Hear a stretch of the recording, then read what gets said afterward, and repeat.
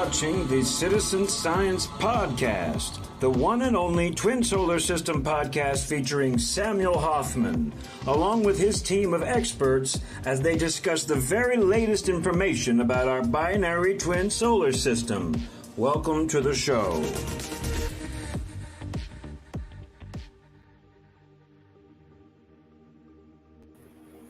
Okay, so hello everybody, and welcome to the Citizen Science Podcast. And I am your host, Rebecca Benningfield. It's great to see you all. I'm happy you all are here. I see a big group of people here already, and that is wonderful to see. And I'm ready to talk to Sam, actually. So let's go ahead and get Samuel Hoffman on here, the one and only. So, hi Sam, how are you? I'm fine. How are you? I am okay. I'm doing okay. Thank you. I like the startup music.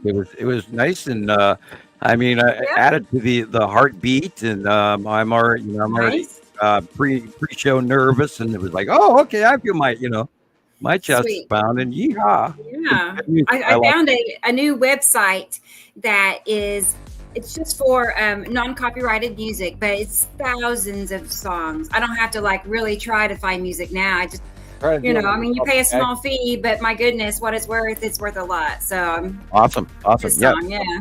Keep the volume up so I can hear it. All right, sweet. Excellent to be here. Been a busy week.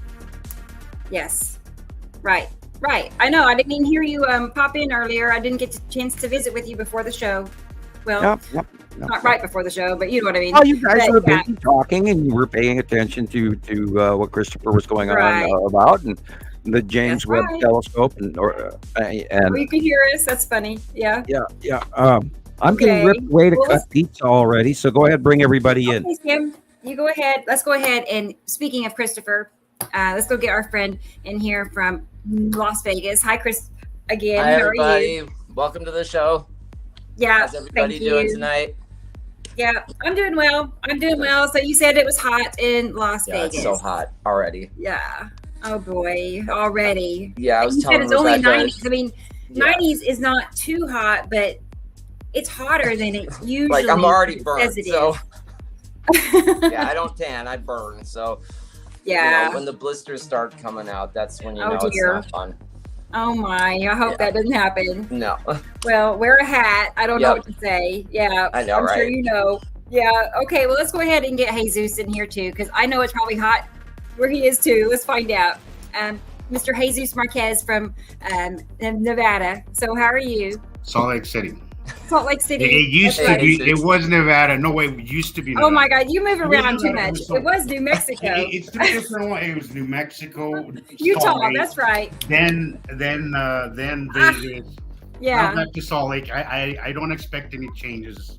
Okay. Well, I hope I can keep up with it. And it is definitely hot here. Not quite as hot as Christopher, out there lobster season in Vegas, but it is about 80 degrees today. Nice.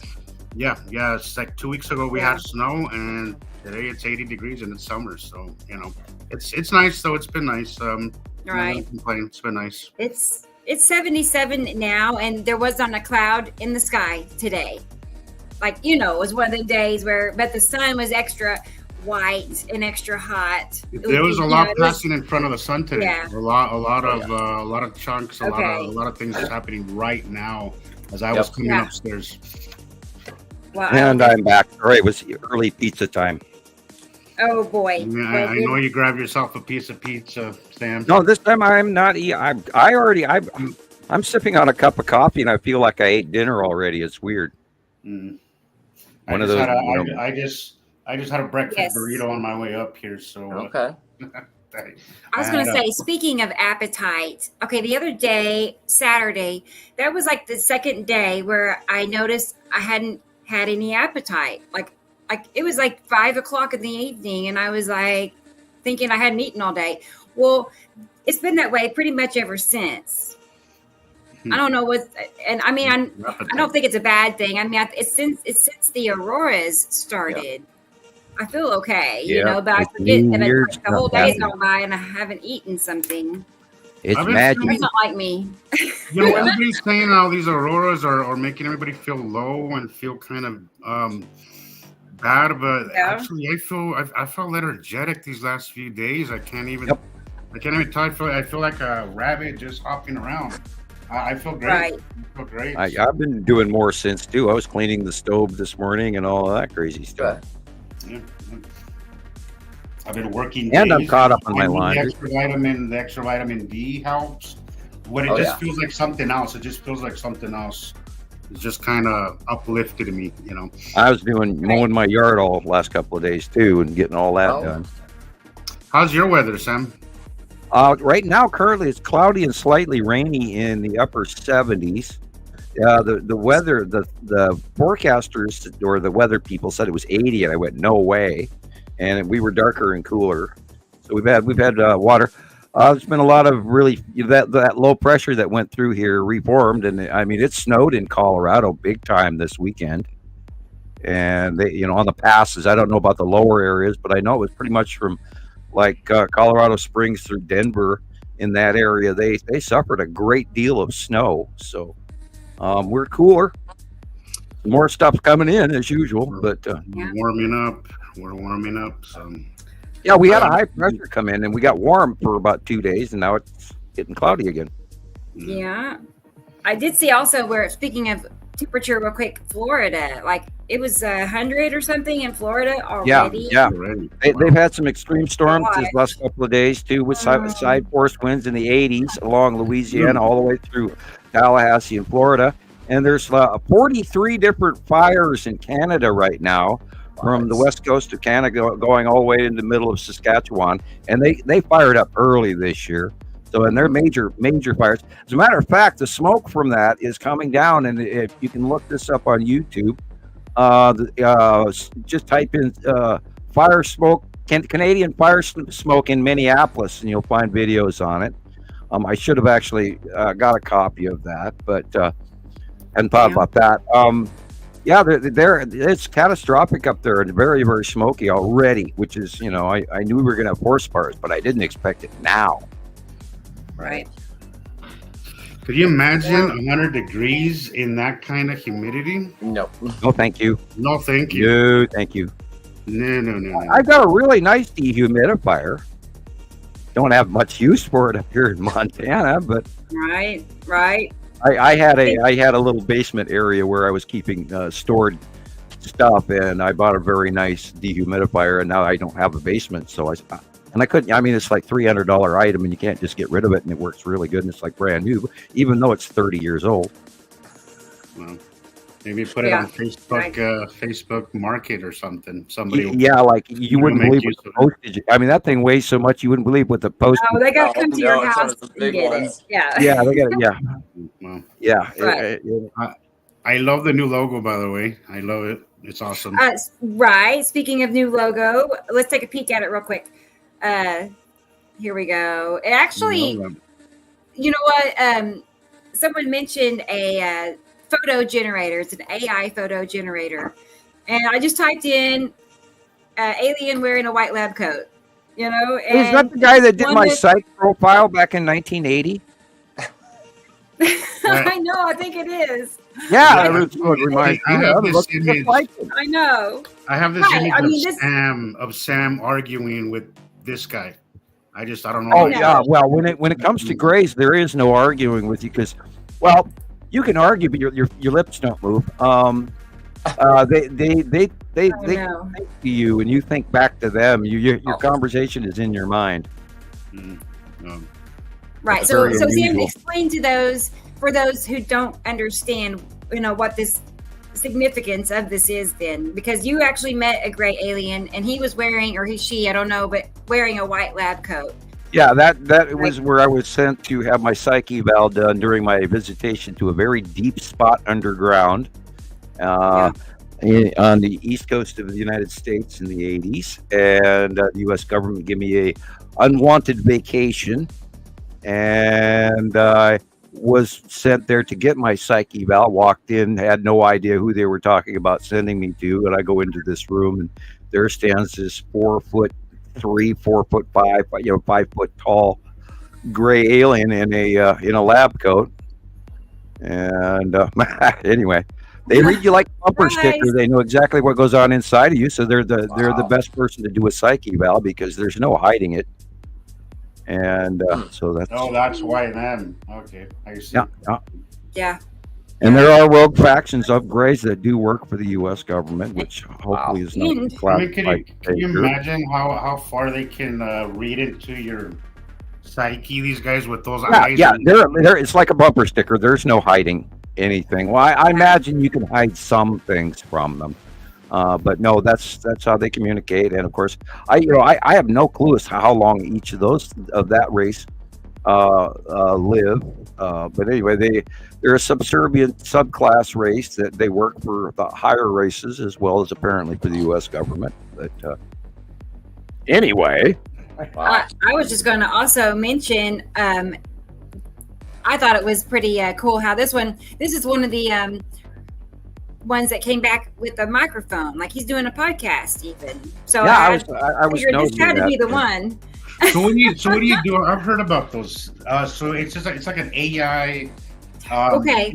And I went to. It's called Bing. You know the website Bing, but it's Bing Photo Generator, and you just type in what you want it to do. You just type in a scenario of what you want it, and it starts spitting out 4 at a time at you. And everybody's using it. Yeah. Interesting. It's pretty fun. It's pretty fun. I was caught up with it. I made my brother a birthday card today with it, That's cool. But the only problem is it doesn't spell the words right. Even if you put the words in there. I mean, so I was able to go in and white out the words that were there and put our name, the logo. And anyway. Yeah. So it was fun. Wow. So I'm just getting started on that. I'm having a good time. But let's go ahead and check and see who all is here real quick. And I haven't had a chance to even take a peek hardly all day. But, oh boy. Okay. So it's T. Racy. T. Racy is first in the queue this evening. Yay, T. Racy. That doesn't surprise me. I don't know about you all. And then I didn't even have to look. I already knew it was experimental and next. I tell you. Are you all roommates? What's going on? I know they're both in the UK. I'm pretty sure, right? So maybe they're neighbors. I can plan it out. But good to see you guys, girls, ladies.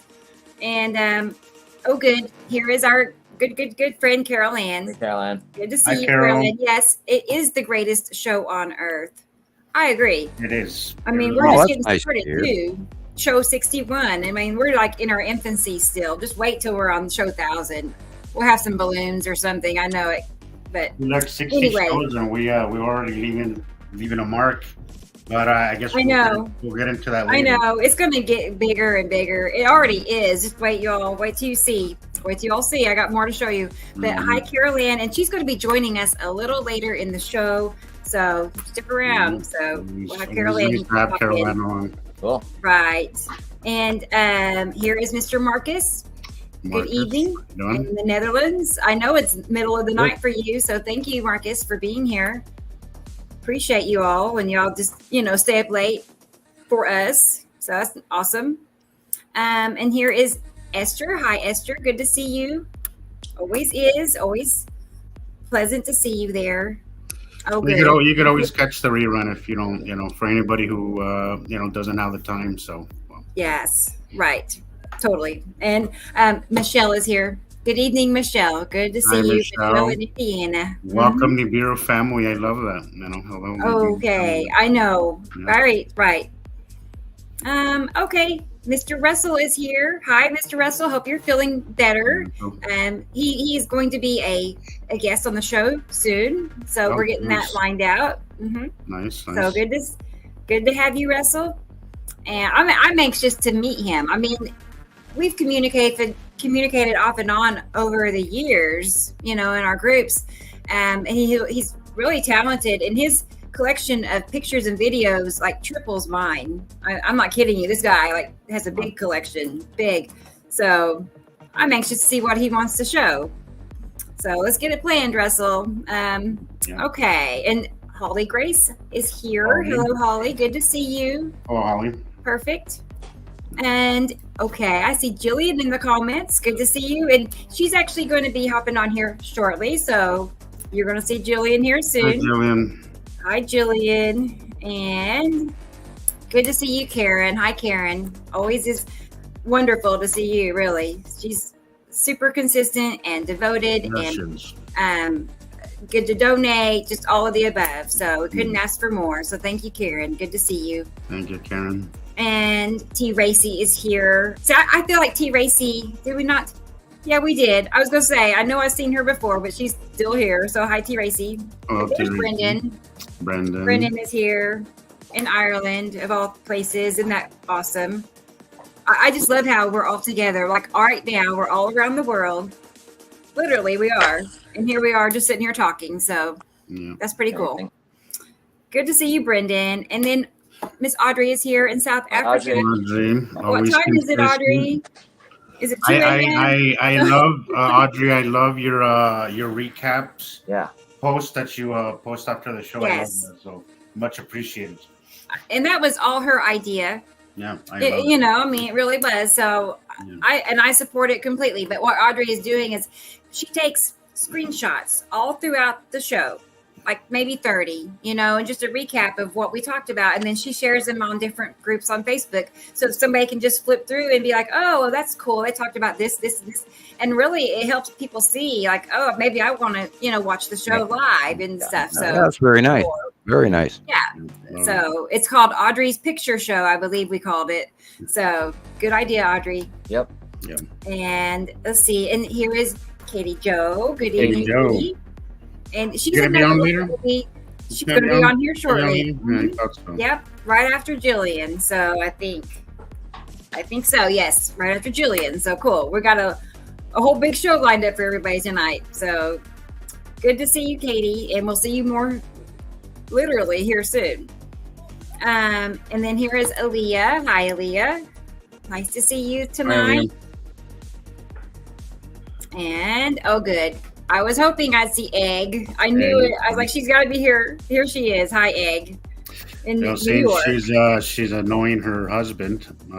She's annoying. Oh no. She's saying as long as you're here, we're as long as you're here, good for you. So yeah, that's funny. And be sure to check with the spatula and make sure you're not burning dinner. Usually it's the other way around. I'm just saying. But anyway, okay. It happens. But yeah, you don't want me cooking anything. No.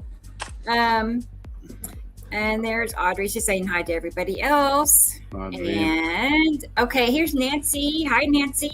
It's 90 degrees in Fresno today.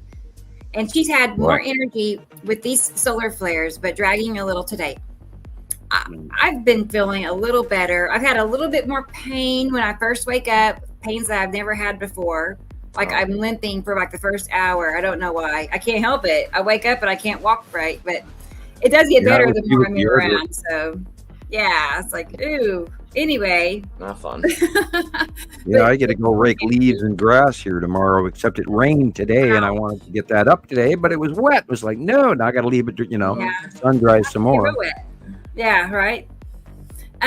Let's see here. Oh, here's Maria. Hi, Maria in Alaska. Hello, Maria. Good to see you. I got my beautiful earrings on tonight. I heard you had a long night. Hopefully you'll get some rest later, but yeah. Good to be here. Yeah. So some problem. You had a long night and you're still here.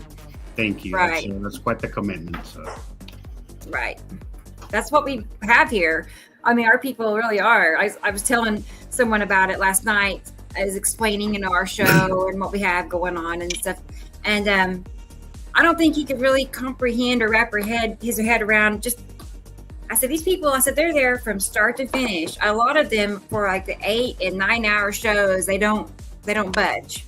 And I'm impressed. Honestly, knowing how long we go sometimes and the fact that they stick around during the whole show, that's awesome. I can't put it into words how appreciative that is of you guys. Yep. Thank you guys. That's awesome. Right.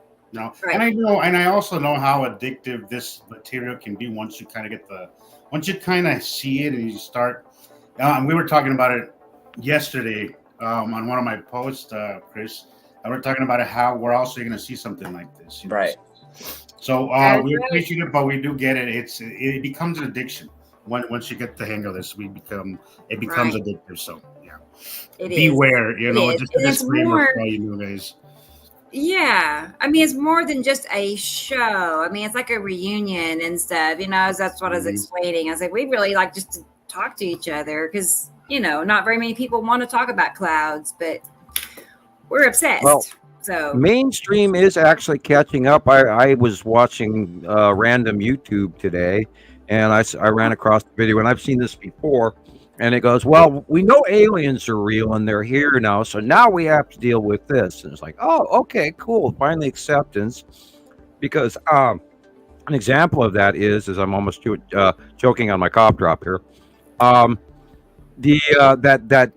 shot of the object that was flying in front of the sun during the eclipse is going around viral, and other people have picked it up and have included it in their videos as well.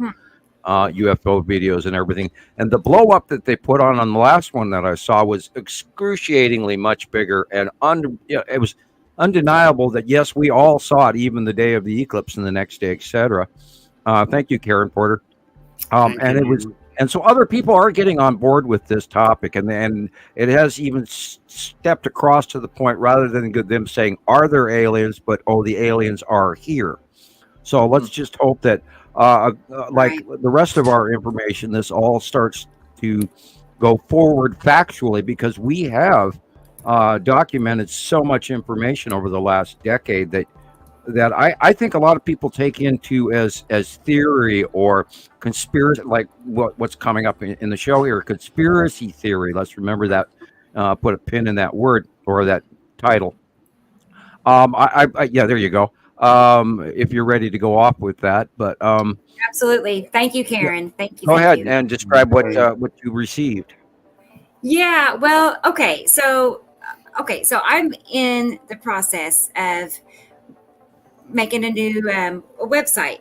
Okay, so I'm making a new website, and it's having me set up, what is it going to say when somebody Googles, for us. Okay, so anyway, I Googled us just to see what was coming up, and I started finding, these are recent articles from April 29th. It was released April 29th, and there is multiple different stories, but they are mentioning the name of Nibiru Followers Anonymous in these mainstream publications. Like this one you see has 331,000 followers, and that's the smaller one.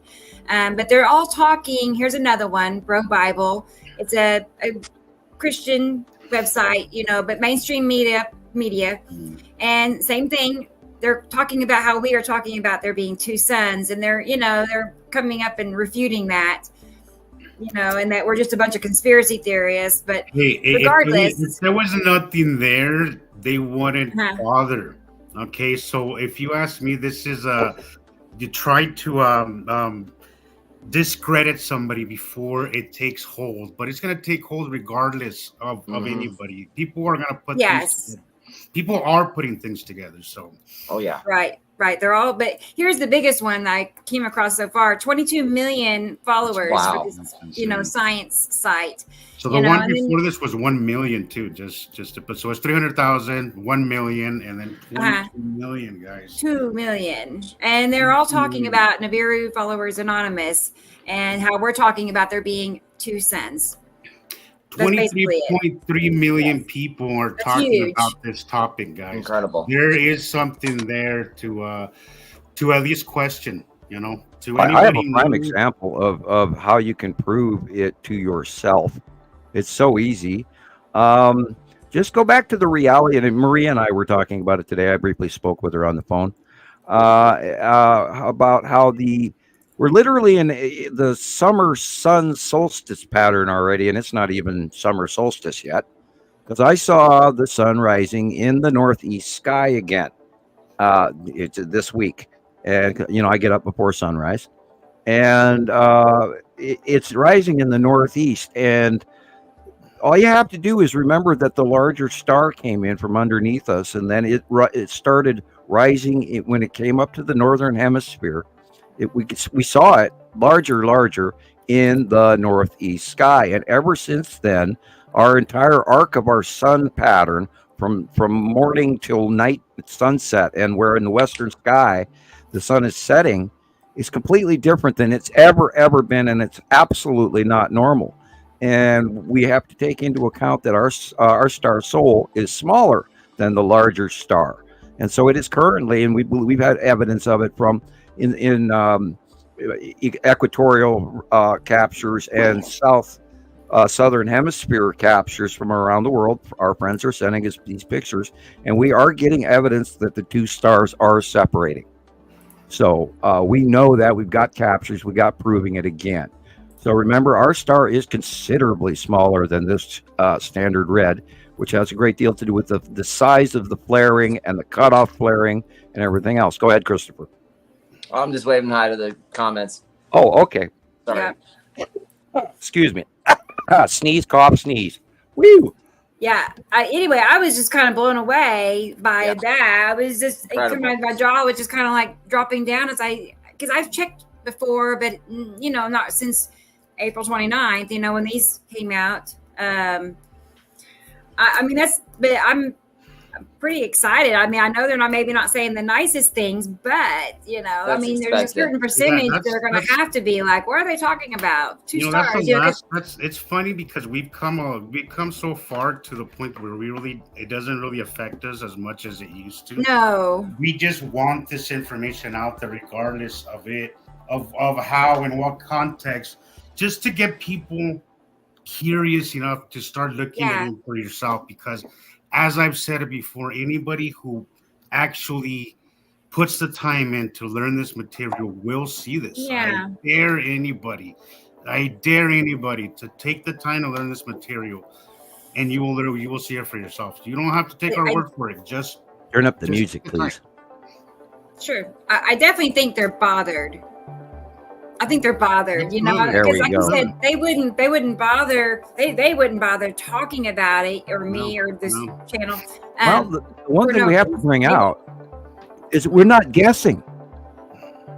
We've been doing this for 14 years. We watched all this crap. We've got members around the world. We put in place citizen scientists around the world on Facebook to compare pictures, and all of our summations, all of our facts come from repetitive sightings from around the world for 14 years. We're not guessing. None of this material is made up. None of this is dragged off the internet that Bill Johnson said in that movie, or Tony Lamas said that in his video, or whatever. All of this is repetitive sightings. And you guys know how strict Montana Skywatcher used to be and still is about where we go with information and what we talk about for topic in the public setting. Skywatcher 1, Skywatcher 2, Montana Skywatcher Anonymous, Nibiru Followers Anonymous, and all of our other sister sites. We've been very, very strict about how we share the information, the terms we use, what we allow people to not go off into the nemesis or the red planet or flat earth or my favorite one, celestial bodies and all of that crazy stuff. So we've been very, very strict about the gathering of this source of information, which is why we're at where we're at, which is why we're here sharing this information with you here today. It's unfortunate though how many people are not willing to set aside their differences, like the conspiracy theories. I mean, they'll. Yeah, but we're not goofballs. We're not just average Joe Facebook people or YouTubers that go, well, okay, I'm going to sit down in front of a mic here and I'm going to become famous. That's not what we're doing. We are doing science, and all of us, every one of us that's on these shows. It's 61. What? 61? Are we at 61? That's right. Yes. Okay. My brain did remember it correctly. 61 shows later here, 87 shows on Radio Wasteland, numerous countless shows on the private shows, and my Understanding the Sky series. We've been doing this for 14 years. We are not guessing, you guys. This is crap that's time proven. Oh, guess what? Tomorrow is Sight Drawing Day. That's right. Looking forward to that. Can't wait. And above view orbit model. I was going to say, I hope that includes 2 drawings. Yeah. Above view orbit model. Yes. I'm going to put it out. I will not do anything else until I do that tomorrow morning at dawn. Awesome. which is when I always do it. It's sort of weird. I've been doing this for so long. It's sort of like you sit up in bed going, drawing day. Oh shit, coffee, and off I go. And then I gotta search around the house for the right sized soup can and the spice jar and then the plate and then the bowl, so I can draw these circles. Because I don't do good freehand circles anymore, especially with a very large, permanent marker. You got to be careful with that permanent marker and the tabletop. Anyway. Oh yeah. I'd be touching up with whiteout all the time. Yeah, I haven't had to do. Oh, hey, that stuff shows up. In your overall shot. It has to be perfect then. Once in a while I'll end up, crunching it up a second time, or one time go, that's not right. It doesn't look right to me, so I'll throw it away, start over again. But I've never gone past 3. The 3. As a matter of fact, that was only recently that I've had to draw 3 in a row, until I was comfortable with it. But there's been some huge transitions. Oh, and by the way, Jesus, I loved your video that you posted yesterday. Oh my God. Crazy or what? Oh, you can see the damn craters. Yeah. You can see the freaking craters on a Saturn's yellow moon. And believe it or not, it exactly matches my drawing again. Did you see the still shot? I took a still shot of it. Yeah. I hope Rebecca has it here for these guys to see. I was going to say, no, I don't. Line as it's cutting into the sun. Sorry. And currently, a Saturn's yellow moon is so big that I think that's why we're all achy and kind of your joints hurt a little bit. And I've seen some sky patterns on that side of the sun that we, of course, we're at a stage we've never seen it this close before. We have never seen the Saturn's yellow moon do a close pass before, and it's just amazing. Oh my God! It was so big for a moment. I had to remind myself that it wasn't a Saturn. That it was right. Yeah, exactly. I was going to mention that. I watched it out my north window, and I was looking in the northwest last night. I watched it go all the way by me last night. Just huge as all hell. I'm going, oh my God. And of course, then immediately the next thing I turn the computer on in the morning, and that's the first thing I see is your stuff. It was like, yeah. Okay, I'll have it up here in about a couple of minutes. But 3 shakes of a lamb's tail. And I want to say hi to Third Eye and thank you for the belated birthday. And I hope Third Eye will join us one day. And I'll tell, while you're busy doing that, I'll tell everybody the fearless tale of my horseback riding this weekend with yard work and me driving my riding lawnmower for 45 minutes. And then, this is the saddle tale. I'm driving the riding lawnmower. I get off the damn mower, and then I go, oh my God, my butt feels weird.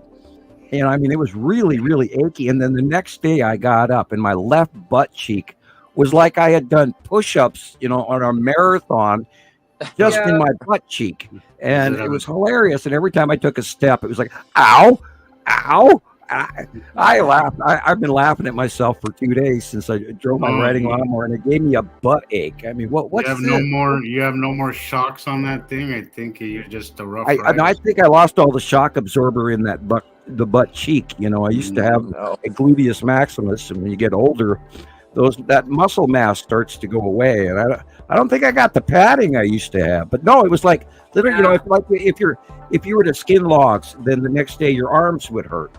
Or if you're cranking with a screwdriver for a couple hours, and your wrist will hurt the next day. What was weird was that why my left butt cheek. So anyway, that was the humorous. Clearly, that's the one that's like your right hand. That's the one that you shift all your pressure to. Yeah, going around those trees and bushes and on that hill. Yeah, that's your dominant. That's your dominant cheek. There you go.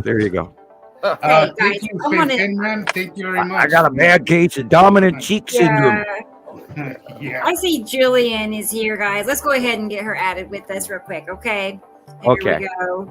Hey, hey, our good friend Jillian in Scotland. Hey, girl, how are you? Ale of Sam's butt cheek. Yeah. I was giggling. I was thinking, like, gee, I wonder why. I couldn't believe how bad it hurt in that one spot.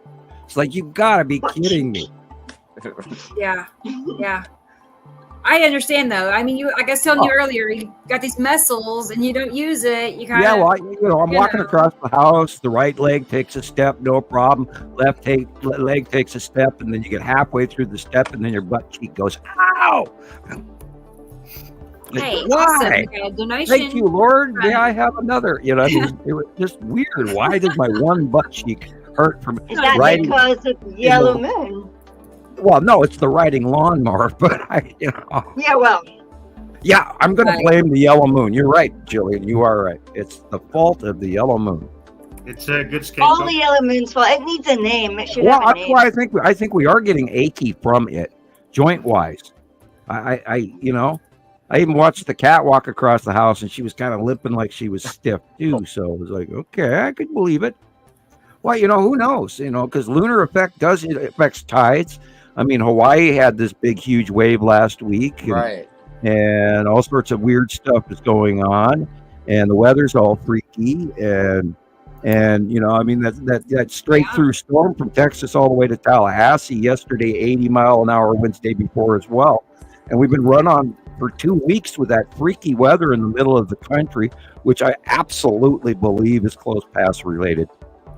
And sunrise, the sun's ain't just all wrong. Oh, we got a whole bunch of nighttime photos again as well of a purple nighttime that was not aurora. It was post aurora. I don't know. And everybody went, "Oh, look at the aurora," and yet no, there's Attu and Attu's moon. That's right. And it's just Yeah, exactly at night. It's been at night. I thought I'd seen it, and Lindsay as well said to me today as well. She had seen it during the aurora. Right, you want to pause it right there? Look at that. Right Look at there. that. Sure, I'll try. Hang on. I'll go back. But I want to make a I just disclaimer. wanna- Let me make a disclaimer real quick, guys. This is footage from my friend Rachel's uncle. I don't want to. Yeah, keep it right there. Okay, our opinions do not reflect his opinions of Right. what this is. She just he watches stuff, and she's been sending me stuff like this because she knows that I do this. I can tell exactly what that is. I asked her, "Do you think it'd be okay if I shared it?" She said it should be all right, but I do want to make sure and say that our opinion does not reflect the opinion of the person Right. that took this footage. So we're just putting that out there, guys. And we thank you for the This use. is some really. for This scientific was purposes. this was the day of those auroras, but it was previous. It was just before the nighttime, and then later on. Remember this shot too. Later on that he took. This is up around 6,500 feet, guys. Okay, because we have a copy of this in a different view that I sent to Rebecca as well for the show I tonight. believe so. I believe this Okay, matches you one of see the in the ones dead I center saw. of the picture, there's a small dot that's darker than the rest of the dead center. That's Yeah. right. Yeah. That's the little sister. Wow. Behind is a very large red asteroid. Behind it is the bottom of Attu's moon. Okay. And behind that, to the lower left, and you see a little green swib in there, that's where Nepesity is. Oh. Behind, doing the dance. This shot is behind. And then, of course, the orange area in between on the right-hand side is the light shine, even though it's past sunset. Right. The light illumination between the planets. And if you looked over to the right, you'd see a Saturn's yellow moon. But now look at this nib that's sticking down in the clouds below everything else, because we have another video that matches this exactly, but it has completely different lighting pattern, and I can't wait to see it. Okay, let me make sure I got it. It was the one you sent. It was the one that the lady sent in, how she was pointing out how the I skies know. were really, really I weird. had a backlog happening on my. Well, I can. It's Hang on. on the. It's on I the have it. PM. Yeah. On I didn't Facebook. have it. I had to transfer it from my phone to the computer, and it got stalled. But it shows us One of here. those So pain let in me. the butt things. Oh, here it is. I got it. We're set. I would not have guessed that this is the same thing. So that's or similar. Well, it's so weird looking and different. Okay, here it comes. I'll quit talking about it and play it. No worries. All right.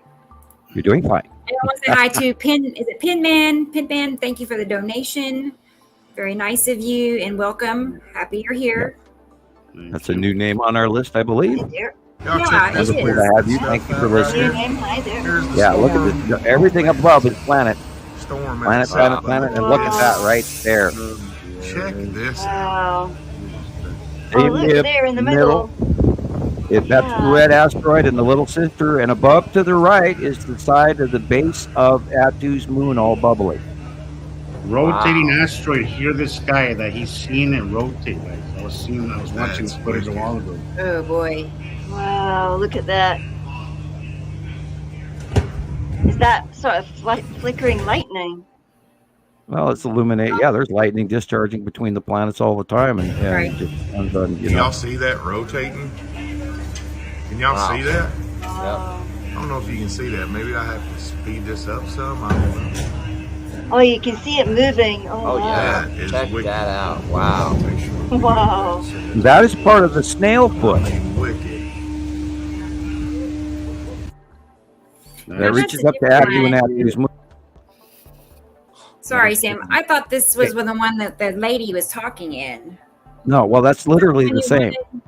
Yeah, I don't know. Maybe. Yeah, you're right. You're right. It is the same. Now that you point that out, I was thinking of her talking, but yes. Now, I think when it it's the same. first starts out, the area to the right is probably Nepenthe, right next to and in front of Attu, and that's in the out view. And I still don't understand to this day how these planets could be this damn close to each other. Does not make sense. And then, but we can't judge size because it's proximity that is making Do y'all see bigger that or rotating? smaller, not Can y'all actual see size. that?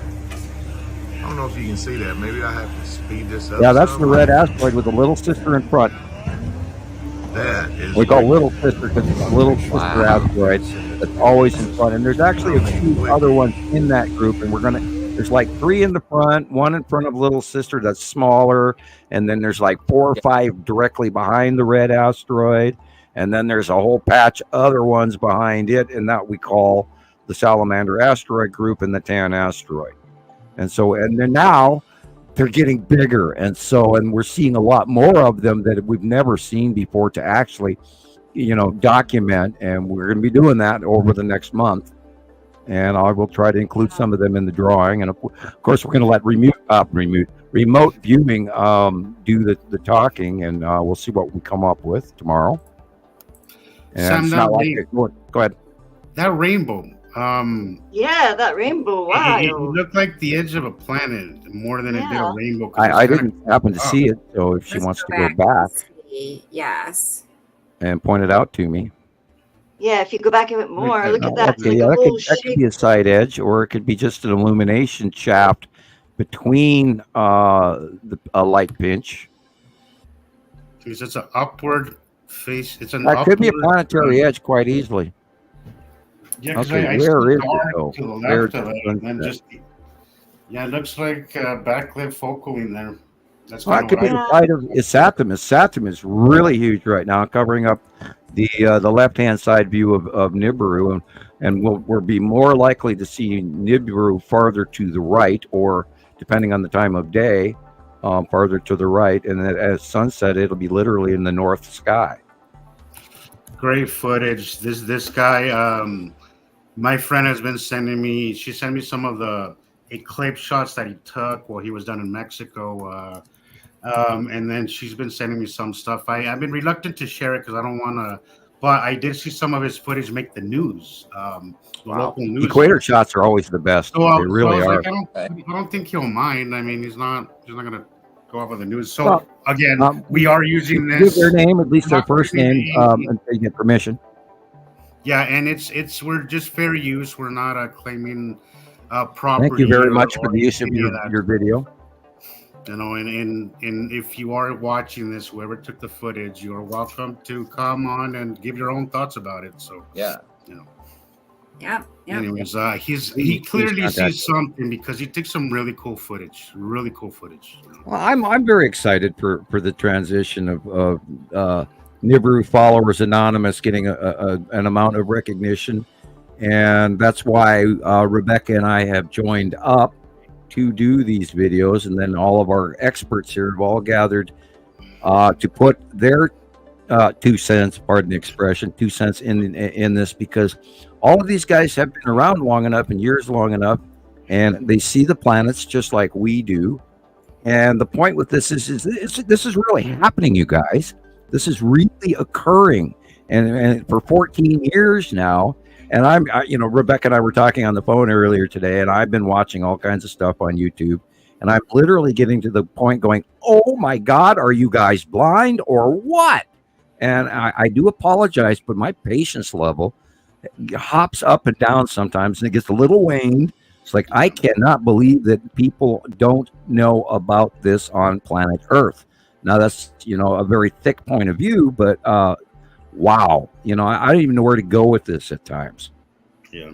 I have my days too, Sam, where I'm like driving and I see something. I literally have road rage, looking at everybody just on their own little world. Like, is anybody else seeing this? Like, I know we're all driving, but I mean, it's right in your peripheral vision. It's not like you can miss it. It's like, how can you miss a big sky-filling freaking planet standing right there?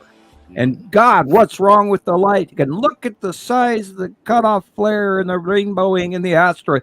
I saw a post somewhere on Facebook today where this guy was looking at somebody else's material that they had sent in either to Montana Skywatcher 1, 2, or Montana Skywatcher Anonymous, or I could even have been on Nibiru Followers Anonymous. But the guy's going, wow, I see a whole bunch of spheres in there. All you got is a bunch of spherical objects. What's that about? Okay, great. Go ahead, Jesus. Talk about your video. I love this today. Let's be frank here, guys. You've seen night and day here in what you're seeing. You're seeing the shadow side and the illumination side. You're literally seeing the Terminator line of his Saturn's yellow moon. How freaking awesome is that? Like, you can literally see the cutting off the sun, which is exactly Sam's drawing over and over again. And you can see you can see the craters. You can see craters. You can see so much in this. You can see the side of it. Look there. You can see the whole thing. Look at how it's cutting off, and then you see half of it in light, and then the other half where the sun can't reach. You see the difference between day and night, guys. The long box suit is there also. A lot more prevalent now. Saturn's yellow moon is so huge that it's affecting our mood. And its Saturn's yellow moon has never been that close to actually. Has not been that close. Not as close as Attu's moon. We've never seen it this close. But I wonder what it's going to do this summer. If we, remember back when Attu's moon was directly overhead, 2019, 2020. Exactly. I wonder if we're going to stare up at some point in time, and all we see is the Saturn's yellow moon, and craters above us. And we should check the sky cams, the ones that are looking straight up. Although I don't recommend you gathering a portion of your material from sky cams, but checking them is important. And remember, sometimes there's birds on them, sometimes there's spiders, sometimes there's dirt. I absolutely, because of where they are in Alaska, I absolutely recommend that you completely avoid Alaska sky cams, because they have the highest level of lens flares, and people are capturing those. And anything you capture that's the size of a circle, if it's a grapefruit, or the size of a small orange or a lime or a lemon, it's a lens flare, because the planets are way, way, way bigger. And people have bombarded us with Alaska sky cam pictures for years, and we keep having to say, I'm sorry, but it's a lens flare. It's a lens flare. It's a lens flare. And you can tell by surface view. You can tell by color. You can tell by shadowing, like Jesus was just talking about, how the dark side of that thing was so right next to the sun, 2 inches away, and it's completely black on the other side. You tell me how else is there. That can't be unless there's an object right there. That shadow line is perfectly right down the middle. Just perfect. Yeah, and then that big flaring circle. You would expect a circle to be illuminated from behind. You'll see half of it in light, and as it goes further, it's going to get darker, because the light can only reach so far. Hence something circular. In nature, something round is there, because if it was flat, if it was nothing, if it was just clouds, it wouldn't have that effect, guys. It wouldn't have daylight on one side and night on the other, exactly the way you would expect it to be. Okay, no. She's gonna say. Yeah, you're very excited about that one, aren't you? I get excited, man. Every time I get a shot like that, I get excited. But I want to show that the still shot, because sometimes the still shot's a little easier to to work on and kind of bringing that stuff out. You know, Yep. I want to. I use more still shots than I do live. Yeah. I love videos, but I always, every time I do a video, I'll go back and then I'll take some still shots, and then I'll pick the one that I like the most, and then I'll kind of edit it just perfectly to where it comes out to where people can see what I'm seeing. You know, Right. That's my main focus, is to make it easier for people to see what I'm seeing. You know, what we are seeing. You know. But Yeah, and I've been drawing the return of Isatum and Isatum's Yellow Moon for 5 years now. And I was so excited just to realize that it was coming back. And then we started seeing Nibiru again, because Nibiru was here, and then it sort of hung around for a couple of years and then sort of sank off into the distance and in the darkness.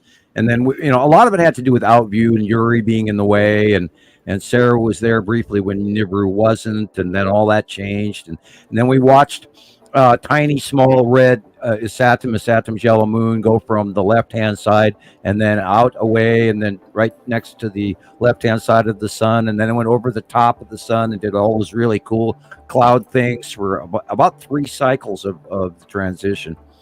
And then it went off away to the right-hand side of the sun, and then we knew it was over there, and then it matched all of the crop circle orbit models and everything, and I was just like, oh my god. And then we started seeing it, and that's where we refer to in the past shows, we talk about the Dr. Phil era. And Dr. Phil was a guy, not the guy from TV, but he was a Facebook guy, a Skywatcher, and he got a whole bunch of captures. Go ahead. I hate that he's gone. I hate that he. Yeah, I wish he was around. I'd love to talk to him. If you're out there and you want to come on the show, identify yourself, and we'll keep your secret if you want us to, or whatever. Anyway, he captured a bunch of stuff, and then off we went back and we started drawing, and then Rebecca got on board with it, and she was excited to see the return of Nibiru and the return of Isatum's Yellow Moon, and it's just been glorious, unbelievable, nonstop, really cool crap ever since, in less than the last 5 years. So, I could be excited to the ceiling 5 times over to try and share all of this information with everybody out there. And the only way we can do it is, one show at a time, and just try to keep talking to everybody and go, this is real. It is really happening. It is real. It is really happening. Come on, guys. You got to you got to go out there and see this for yourself. You got to learn. You got to learn the background. You got to go, do the Radio Wasteland shows, go through Rebecca's Nibiru Followers Anonymous YouTube channel, subscribe, you got to watch all this material. Go back. We've been dumping volumes of information on everyone for years. We are not guessing. And these are more shots of that same day, guys. I believe that is the Aurora. That's right. These are from you. Okay. I believe these are the Aurora. This is the same person that took that video. I'm imagining, from what I understand, it was that same day, just later on, different location. I'm guessing this is more of a night shot. Because I think you see stars. I don't know exactly the details on this, but I do. There was a question about the Aurora and the white dots. It was all in the same burst of photos that she sent me. No, back in the comments section, I believe Esther the little white dots inside all the colors. Remember, we talked about this. We talked about this, and I believe it was Esther that had asked. And I'm trying to scroll back here and find it way back there. Anyway, bear with me. We know that there is a lot of debris in the area between Attu and Yuri. So a very large portion of what we could be seeing is actually debris, not stars. So do not ever assume if they're white dots that they're stars. They could be debris, white asteroids. Now, I do look for constellations, and I have not found any that I knew in a lot of the shots of the auroras where people were asking me that direct question. Well, are these stars or what? And I was looking for constellations and not finding them. So, and I've studied constellations, a lot of them, and I know, Andromeda and Pleiades and Orion and the Dippers are something that I always noticed when I went outside, and the last, I don't know how many years, it's like I go out and I rarely see it. I don't know if it's in the wrong place. It's not in the same. There's a bunch of junk we're seeing, and I think the planets are in the way for the rest of the area. Yeah. I think a lot of this Illumina, even some of what Jillian captured a couple months back, we weren't looking at asteroids, we were looking at star destroyers. And we don't call those lightly either. Those are only because we've been watching them for so long and for so many years. Now, this one, if you look at this picture on the right-hand side that we're looking at, kind of looks like an angel standing there, doesn't it? There's a little pareidolia for you. I was going to say that this is one of those pictures that really gets people going. Do you know what this is? I'm guessing it's an asteroid. Well, that very large body where the head and the chest and the stomach of the, now this is where the angels come from too. This is the Tan asteroid and the Salamander asteroid group on the side of Uri. Do you see the dark, big, huge, dark area in the left-hand corner from the alien graphic down to the tree is the side of Uri. And you're looking at the Tan asteroid bringing back the winged dragon again. Wow. Okay, I totally would have missed that, Sam, if you hadn't brought it up. I didn't. Well, no, I did not. I totally missed it. Dark areas first. Right. This thing that's like the top of the wing. You know, like it's got 1, 2, 3 there. It looks like an angel standing there. Yeah, but there's a thing that's been flying around. I've seen it in someone else's picture as well. It looks like this shape, and it rainbows. It rainbows. Right. So it's actually debris of some sort. Because the debris, like the light in space, hits the debris and the dust, and it refracts like a prism, and that's why it puts off the rainbow, self-illuminating. Because remember, we talked about this in the monthly site drawings. I've got it drawn in where the Tan asteroid is going to be self-illuminating.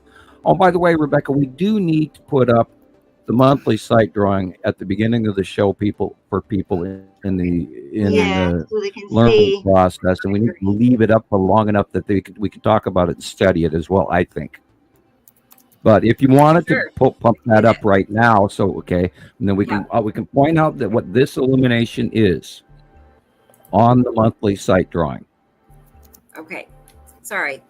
All right, no worries. Usually I have it up and ready. Yeah. Yeah, really, this is one of the closest one I've ever seen that looks like an actual angel, and yeah, it's exquisite. It's lovely. and now you know where this is the same group that looks like the dragon. It's the winged side of that illuminated cluster that I talked about in the last couple of shows that we would be seeing illuminate in the sky, and here it is doing it. There it is. All right. Hey guys, there's a back and forth going on in the comments. I just wanna make things clear because this is pretty common to me.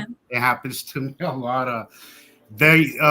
So Mikey, they're not saying Jesus, they're saying Jesus. All right. It's spelled the same way. My name is Jesus. It's a very common name in Mexican culture. It's a biblical name, of course. But it's not inferring God or Jesus or any of that. It's just you're confusing things. We don't really do the religious thing here. Just putting that out there. My name is Jesus, and I am very much real. I am, but we don't do religion here. Although we do respect everybody's beliefs when it comes to that, but we don't really do. And we are also very studied in religion. But I saw Carol that you guys tried to explain that to him. But yeah, no, I think you're just confused. My name is Jesus, spelled like Jesus. It has nothing to do with that. It's two different topics. So and experimental is even going, hey, Zeus, as in Zeus. Yeah, experimental always teasing you. Always says hi like that. I hope that helps. For some people, I have a lot of people who spell it with an H. I have a lot of people who, it's a constant thing with me at work, especially being in Mormon country here. I get the joke all the time. Oh, Mikey, I could tell you stories. Yeah. I could tell you stories that make you a believer overnight. Well, I'm the only one that has a name that isn't a Bible name, so Remember, I've met higher race. I'm a firm believer of something bigger than us. Hey, there's more than the race. God and Jesus to me, just no, thank you. I don't like it. Hey, but if you I want to do have believe the it shit can be scared out of you, look behaved. into Egyptian magic. Holy cow, that stuff is spooky. You know, when they talk about Indiana Jones, Raiders of the Lost Ark, and all of that, there's a lot to that, guys. And so, Mikey, I wouldn't say I'm not a believer. I would just say, hey, I'm a skeptic, and hope to God you do not have the answers that you don't believe in. Because I can't recommend a trip to Disneyland in the Department of Meeting Extraterrestrials and even higher races above them. Because See, that's what I think. I've done that, and That's it's my not some version of vacation. God. I promise you. I think God is just somebody out there that's wiser and is past all the petty bullshit that us humans are still struggling with. Somebody who's wiser, who has gone past all the nonsense, who is just, more, better behaved than us humans. Let's put it that Can way. you imagine living for 10 billion years? Exactly. That's what I mean. We're babies, very short-lived babies. So It can be very violent as well. we will not reach that kind of enlightenment in the 80, 100 years that we live. So Well, I was planning on sticking around as long as possible, so we'll see what happens. maybe Be interesting what happens. we might get a significant upgrade. Where we might be around a little bit, a little extra. I'm not. I'm Yeah, not as gonna long knock as I'm, that. a cripple laying in a chair someplace going, I hurt too bad, I don't want to live anymore. That kind of thing. I'm only kidding, but I apologize. Hello, solar activity. Yeah, we're seeing some. Look at that. The sun Is is the actually- sun going to turn upside down or something? Because it No, talks no, about I that. don't Somebody asked foresee me that today. That's more internet people not knowing what's really going on, and so they're trying to make sense out of the stuff that they're seeing, but it's disconnected because nobody ever takes into account that there's two stars, other planets, our planets, and they have polarity things, and I don't think they're going to plan on trading anytime soon. Did you ever find what Christopher was sending you? That guy was talking. Rebecca. What's that? Christopher went out early, remember, and he tried to find that video for you was it about this guy that was discussing? Yeah, I don't have it yet. You have it? Have you found it? Yeah, I found it. Do you want me to send it to you again, or? Did you send it to me again I think already? I did. Oh, okay. Let me look and see. I know you were busy ahead of the show there, Rebecca. You may have, not noticed that he sent it to you. Oh, I got it now. Thank you. You were Thank very you. busy. Very Okay. busy. Yeah, he did several videos on the binary stars. I have a funny I've feeling. seen it as well. The black guy has done a really cool video. I have a funny the feeling binary. that he's basing that off of my information because the Is way he? you described it pre-show. See, I was actually in the back room listening to you guys talk about it before Yeah, Rebecca it brought sounds me out. just like all of your information. Yeah. Yeah, I Why- think he may have my information from the sound of it. Mhm. Which It would be sounded great, like because our information exactly, Yeah, like it's down our information, but I mean it is my, pardon the expression, theory, because this is no longer a theory, this is fact, and we're even looking into the doctorate scenario. So I'm familiar with who this is now that I see his name. Nick Okay. Thomas. Nick Thomas. oh, Are well, you I think we've familiar, seen Sam? some of his work before. Okay. Yeah. Thank you, Nick, for your opinion. If you're furthering the, I hope it's accurate. I'd love to hear it. I too am learning I guess. every damn day. I tell you, the guy, I see so much. Everybody's going, well, what's this? What's this? Well, look what we noticed, and it's stuff we've been talking about for 5, 6, 7 years. And I just wish this information would jump out and reach these people.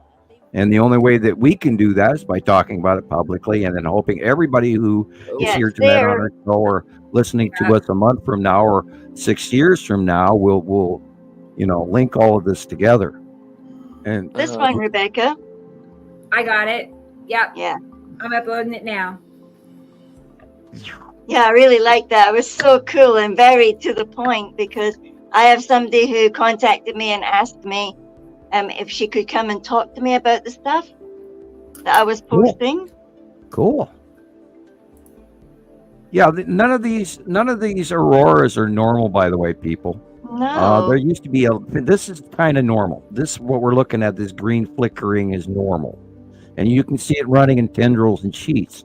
But all this purple and the reds and the other colors are not normal. And I think a great deal of why they were even announcing it as heavily is they were talking about the sunspot that went off and let off, an X-class flare, and there was a G5, storm effect, etc.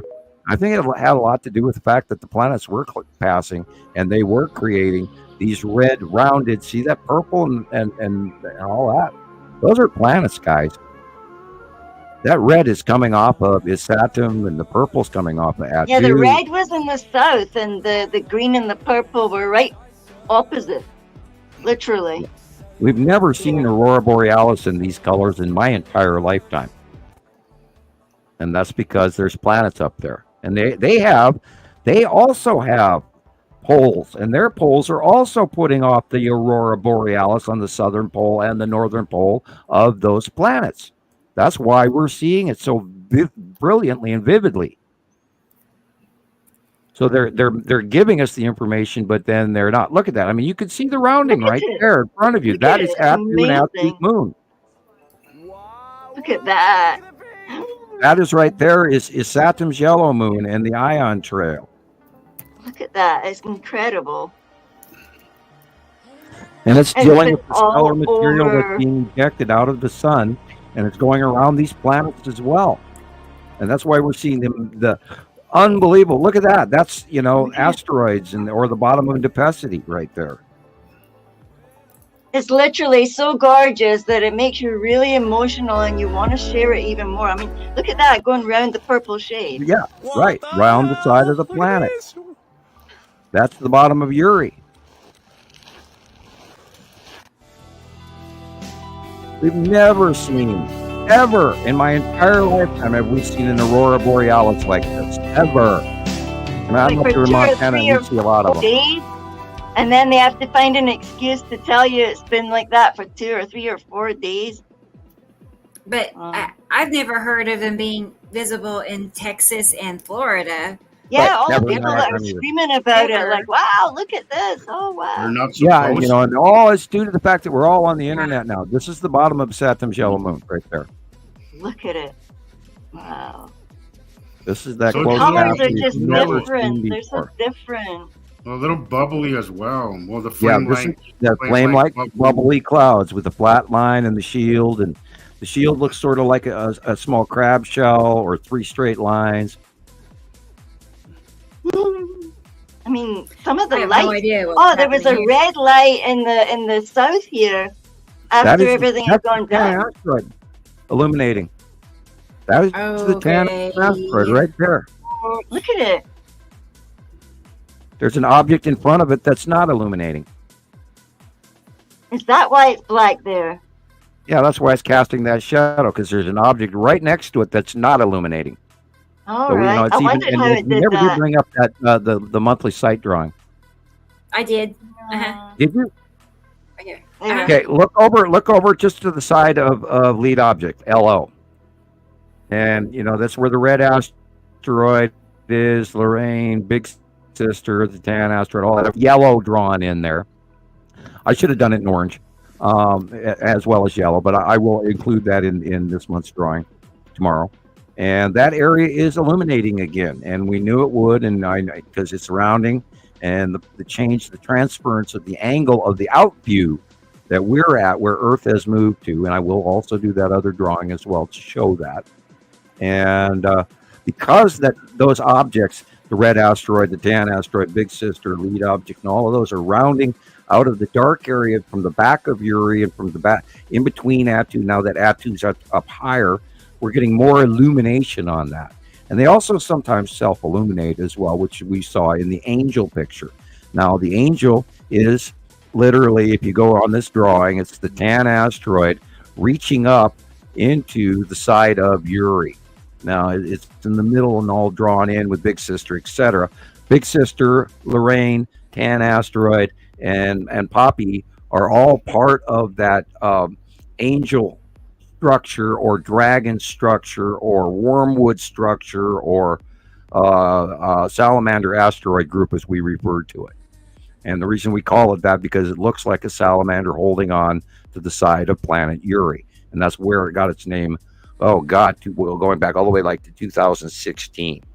So, and earlier today, I had somebody down there. I think it was on my personal page. You were asking about the Texas Cube. Well, why do we call it the Texas Cube? Well, a lot of these things have picked up names because of where they happened. The cube, the main single cube, came in through a wormhole over the top of Texas, and that's why it's called the Texas Cube. The long box cube is, of course, called because it's a double stuck together, two cubes that creates a long box cube, and we have watched it for quite many years, all the way back from 2015, 2017 for both of them, and we've had thousands and thousands of sightings over the years, including the starships offloading with sight by eye sightings by myself and many other people, and many years of doing it, and they are also quite real and quite here, and I'm amazed that you guys don't see them. And Christopher sees them all the time. Where'd we lose him to? And Jillian has seen them by eye, and I've seen them by eye. Right. So check the back room, see if he came back. Oh, good idea. Yeah, I'm not getting the beep like I usually. Hi, Chris. Sorry. No, it's Yeah, fine. I don't know what's going on, but I'll keep an eye out for people now. Yeah, and remember, if you're seeing a little tiny triangle and it's very white light at sunset in the sky, in the northwest sky, or in the southwest sky, you're probably seeing star destroyers parked near the cube. Remember, the Texas Cube is on the left of the sun. The long box cube is on the right-hand side, right in front of Saturn's yellow moon. And by the way, the long box cube was in your sighting, Jesus. It was in three little lines. I'm sorry. I was sending a text. I didn't. We've been sort of caught up by something on this feed tonight. The live chat's a bit active. It's all fixed, under control now. Yeah. So, and we've seen, we believe these are hundreds and hundreds of star destroyers. Jeez. And I watched them offload. And remember, these things are 5 football plus fields long. These are just like in the movie Star Wars. That's crazy. And, That whole cluster of them. Just look the at Empire. the thing. Yeah. Something Yeah, like them that. things. I bet it is something like that in real life. Now, Yeah. we've not seen one of these. We've not seen a docking station for star destroyers, but we have seen a fighter craft docking station. We've got close-ups of that going back quite a few years, and we've got numerous sightings of that. And then the space tube and all, the smaller craft that are too small to really identify. So we don't even deal with the smaller stuff. We just call it those support craft. And we know they're there. We've got hundreds and hundreds of sightings of them. And yeah, you can look in the Star Destroyer. There might be 2 or 3 of them here, but dead center, yeah, that one. I always look for the conning tower. If the conning tower and the craft are there, and there's usually a cold, cloudy bottom to them because they come out of cold space. And then when they come in our atmosphere, they're putting off that cold gases just like dry ice. So we see them all the time. So do keep your eyes out for them, and your jaw will drop to your lap, I promise you, when you see these things, especially if you see them up close without clouds. And I've seen them in many different forms, wrapped in clouds, not wrapped in clouds, and then that conning tower pops out of the clouds, and you go, oh my God, they're real. And I remind myself of it constantly. Oh my God, this is real. Oh my God, this is really happening. Oh my God, I've been trying to tell people for 14 years. I mean, and I apologize for my silliness today, but God, guys, come on. I mean, am I the only one? No, I'm not the only one, but I mean, yoo-hoo. Hello, Sam to Earth. Come in, Earth. I know you're out there, And I had a day like that. I was literally annoyed. I got off of the Nibiru Followers Anonymous YouTube site, and I was like, yeah, God, guys, come on. We've been telling you this for over a decade. Catch on. Wake up, Alice. Wake up. Thank you, Carol Ann, for pointing that out. And I'm going to go get a Coke. I'll be right back.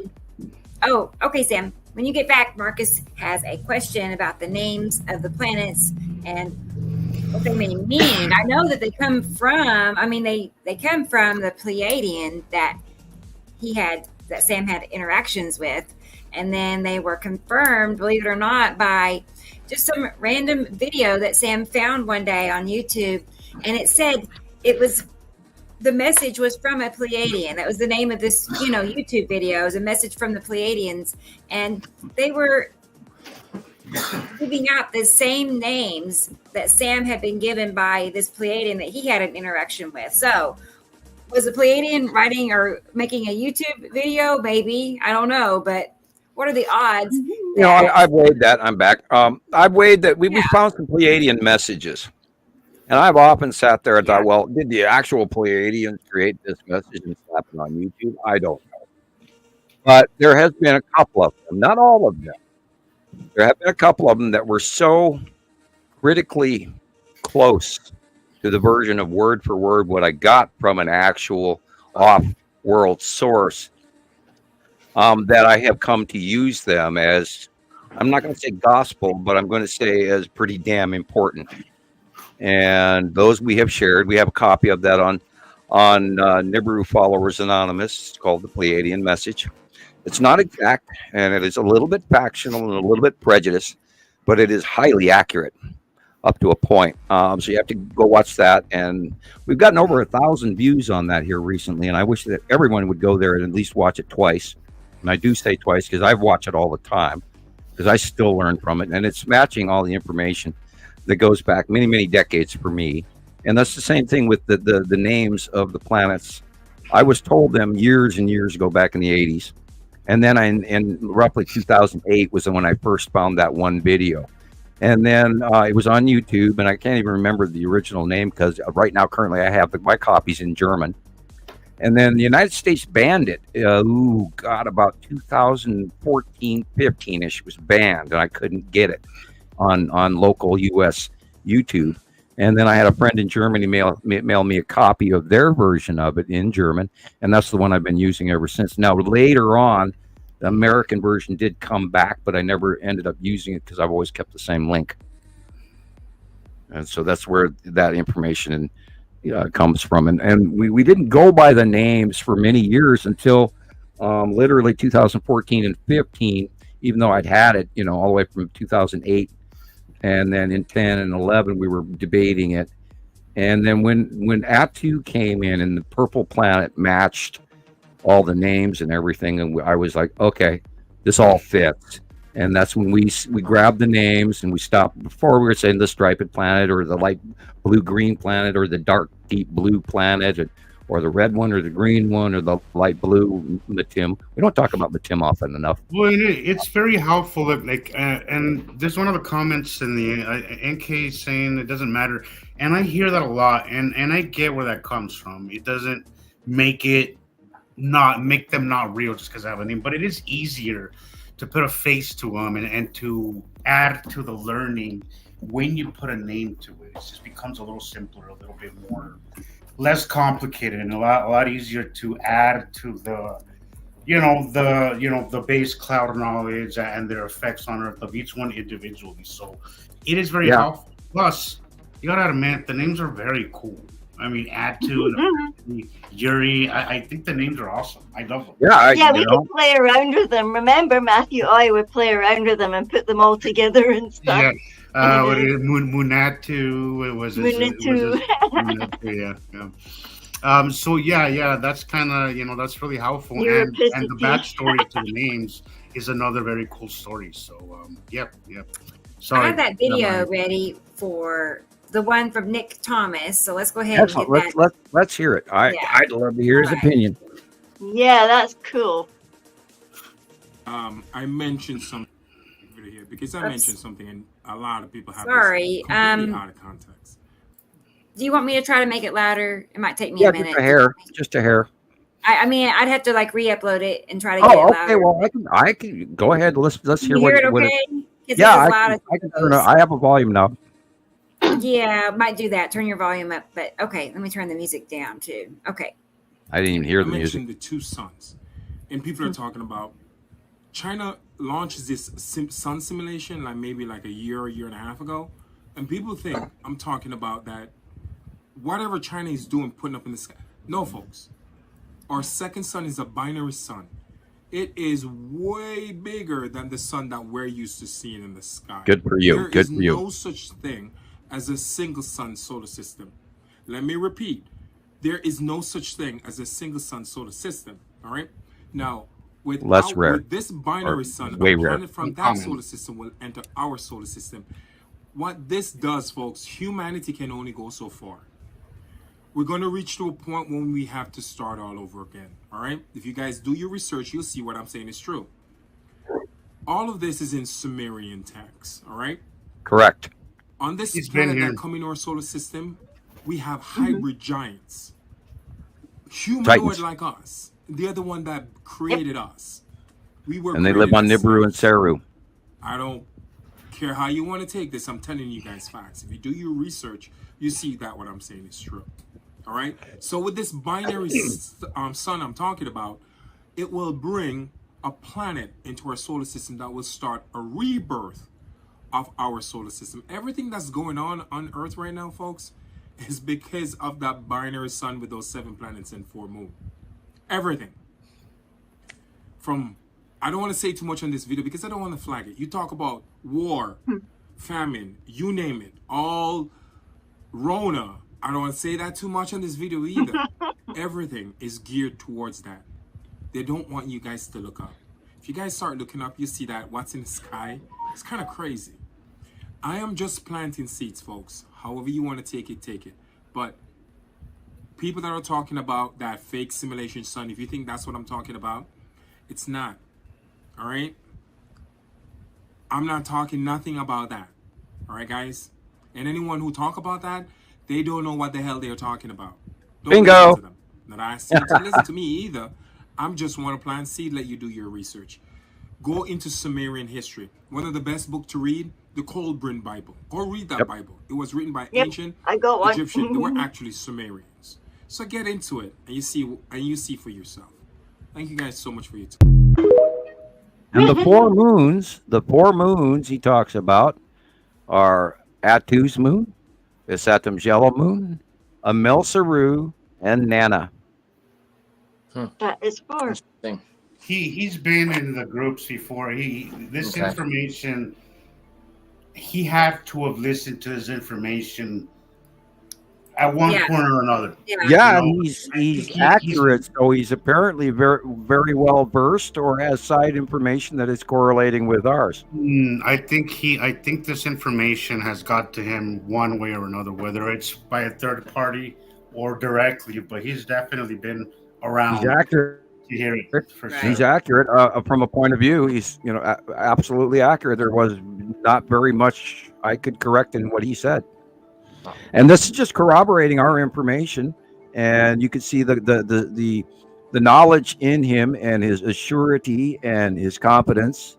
And this is me moving my hands the same way he's doing to me, trying to tell you guys over and over again that this is the case. And we've been watching it for all these years. We've watched it come up from underneath Earth off the South Pole, which is why they set up SETI Alpha Group in Australia.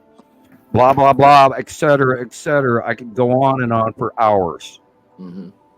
So, hey, look, the blue asteroid over the top of the sun. These are some of my pictures from the last. Oh, well, that's not it. That's not the one I want to show you guys. But that's right. We talked about that before. We thought still working on that one. It still looks like the blue asteroid to me. Wait. You won't believe it. But I know. I can put it out there. But here are some other ones of mine. Yes. But look, what is that? Is that the Tan asteroid top left? No. Well, it could be. I mean, it's size-wise, it's big enough. But, actually, size-wise, it's big enough to be lead asteroid, but its lead asteroid isn't there on the 1st of May. Let's see. Today's the 14th. So it's entirely possible that it's the red asteroid or the tan asteroid. And that would be Pepe in the front if it was the tan asteroid. If that is the red asteroid, then it would be Little Sister in the front. So it's a hard call. I would have had to actually. Now, where is this? You took it from Tulsa. It's mine. I'm gonna say. God, Tan asteroid. It's off. It's gonna be big. It's getting bigger. Wow. Dang. I'm thinking that the halo is being caused by the atmosphere of the side of Uri. Wow. Okay. Cool. Which would make it the Tan asteroid. Had that halo not been there, I would have called it the red asteroid. There was asteroids today, and I sent you a video if you have time. I know you got a bunch of stuff, Rebecca, but That's later okay. on, I'm working on it. it's right below. One of them's right below, and another one's a little more of a, could be a star destroyer. I don't know, maybe, but it did have that shape that will be crossing the sun today, and the sun is just completely distorted. So there's a lot happening crossing the sun today. So just Perfect. Yeah, I'm loading it right now, so it's on its way. there's two of them. Either one will work. Either one. Will Oh, work. okay. I got them both. So, yeah, this is The old Walmart 360. you know it. Yep. You know it. Yep, that's my place too. Okay, where is the sun? All right. don't The have sun any is shadow. about across from me, like almost the other direction. Behind you. Okay. Yes. So that would mean that this is probably the red asteroid and Attu-Natu's moon, because they are beyond Earth, and if the light is behind you, you're seeing the bottom of Attu-Natu's moon. That sounds about right. Yep. And asteroids underneath. Yep, them. underneath her. That was it on those. Okay. Let's get also I wanted to here's a few from Irene in Florida. Just some I had See, that's Yeah, what that looked like the angel as well. Look. it looks like what the sun looks like for me today. Just really, completely off. Something's blocked. Yeah, that's the side of it. That's the side of Uri cutting in. You're seeing the atmosphere, the sun Yes. shining through the outer atmosphere of Uri, and that's why it's this fringed in. Because the sun will shine through the gas side of Uri in certain ring areas, and other areas is blocked. To me, it looks like Uri and then Nibiru on the other side. Like they're just coming in on both sides. No, you know how Uri has the bumpy rings. I think you're looking at the bumpy rings here, and you're looking at it, the sun shining through one of those thinner rings. Okay, then what's on the right? The right side. The rings that extend beyond the side edge of Uri. Because remember, if you go back to that 2013 shot, it has these several side areas on the right hand side that are misshapen ring edges, and some of them are thinner and thicker. And some you can actually see the sun through, and others will actually block the sun. Wow. But I think that's Uri cut in right there, just like your previous pictures were, where the Tan asteroid is farther over to the left here, and you're seeing the side edge of Uri as it's cutting into the light, which is also what Jesus' stuff showed as well, with rainbowing and all of that, like that example as well. Yeah. I thought that was a cool one. Pretty cool. Yeah, But what caught my attention, go ahead, Sam. This is the Texas cube is in the background. That's that big square. Yeah. Oh, okay. The object in the front, just above the middle of the house, in the red flower, the king crimson bush, is the spiral asteroid, and the smaller spiral is also illuminated. The secondary asteroid, along with the spiral, because that's why it spirals, is there's actually two of them, one small one, one big one. Both of them.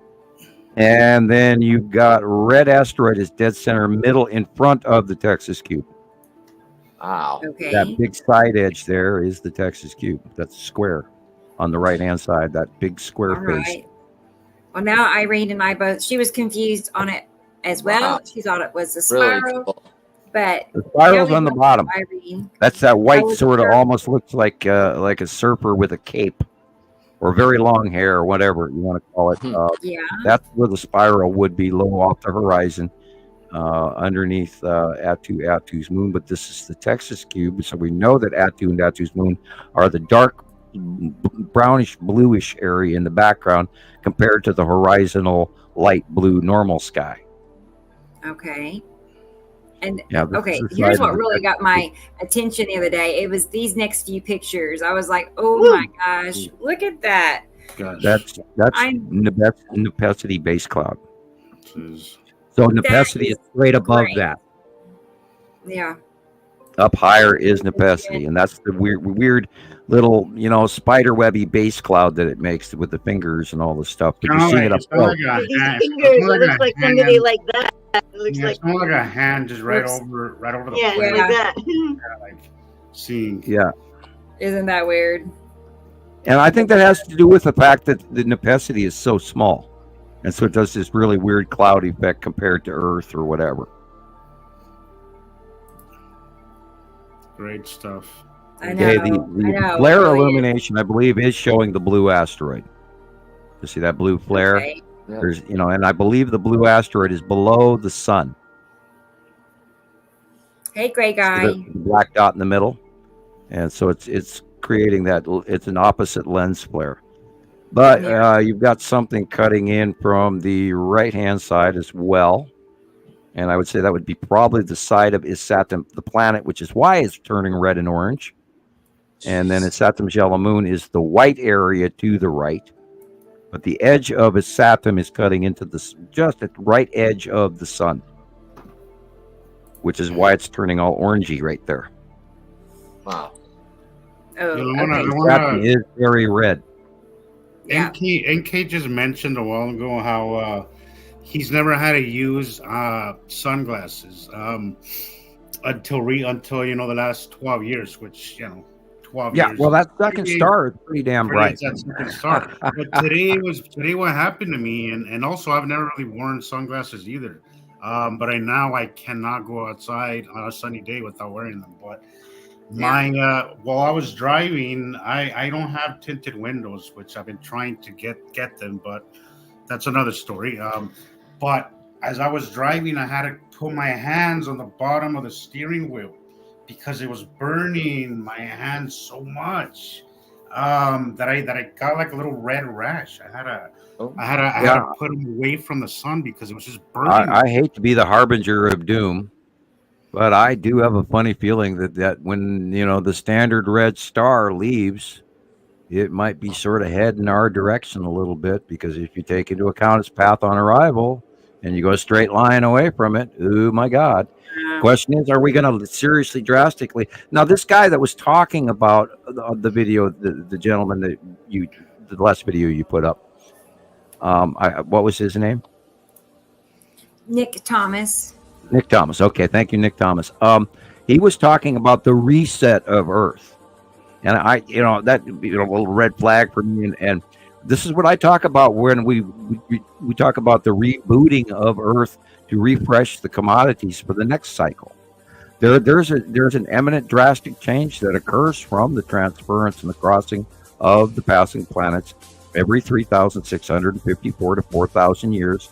And that too is in the Colburn Bible and in the tablets of Thoth and all of that in the Chinese texts.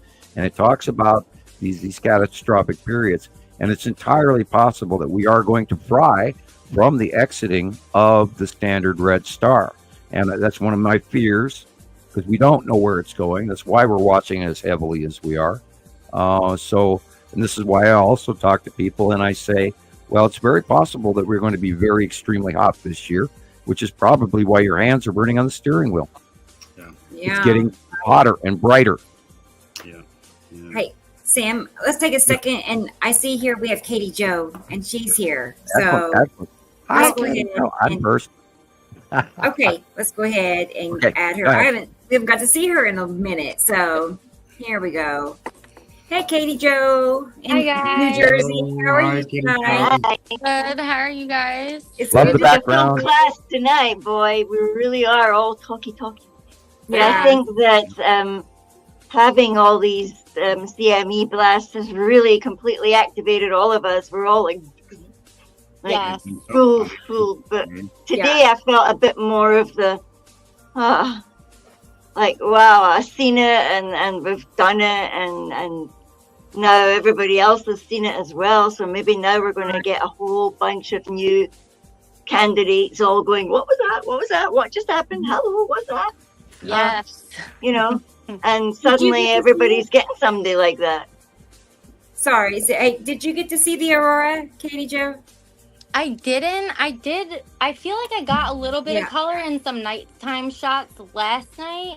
Trying to send to you beforehand, but I just never got to it. But I'll send them to you, and you can use them whenever. That's fine. Look at I was them and see wondering. if you think it's not, you know. I saw a little bit of the red the second night because I had reported I was clouded in the first night. But the second night, I saw some red, or even over the top of Missoula lights, which was pretty cool. Nice. Yeah, that's awesome. I wish I saw the colors like some people did. Like, I was a little bit jealous. Nina. Good night, Nina. Night, Nina. I didn't get to chat with her on the side there. I'll speak to you tomorrow, Nina, on WhatsApp. Bye. So NK is Nina. Okay, got it. It is. It's Nina. Nina. Yeah. Right. Yeah, no, I'll probably have to go pretty soon myself. I have to go and sleep and go to work. But I mean, I just wanted to say that I really loved the idea of the new Nibiru followers, and I went to go and have a look. Yay. And speaking it actually of- excites me because it looks more concise, Like us. more Yeah. like us. And then you said go and try Bing, and then I made up my unicorn Scott thing. It was really cool. I know. But I you know, we I can know. all I'm do gonna- things like that. It's so special, and thanks for sharing that. It's a I know. I mean, thanks to AI, we have a new logo basically for free. So I'm happy. Speaking of, I have a clip. Okay, so you know I'm working on the website, right? And so it's going to be. Let me go ahead and pull it up while I'm talking about it, and so you all can see. I took. Okay, so I'm still kind of getting things figured out on how to do things, you know. So this is what it looks like at the moment. But you know me, I'll probably change it a dozen times before we actually, you know, reveal it. But here's an example, just so people can see kind of, you know, this is what we have going on. I love your spaceship. That's cool. Yeah, it's going to have a video at the top. It'll be a video.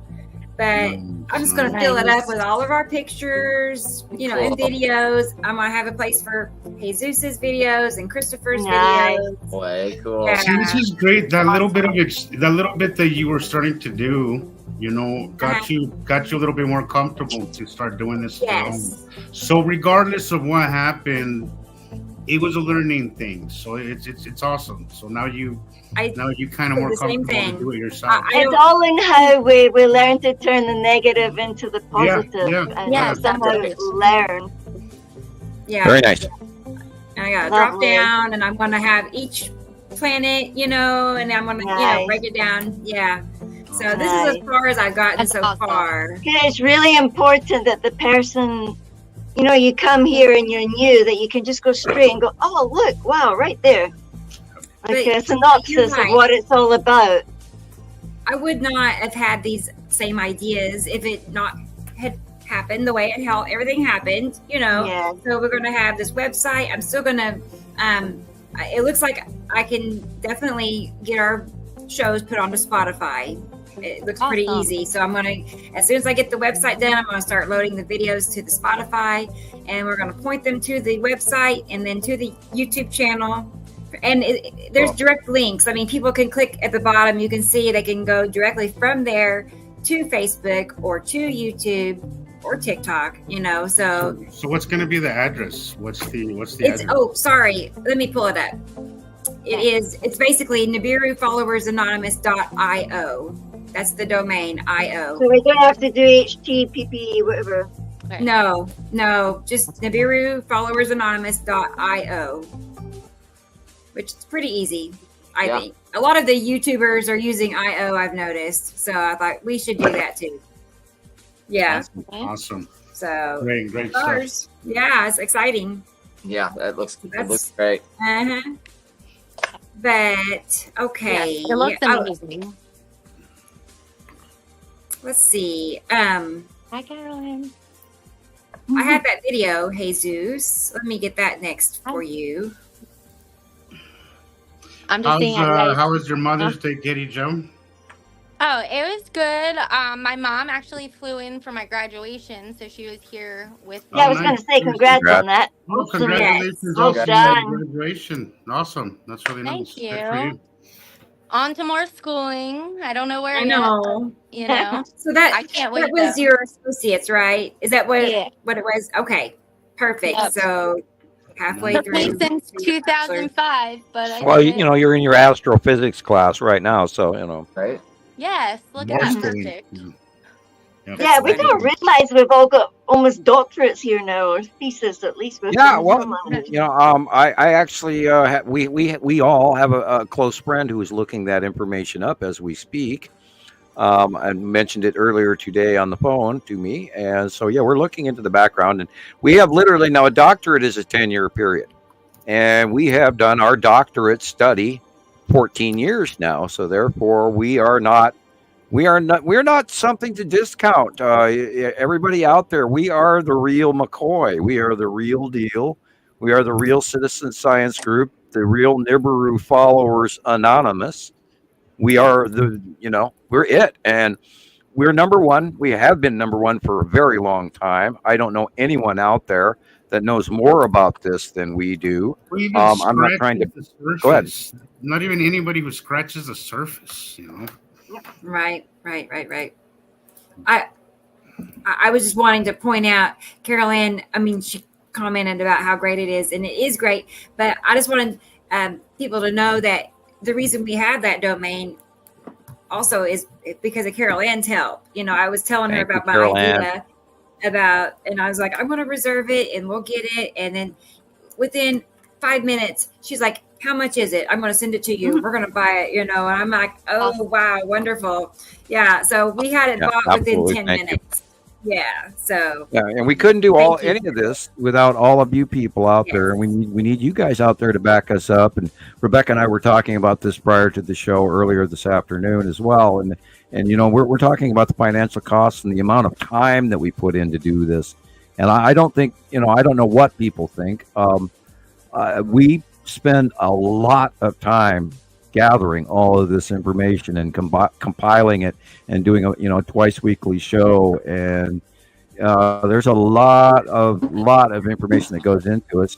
And the Cash App is there, the Venmo, the PayPal, my personal PO box here in Lowell, Montana, PO Box 625. So send us a letter, send us some donations, cup of coffee, $2, $5, $10, $20, whatever you can spare.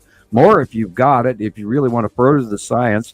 I have a new goal I'd like to see. I'm not going to mention it. I have mentioned it before, but I'm not going to, beg for it. But we do need donations to keep going and to move forward and increase our equipment. And I've got 15 computers in 14 years. And it's I spend $150 plus a month on this.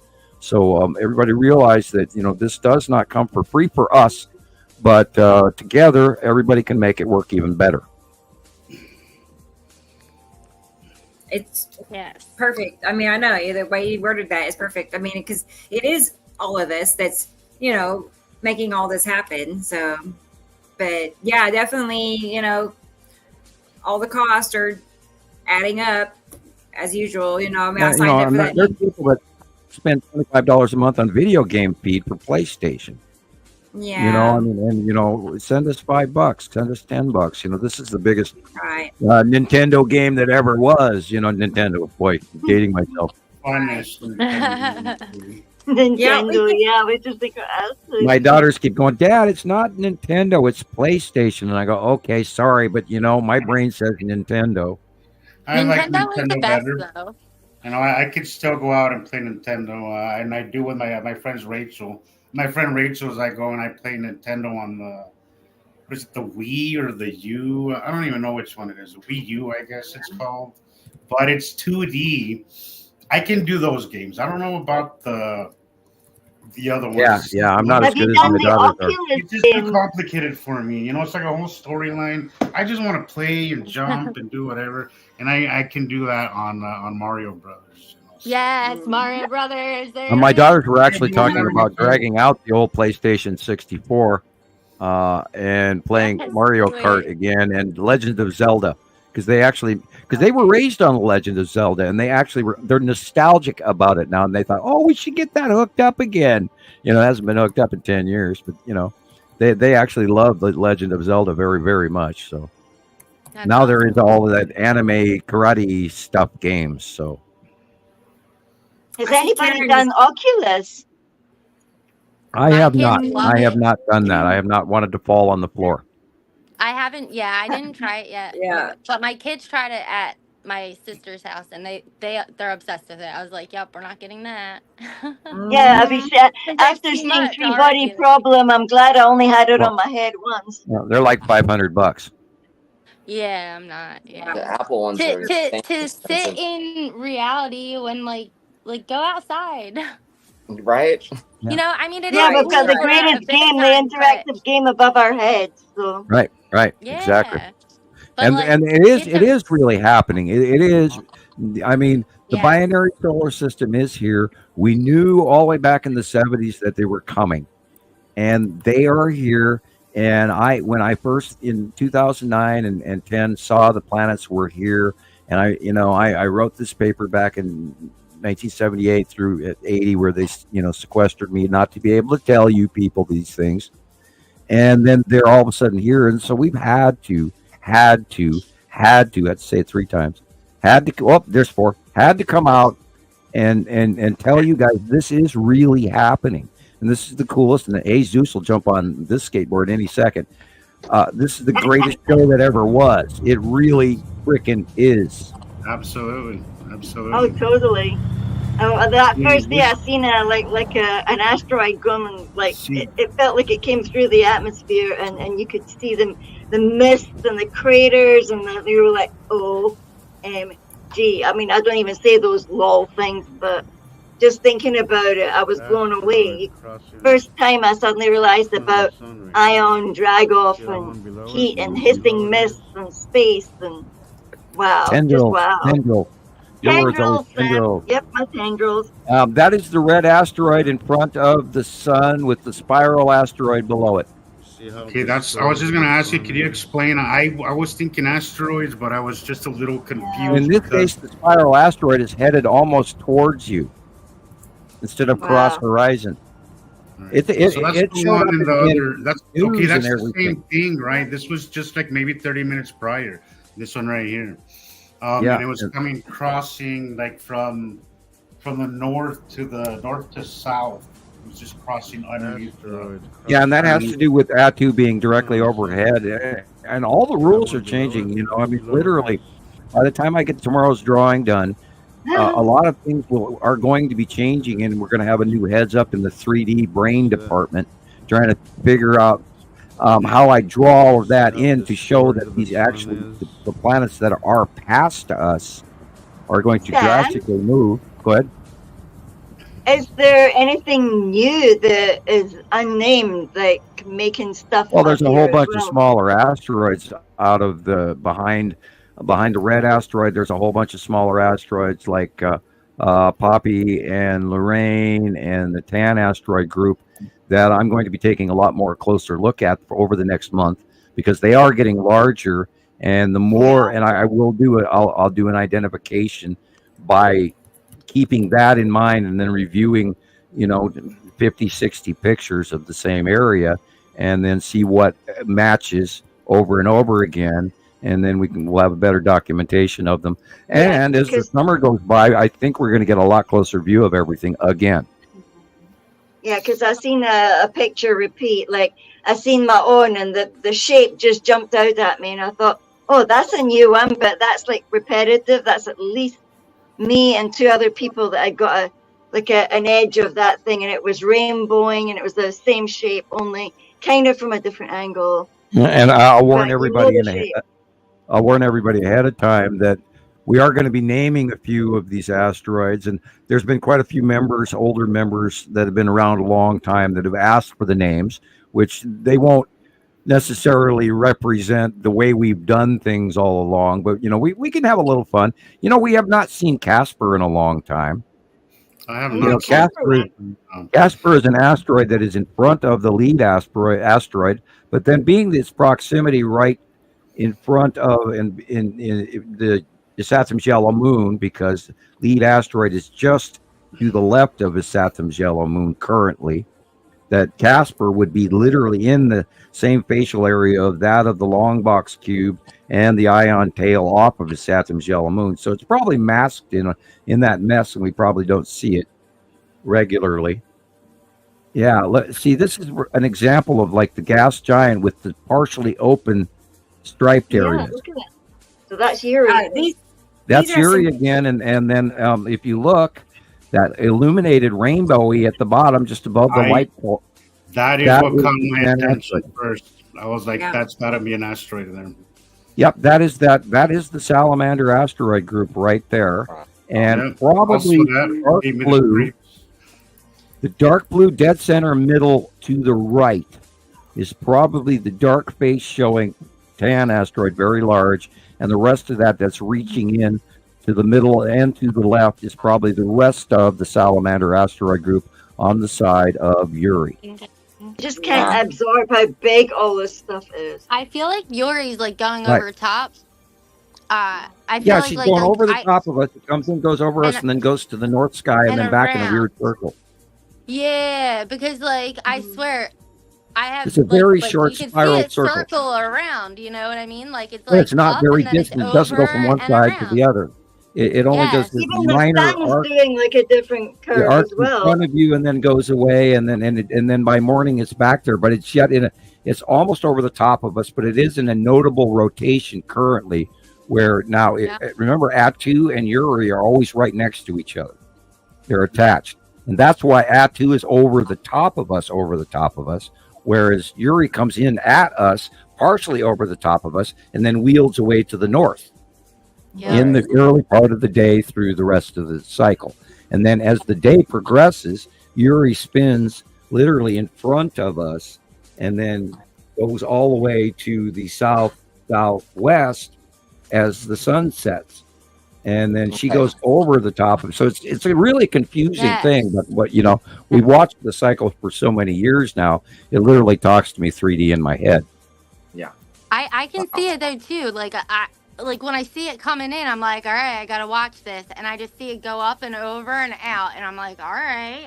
And that's the 180-day cycle with all the crap and the asteroids and the asteroid field and all of the stuff by the thousands that is going to be very, very close to us and cause the most catastrophes and the weather events. And I think that has a great deal to do with what's going on right after sunset in the south of the part of the United States, where all of a sudden the change in weather is brewing, and with the lightning storms, and the question is our atmosphere being drug up to that 58,000 feet where these supercells are going, which is twice normal elevation.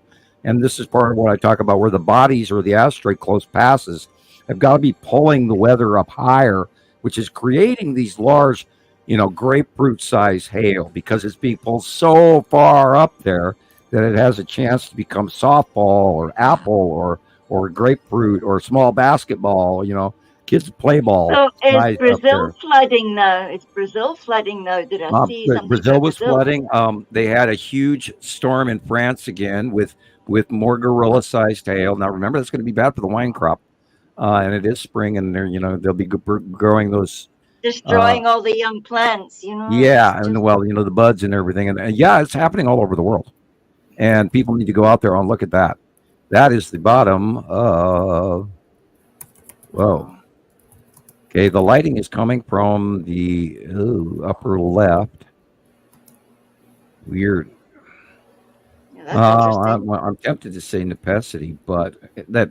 Unfortunately, the thumbnail, the green in the corner is working with my eye and the thumbnail behind the picture. I should blow it up. Let me take that green away.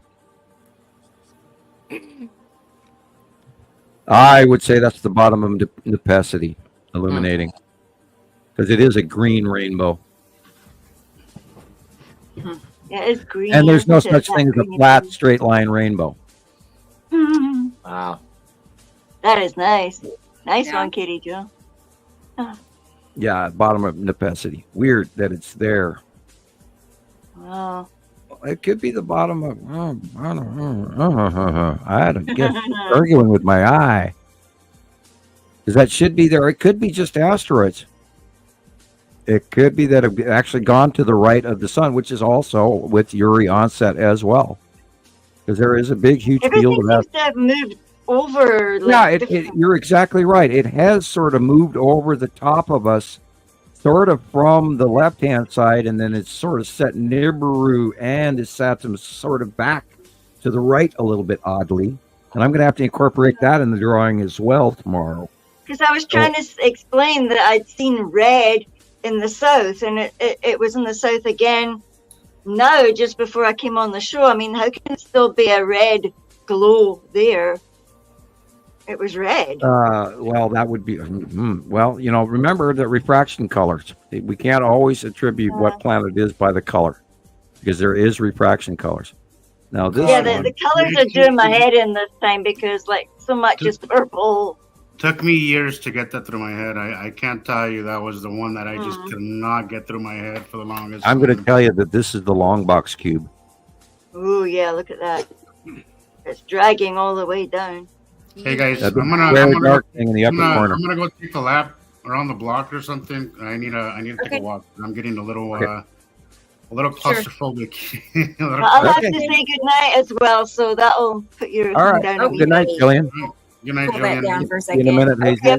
I'll try and listen a wee bit, but I do need to go and sleep because I need to be big and strong to work. That's right. Okay. When you get outside, do Om chant, your claustrophobia will go away. I certainly will. I'm gonna go see, Oh, shame. see if there's nothing outside too as well. See if Maybe something's calling you, Jesus. Maybe. Oh. Good night, Jillian. We'll see you later. Good night, Caroline. Good night, guys. Great seeing you. Night. Bye. We'll see you guys in a See you bit. Saturday. Okay. Bye-bye. Bye. Okay. Got quiet, didn't it? Yeah. Yeah. Oh, I catch myself doing Om chant all the time, and my kids just look at me like, "Dad, are you okay?" God. Yeah, just fine, thank you. I'm all the better that I'm doing that. The Om chant really does work, especially if you're barefoot and going outside. Oh my God. Yeah, I am going to scream. That's the long box cube. Wow. And probably a couple of ships as well, because there's a lot of extra clouding going on here that doesn't account for shape. Yeah. Yeah. And I do think that they are making an effort up there in the upper areas of lower atmosphere close to Earth to sort of hide these things, because we've seen what we call space chemies, and there's I can't attribute it to objects intentionally like natural objects, so that's why we're calling them chemies, because I imagine some of the other ships are leaving trails as well that are fogging up, or intentionally hiding the shape. So sometimes you gotta just stare at stuff for a while and it'll jump at you. I found a lot of things out of the corner of my eye. I'll be doing something else, and then I'll look up and I'll go, "Whoa, I didn't see that before," and it was there the whole time. Right. Like, look at this. We know that there's nothing on the right-hand side of all of the shots, except for Saturn's yellow moon, which has the ion tail, which is what's in the background in the upper right corner. But this straight line coming in at that 45, or no, excuse me, it's not even a 45, but like 8-degree angle down. Yeah, that has got to be literally the long box cube in some form, either in the smaller upper middle right or all the way to the middle. I can't even tell you what's causing that. There's nothing that we know of that is coming in from that angle doing that. So it has to be probably the long box cube and several star destroyers. There's a lot of triangles in there. It definitely. Yeah, there is, and I can blow it up even more. And speaking of space chemies, it's like, they're having a drag strip run here. Because there's nothing that is more coming in at that angle that we have on any regular basis. Oh. And and there's even another illumination rainbow at the bottom, just over in the middle, right between the two pine trees on the bottom right. there's a rainbow area there that, which is literally what Katie Joe took a picture of that I was questioning where the hell, what the hell. That could actually be the bottom. Weird. Yeah, that could be the bottom of the Saturn's yellow moon. Okay, all right. Nice. Excuse me.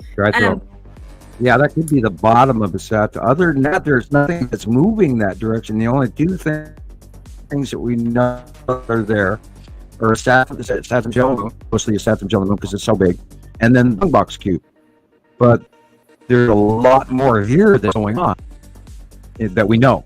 So this is like if you could go back to that blow up again. Sorry. I'm stalling on me. Okay, no, that works. No.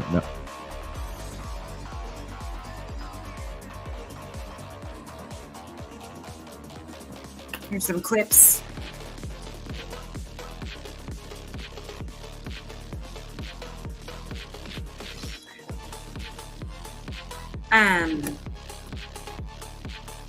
I'm stalling. Oh, Yeah, are you? Okay. I am a little Sorry. Not now, though. I'm good now. Okay. I'm not on my end, but hey. Oh, no. This is not the video I meant to show. Well, Let me go it's back. probably me. I'm getting I clicked the wrong button. because I was getting robot boy. Is it better now? Yeah. Maybe. Still skipping a small slide. I think it's me that is Yeah, my internet maybe. Okay. Actually, I wanted to show you all what the sky looked for me yesterday. I have a little clip here of what I saw. See what you think, Sam. I love this color of blue, though. That deep Wow. blue. Okay. Oh, me too. I love it. Yeah. Wow. I still don't see it. Yeah, I don't see it yet. Well, darn. Oh, that's easy. That's Atu's moon. Yes. Yes. Wow. All over the place. I thought Yuri might be around too. Yeah, it's I not didn't moving know. for me. It's locking up. Bummer. Yeah, well, they don't want me talking, so they're going to shut me down. Yeah. Wonder why Yeah, it's that's doing that. Maybe you Atu's need to- moon and Atu. Yeah. Right. It was all over the place in all directions. Yes. I can do something. I can maybe increase my internet here. 1 second. Okay.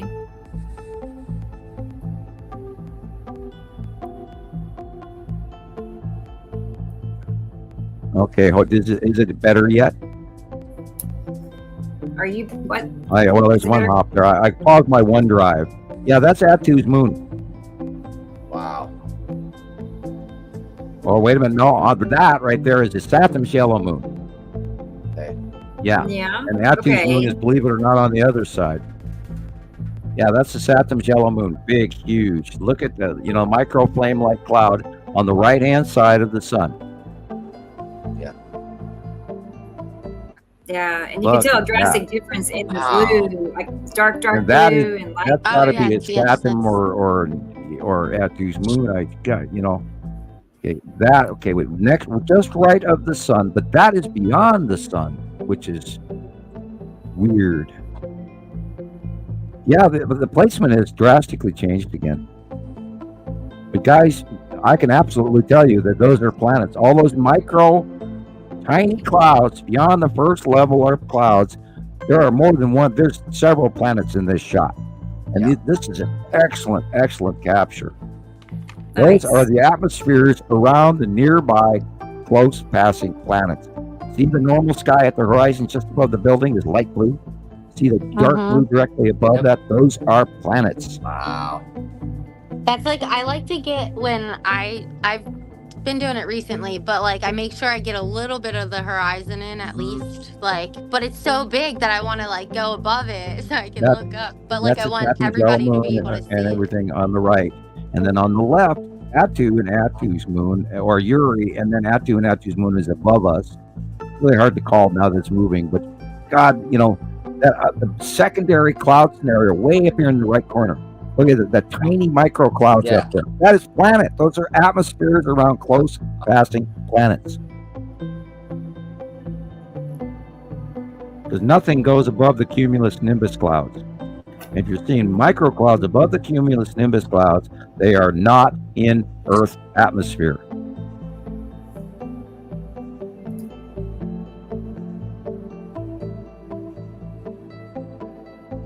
And that would be, that dark area would be where the red asteroid would be, on that, next to, right below the sun, because we know that's where the red asteroid generically is.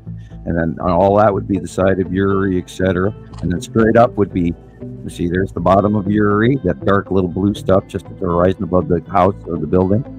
There's the bottom of Uri right there, that blue on the left. They're getting really photogenic right now because of the distance. They're starting to rise up higher above us, and it's all changing. We're getting such a cool show right now. Yep.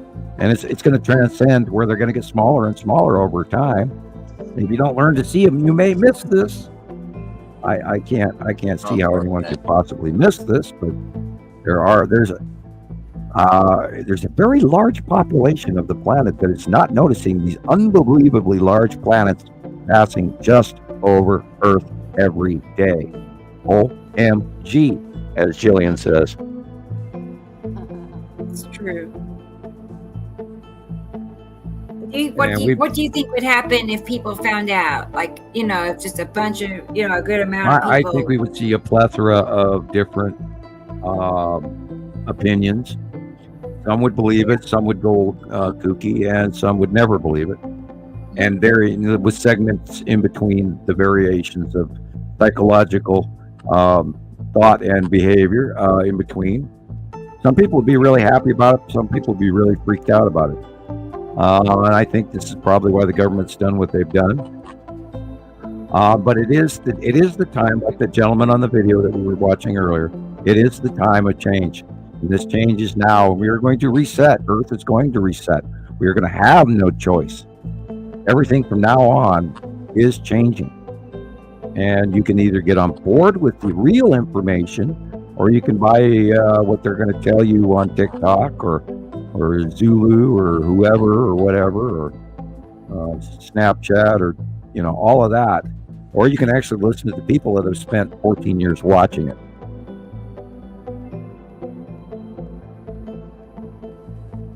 Because our skies don't look like that in my lifetime.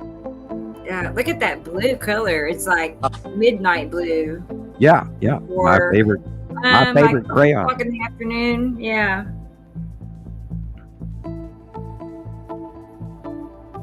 Yeah, there's a planet on either side of the sun and everything. That's the bottom of Uri again. And Uri is getting smaller. Slowly but surely. Not by a lot, but visibly. She used to be below the horizon. And now that she's rising up, she's getting a little smaller with each passing month. And we'll, keep drawing the monthly drawings for everybody out there and keep going with the science. And whether we get 500 views or 5 million is not up to me. It's up to everybody else out there. We are doing our best. Yeah, there's the blue asteroid is in the sun again. We know the blue asteroid has been crossing the sun for about, 3 weeks, Christopher? Yeah. Something like that. The microclouds in the background around the dark areas. Always look at the dark areas.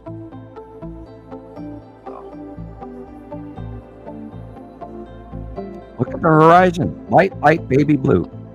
Up above, passing planets. Dark, shadowy, passing planets.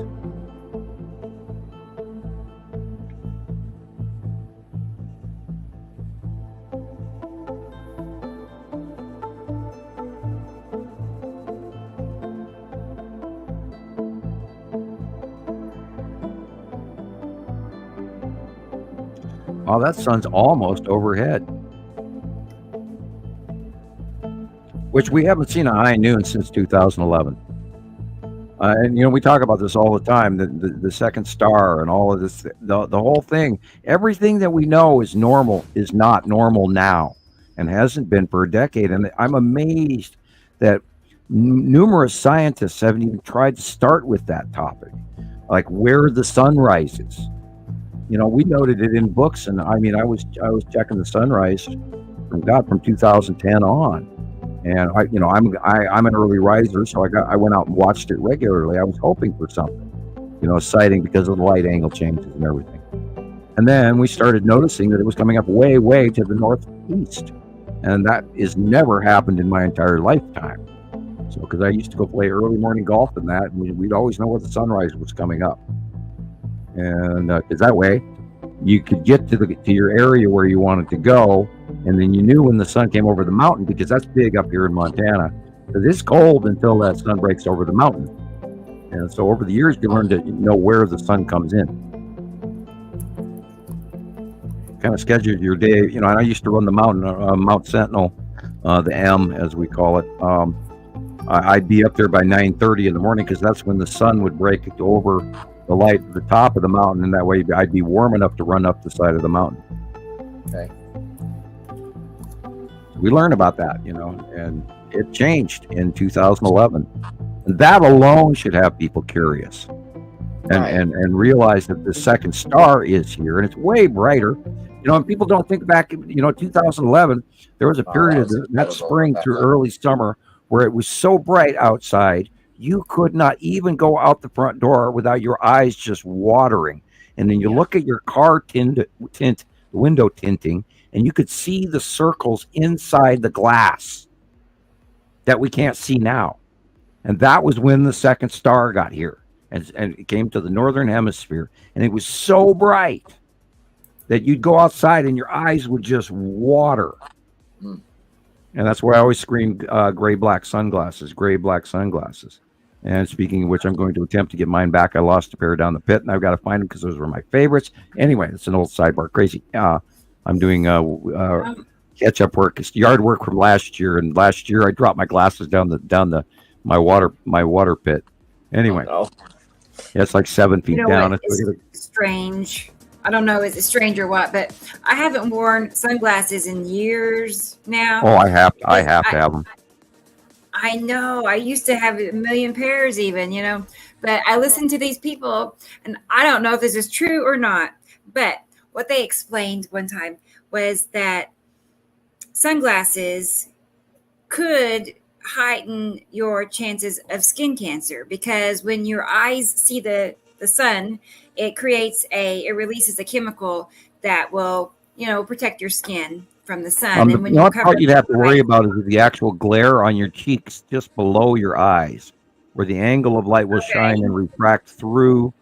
Because my father had skin cancer on his face from wearing glasses, and it was right there on that cheek area, just below the eyelid, that little fleshy part. And because of the refractive light that will go through the glass, then it's enhanced, sort of like the old kid with a magnifying glass on a bug, that kind of thing. Yeah. So he ended up with a little touch of skin cancer on his left cheek from wearing glasses. So that other than that. If you put a little, I recommend, depending on if it's natural rather than metallic, sunscreen, or a hat. That's why I wear a hat. I don't go outside without a hat either, because I have a little bald patch on top. Male pattern baldness, etc. I've had it since the 30s.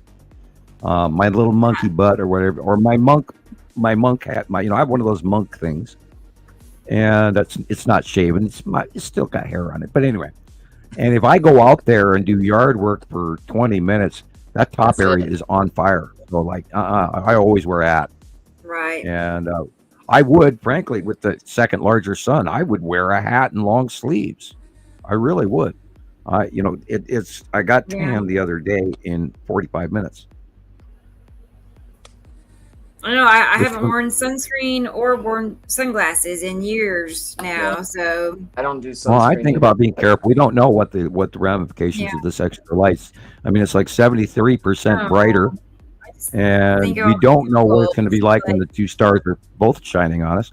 And I do believe that the larger star is actually outshining the smaller star, and it might be right visible, and we may not even be seeing it per se.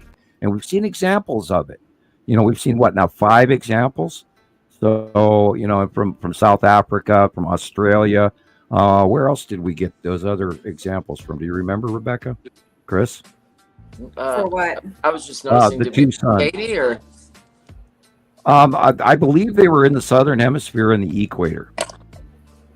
Oh yeah, okay. One was Vietnam, one was South Africa, one was Australia, and then there's 2 more. We got 2 more other sightings where we believe we were looking at the actual 2 suns with the much smaller Sol next to the much larger standard red star.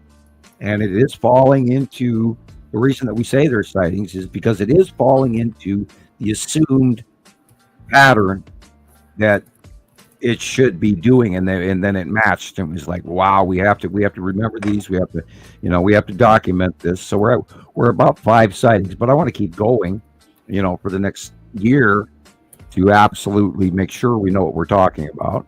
I mean, it's just bad enough saying we have 2 stars, but we have to keep documenting this. So, and I'm 150% sure we have 2 stars because that was what my paper in 1978 was written about, and they don't come slap you with a 30-year non-disclosure agreement.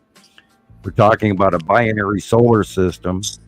They don't bother a 17-year-old kid in Montana for being wrong, and they only bothered me because I'm right. And so, gotta listen, guys. I'm curious if that was the green asteroid, Sam. What do you think? Wow, let me blow this up. It has similarities. Oh, boy. Yeah. Black dots and the little white dots around it. Yeah, that would be the green asteroid. Wow.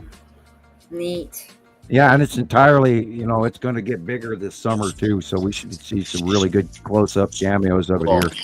Do save it. You can mark it as the green asteroid. Because look at the dots, and then there are white dots way around it as well, sort of like the skull and crossbones. You can look on. There's little on the right hand picture. There's like 4 poopies, and those could easily be those orbiting. And I'll say this for the 100th time: the green asteroid has these little white orbitoids that just blow my mind. So we've got many close-ups over the years of it. Some closer passes, some more far away, some better cameras, some worse cameras. And it's always got these orbitoids that absolutely none of the other asteroids have anywhere close to.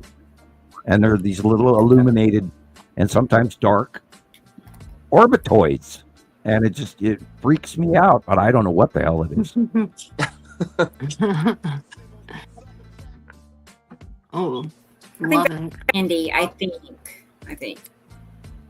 Would you take it away for two minutes, Katie, while I take a break real quick? Oh, yeah. Cool. Hello. Be right back, guys. Okay.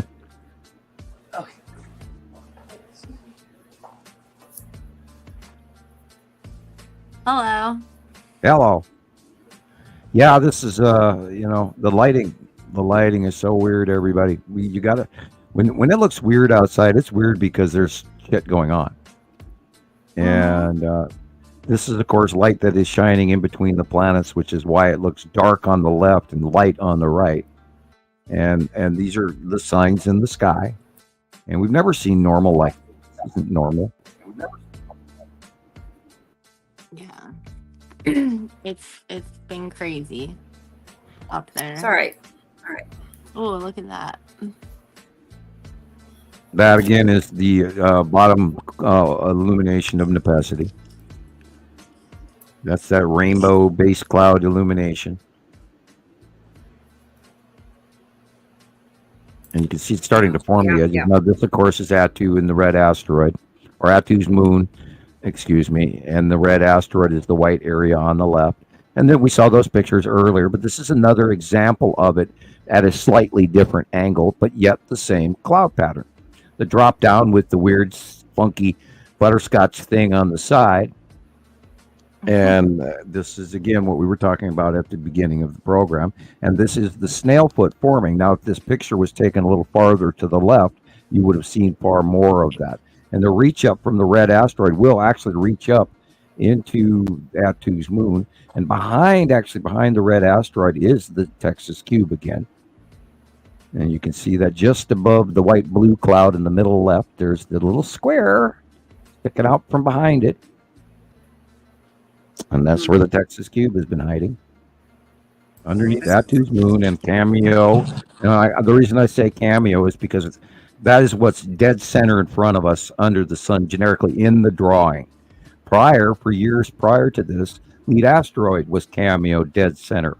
Now that Lead Asteroid has moved to the right, the center leading asteroid in our out view is currently the red asteroid, which is shown in the monthly sight drawings, followed with the spiral asteroid being slightly lower, closer to the horizon, and at the left. So, Cameo is the word that we use because it's doing its little dance on the stage dead center. That's where the term comes from. I see. Okay. And this is a tornado under a supercell, and that supercell very much looks like a close pass of Nepenthe. However, I'd have to see the rest of it to call it. Or it could be just a normal supercell. This is a tornado. Okay. Whoops.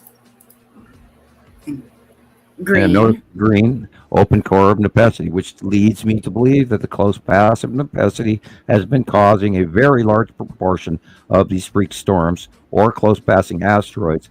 Now, it would be more believable that close pass Nepenthe is causing this upper rip into the 58,000 foot cloud level, because we have seen the snorkel effect from planet Nepenthe, which is within the norm of the weather patterns that we have documented that it does, which would account for why those supercells are going that high, twice height of normal. So, and then when it pulls away, it rain bombs and it dumps all this rain. And if you take into account the United States, the open core would literally be from Canada to Mexico, and we've seen examples of that as well. So, I can't absolutely call it unless I'm standing there watching it with my very own eyes, but I believe that's what's going on. This is the discharge of the red asteroid to Attu's moon. The Texas cube is in the middle right, just above the tall building on the right-hand side. There's a square. And it is a discharge off of Little Sister and the red asteroid. Probably reaching up to the Skull asteroid and waking it up so it can go ha ha ha ha ha ha ha at us as it goes over top in the night, going, "I'm going to eat you soon." Isn't that horrible? Yeah. No. Hope not. Watch what happens around Halloween this year. I mean, God only knows. After what we've seen this, spring, with the Devil's Comet and the eclipse and the Skull asteroid popping out now making a closer to center Cameo as well. And we saw the Skull asteroid the last 3 days in site submissions from members, and so it's completely within the norm of what's going on. And people out there, if you are out looking for the asteroids and stuff, once you see the Skull asteroid, oh my God, you'll never forget it as long as you live. Love the music. Turn it up. All right. We can do that. I'll talk even faster. Oh boy. I would say that this is probably the side of his satum and a feathering. It's a hard call on this one. That's that folding in the sky, right and left. It's folding in front of us. And what's in the upper middle, above the wires? What is that? Yeah. Is that the long box cube? Is that an asteroid? It could be Lead asteroid, but it's too small. It looks like Lead asteroid to me, but I'm not sure. But it's kind of small. Yeah. But it does look like Lead asteroid. Yeah.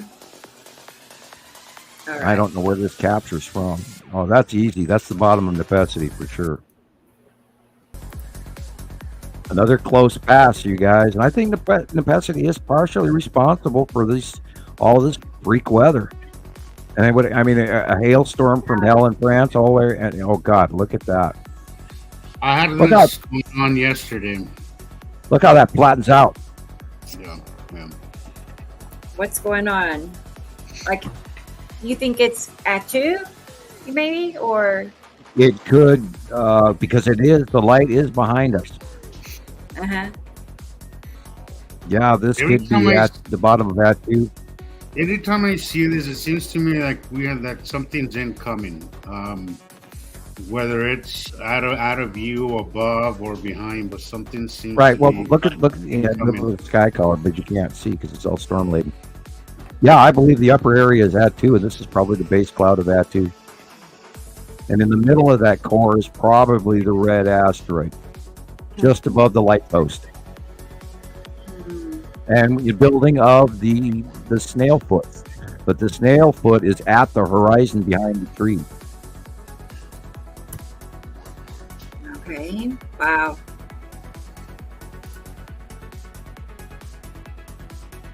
And this is, of course, Seems like Attu's moon. I see mostly those big this white is Attu's moon, and of course, the red asteroid again is in the middle left. Right there, middle left, that big circle, middle left is red asteroid with bubbly, slightly illuminated white-bottomed Attu's moon, and you can see the craters in the upper right corner. Kind of like that. Those are really nice pictures. Whose are they? PLM. Love the music. We don't know. I don't recall. Sorry. I don't know. PLM, thank you. Right. It's like I think I know, but great picks. Just right. Whoever they are. PLM, great picks. Like yep, that white illuminated inside is Attu's moon, very, very big. And again, this is illuminated area inside is Attu's moon.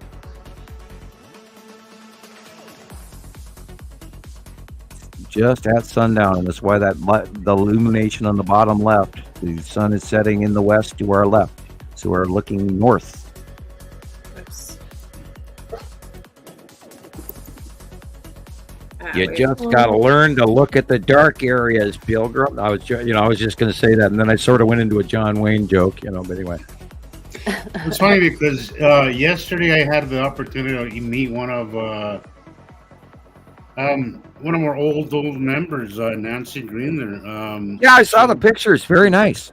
Yeah, she drove by and stopped by on the way, so I had a chance to go talk to her, had dinner, and we were talking about it. But her brother was with her.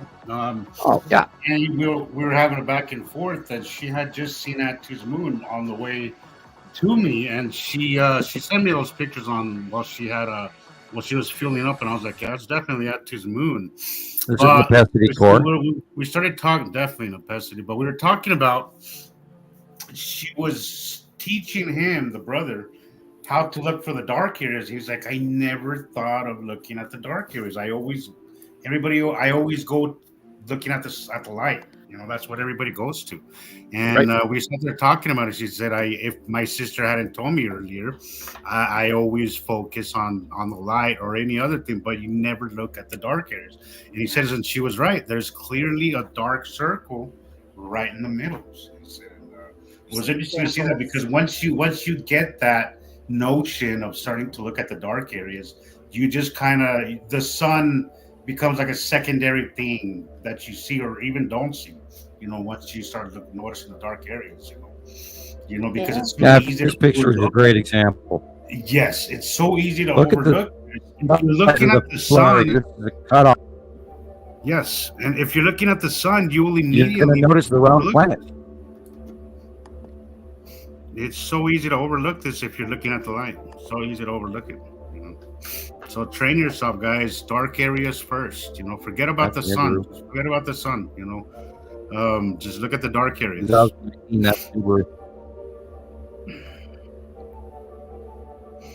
Yeah, I heard. I heard she was running in a hurry. Sorry, we talked for hours. I think we were at the Alexandria. I think we were at the restaurant talking for like 3 hours.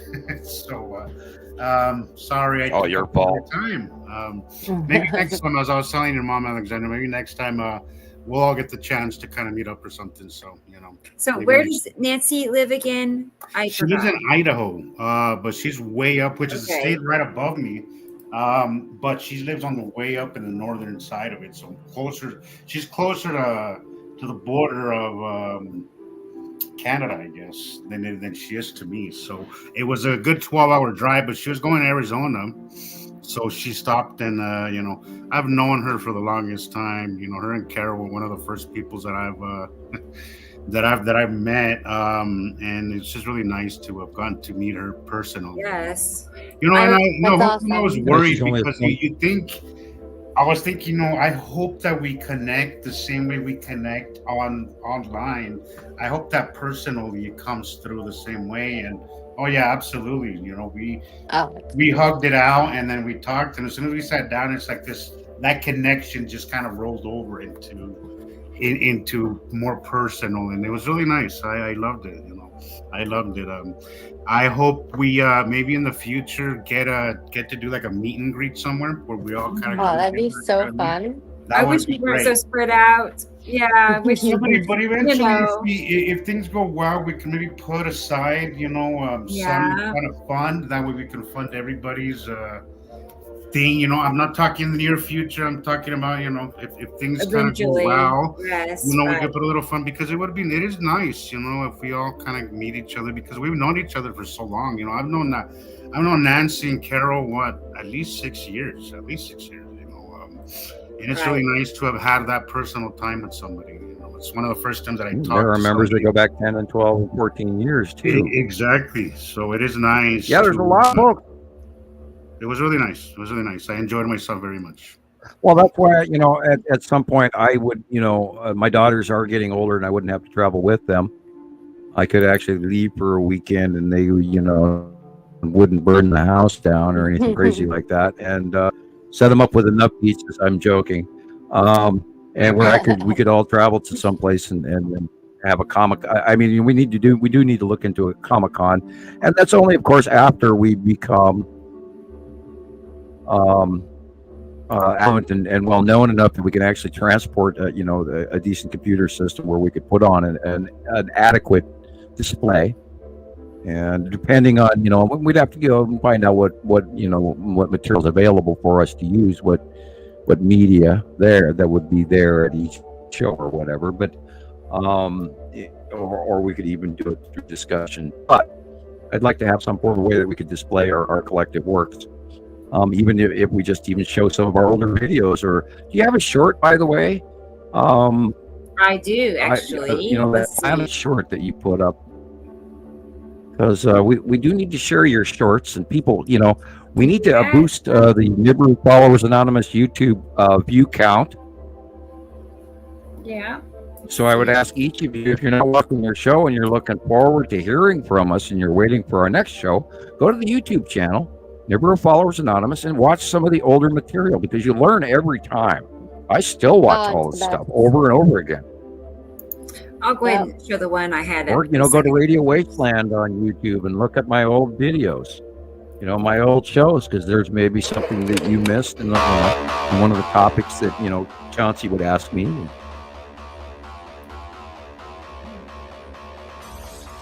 I was fond of this one. I don't know. I picked out all the best little clips I could find, the weirdest ones I could find. Took me forever to find them all, but yeah. Wait, watch this. It's gonna blink. I didn't do that. It did that. It's so crazy when it happens, and it pulsates. Yes. Yeah. Or watch this one. It's getting ready to move. It's gonna watch. Just watch.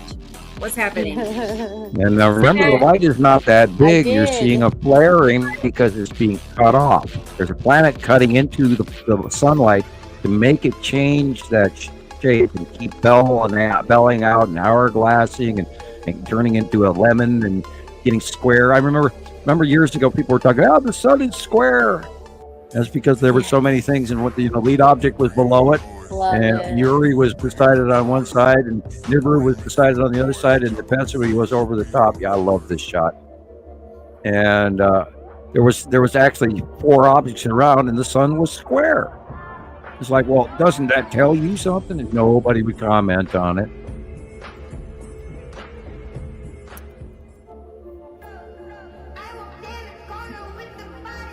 just noticed Christopher is gone. I think you got claustrophobic too. Right. Oh gosh. Unfortunately, I don't get to. He's in live action this on me. I'm getting one little picture at a time here. Oh no. Shoot. Gravity would. No! Electric Universe!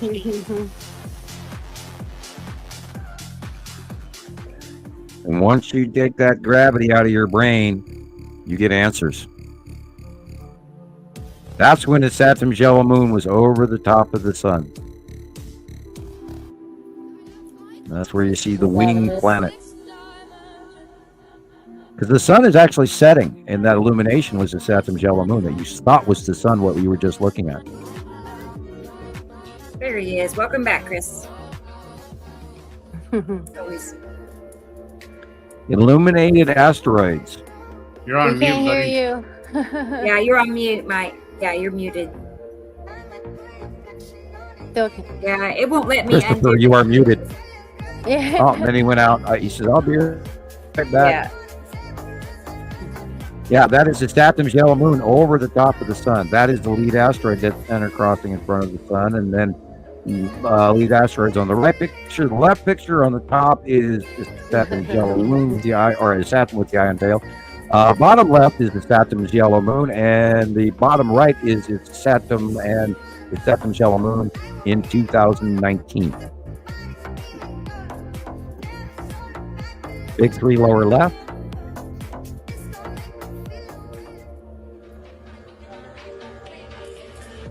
See, we learned all of this. We watched it year after year after year.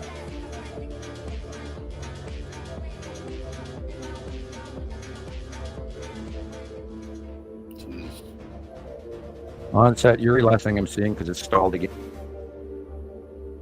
Life is all about love.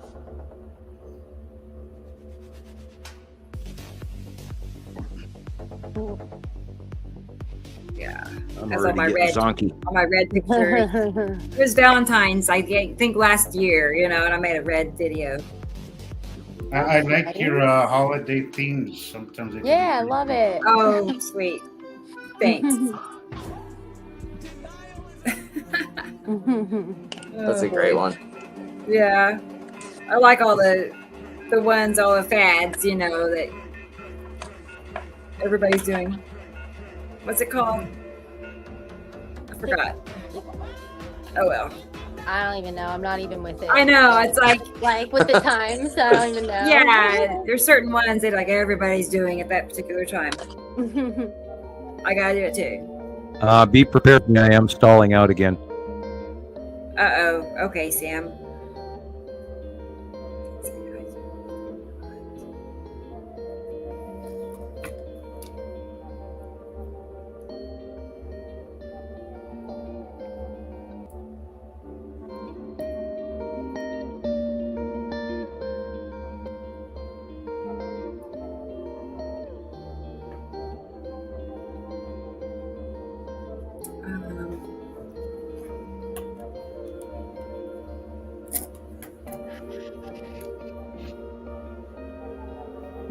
Yeah, you would not think about.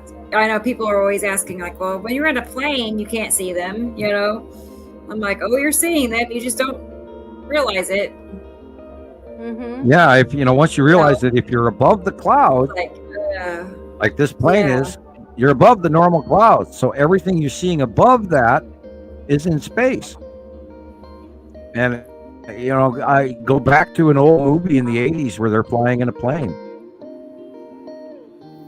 Go back to the 90s in an old movie where they're flying in a plane and they look out the window with the camera. You'll see the clouds below you, but you'll see clear sky above. Not now, because each planet has its own distinctive base cloud and atmosphere around each of these planets. And a lot of the time, no matter where you look and when you walk out your front door, there is a planet around you now. And you can see at the horizon of this airplane shot at the yellow area, that is the normal sky. Everything above it is close passing planet. Well, there's a level of disbelief. You always got to learn to look at the horizontal color. There's a huge problem with disbelief, and I can totally get that. And I was having this conversation yesterday with Chris, is that once you get over that level of disbelief, because this shit's nuts. Let's just call it what it is. It's nuts. It's crazy. Oh, yeah. Some of the shit I've seen, I'm like, Yes, it is. Sometimes I go home after one of these days. I go home and I'm like, I'm just shaking my head. It's like for hours. I'm just sitting there like shaking my head, like, did I really just fucking see what I just? Excuse me. Did I really just? You're looking at it right there. Wow. But it's just a level of disbelief, and I think that's where people get stuck. This is impossible. Gravity would not allow this to happen. Yeah. We wouldn't survive this. So there's a huge level of disbelief, and I think that's that's a big problem that we need to that we really need to get over. Like, it doesn't matter what they've told us. What are you seeing? What are your eyes seeing? You have to, you can only go by what you're seeing and what you observe. Who cares what NASA, what they taught us? Who cares about that? What makes it any different if you're seeing it? If you see a duck walking like a duck, it's a freaking duck. Get past the disbelief, guys. Get past all that. This idea that nothing happens beyond our atmosphere is total bullshit. There's a lot that happens beyond our atmosphere. And we've documented it for 14 years. Yes, we have. We'll say hi to David. Hi, David. Hi, David. Hello, David. Yeah, and you look back at our older material and you go, and we show it and we show it and we show it and we show it. And I still think this is a glass double and then some. That one is not. That's an object crossing in front of the sun. Why it looks like there's two suns. Which one? I gotta get back to that one you're talking about. I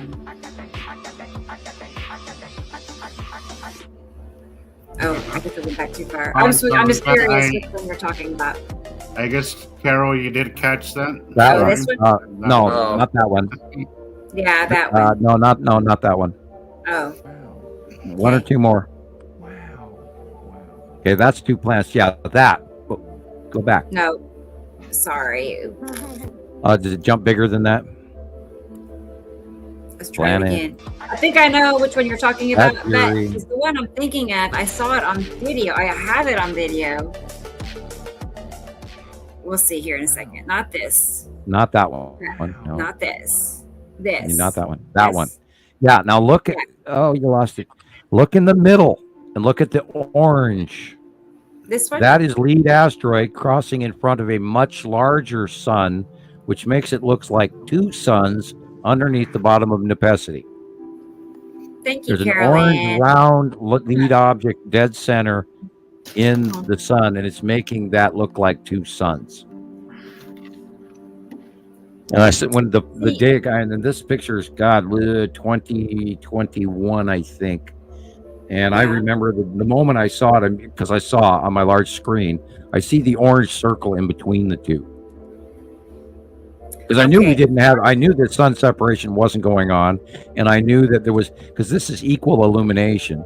And if it was the lead asteroid on the left-hand side at that time, it wouldn't have been equally illuminated. So therefore, I did see the circular orange object in between the two suns, which tells me that it is the lead object in front of a much larger sun, and it makes it appear like two stars, but it's not. So one is the lead object and one is our sun?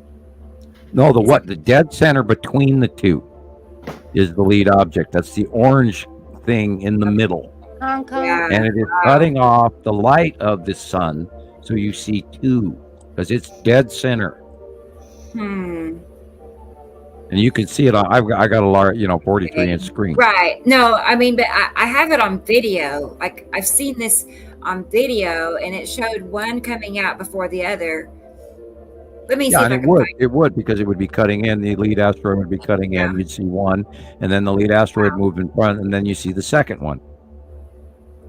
Once Okay. it got to the middle. I'll see if I can find it. It's been a couple of years since I've had Okay, well, that. no hurry, no worry. But I'm just curious. But Yeah. I can see the orange object, circular orange object in between the two suns. So I know what it is. That That's again a helps. pinch. That's a pinch. That's a pinch. That's a red asteroid. That's the Empire orb. Come check this. And is that a Burger King t-shirt? Asteroids under Uri. The spiral asteroid is right out the middle lower. That's the site of Uri also, and that rounded, that rainbow rounding is the tan asteroid on the side of the Salamander asteroid group. Attu's moon and Nepacity. And then notice the real sky.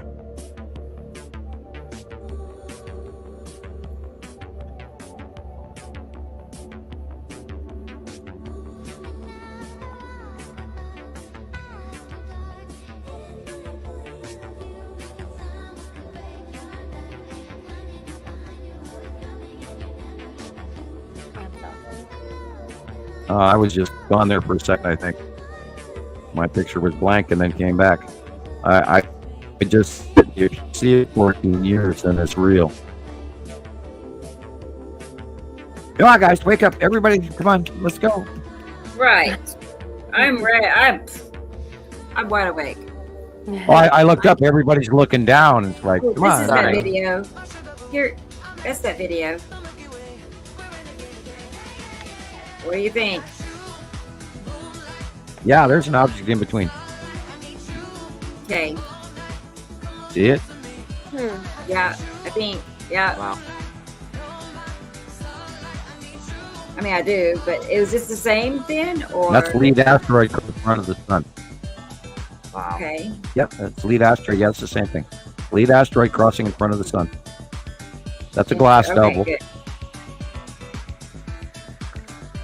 The illumination matches and size matches. If it had a different illumination and a different size, then it wouldn't be a glass double.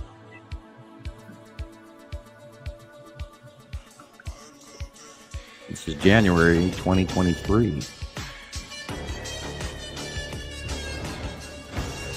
That's gonna be one of my all. And we're in winter orbit. Yeah, I agree with that. That's the Nibiru pictures just wow, absolutely just wow. yeah, that is literally that's in the top 10 for sure. And I think love that. about I use that this. picture all the Think about time. how big Saturn has gotten, and just the yellow moon is barely visible in that picture. Yeah, and the biggest we've ever seen it. I'm in awe. I can't wait to see what's going to happen. Even though part of me, goes, "Oh shit," we're in trouble, and it's dire, and it, there is that unknown fear factor, and which is part of the reason that we got to talk to people as much as we do, try and warn everybody that we are in for events that we have no understanding of yet. Look at the hailstorms, look at the flooding, look at the dire winds and African dust storms, and oh my God, and they're still revamping the hurricane season, which by the way starts in, let me see, look at the calendar here. Oh, in about 20 days. So we're going to start seeing new. Now there is a new development as well. There's an odd cooling that's going on in the Atlantic Ocean, off the coast of the eastern seaboard in the United States, and it's a little unusual. And I haven't studied into it enough to comprehend why it's occurring. But wouldn't that be a good thing, Sam, or is that? What will happen when the rotational storms come off the coast of Africa and goes across the Atlantic Ocean, the average normal storms, depending, they search for warm area to travel, and if they run into a cold front, they're going to be steered straight across the equator rather than arc their way up into the Atlantic. where they would usually, that's what they call a fish storm. So we will have, because of that cold, we are going to have less fish storms and more direct storms that develop into the Caribbean. So you'll probably see a longer, prolonged development of those circular rotational low pressure systems off the coast of Africa, and they might be elongated to a farther duration, where they could build to a class 5, or maybe what they're talking about, a class 6, which is it doesn't exist. But they're about to talk about class 6 hurricanes. And we could see the formation either off the northern coast of South America, the Yucatan Peninsula over Cuba, or directly developing right into Florida because of that cold pressure system on the eastern South Carolina all the way up to New York State, etc. Cold area that might create a front for them not to dissipate into, but to directly challenge them straight across the latitudes. Good night, so we Dave. might see, we might even see, it might even be worse.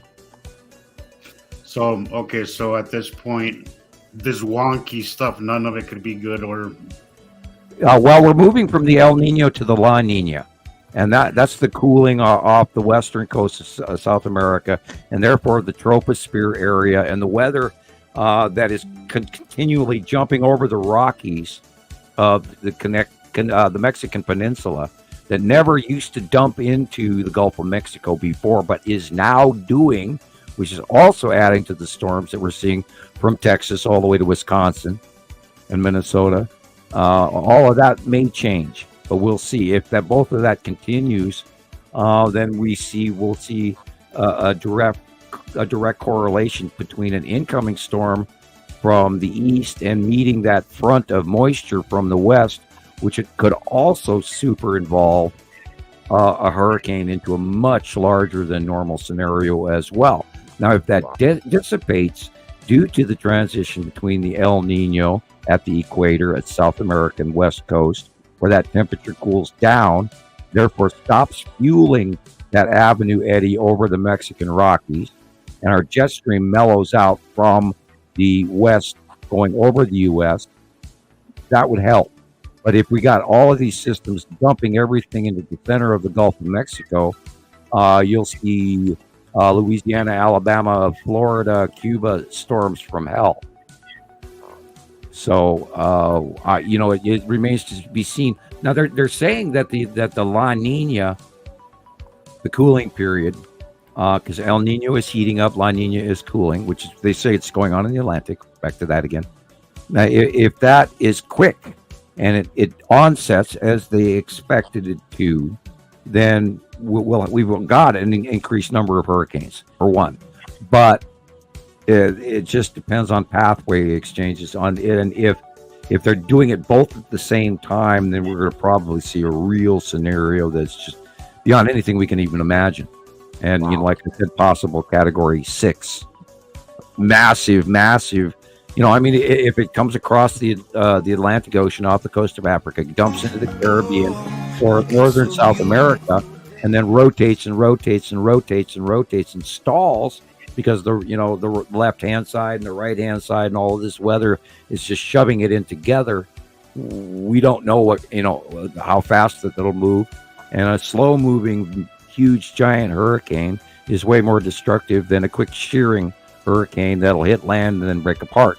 But we have seen evidence of on-land hurricanes and continued low-pressure system formations that used to break up but don't now, including the formation of Northern Hemisphere hurricanes that they're not calling hurricanes. Now, Europe is still naming those storms, but we stopped naming them because people started paying attention to them. And that's part of what we went through for the last 2 weeks. Was low pressure systems causing supervortexual storms that they're not discussing. Unbelievable. Well, when you get a central core low of 950 millibars in the core of a low pressure system, you've got a rotational hurricane developing. And on land in the northern hemisphere, never, ever, ever used to exist. Not 950, 940 millibars. Now you go down to 900 and 10 or 20 or so. I'm not a major meteorologist, but I know my stuff. But when you go way lower millibars, and you're looking at a larger class of hurricane, and you get a vortexual rotational storm, and we've been seeing that. And there's 2 over the United States right now as we speak. One literally over Missouri right now, and one over Colorado. I did my homework. Sure did. One more question, and one more thing: the computer models are not showing those low pressure system rotational vortexes. They're omitting them in the computer graphic models, and they shouldn't be. Of course they are. Well, I mean, I know some of them could be. They're downplaying them. That's what they're downplaying them. Yeah. I think the answer to this question is obvious, but I don't think that we've actually really said it directly. These latest CMEs, they're definitely related to the sun separation, right? I would imagine. Yeah. Well, look at the burst, and it did burst to the right. Earth facing, and now we do believe that the larger second sun is exiting to the right and up towards Earth partially, but it's going to go over to our right because it came from our lower left, and we don't expect a direction change at any point. So during the multi 7, 8, 9 year process where we went past the halfway point, like 7 years in, and so I'm thinking another 7 years out. I no telling what if we're on year 1, 2, or 3 or where, but it's going to go away from us to the right. Or actually, the way I look at it is Earth and our solar system going through them, where we're actually traveling down and to the left. So that star and the planets and all of that are going to go up and to the right. And it's just point of view in the 3D process in your brain. And so we don't know how close it's going to come to Earth on exit. We don't know if there's going to be a thread electrical attachment and partial roll. We do know that once the second star leaves our solar system close proximity, that all the normal planets and Earth will tip back, maybe. We don't know. But we know that when the second larger star got here and became under Earth and everything, all the normal planets' axes tipped. Even NASA reported that. They did a quick thing on it. They talked about it.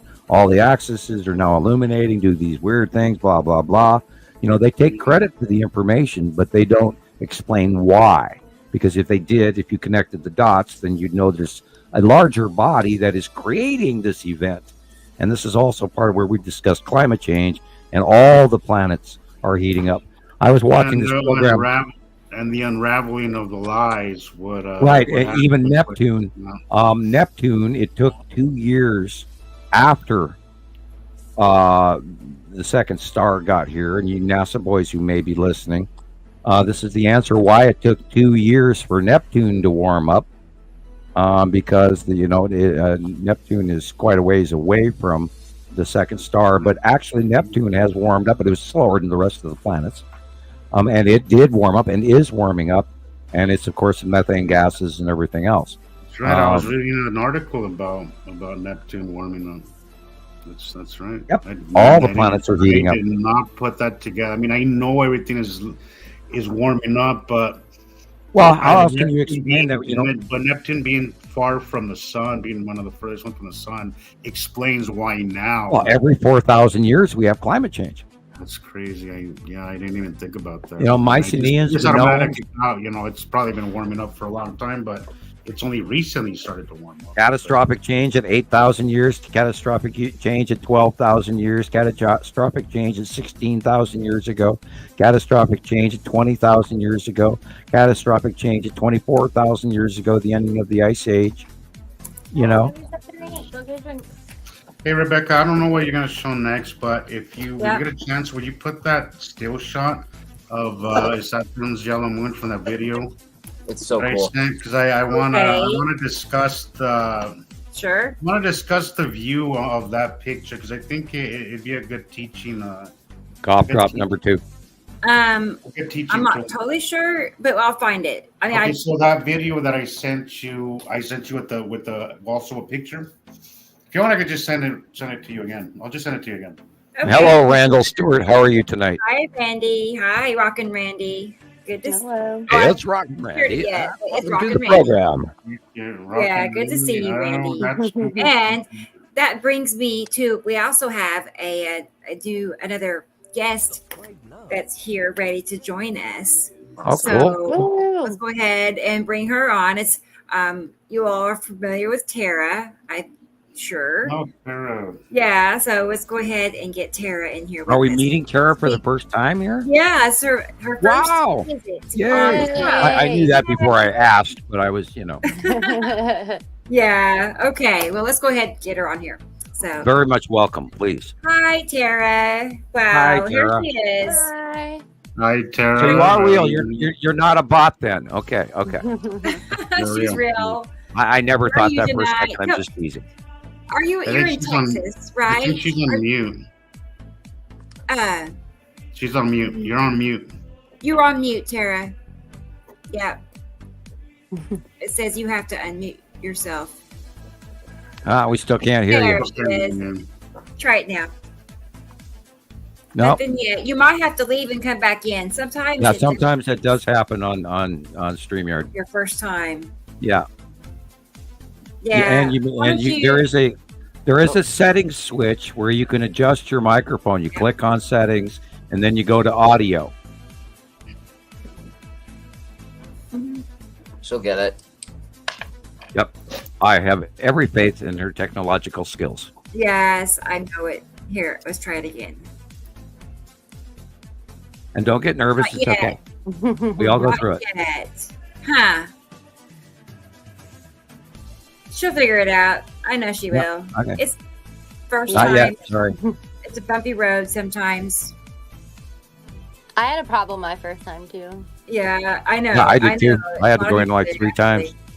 Mm. Yeah.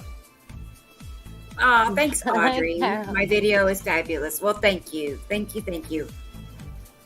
That's like one of the things I really enjoy the most. Like of all the projects I have, it's the videos. I love it. Oh, you're Go amazing. to the Yeah. settings at the bottom of the page. That little cog. Click on the settings, and then you may have to adjust your audio manually. There'll be settings, and there'll be a selection on audio. Click on the audio once you're in the page, and then it'll ask some part of it will say automatic or manual, and you want to click on manual and then adjust your volume dial. I had to do that. We went a month or so without me doing that, and I had terrible mic.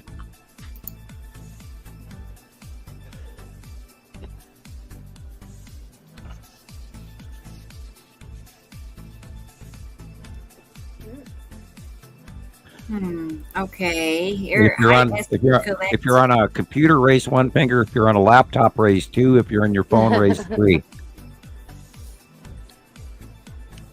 Can you hear us? Can you hear us? Can you hear us? That's a good way, Chris. Can you? I think she can. You got a shadow there, Christopher. Oh, Yeah. or something. Let me You see. need a if I marker. We've got techno Gregorian chant in the background. Wonderful. Yeah. Love it. I wish I could hear it better. I think I heard you. I think I heard you. I Say think I something. did too. There you go. Talk. Speak. Say something. What? Now? Yeah, I can hear you. Yay! Hi, Tara.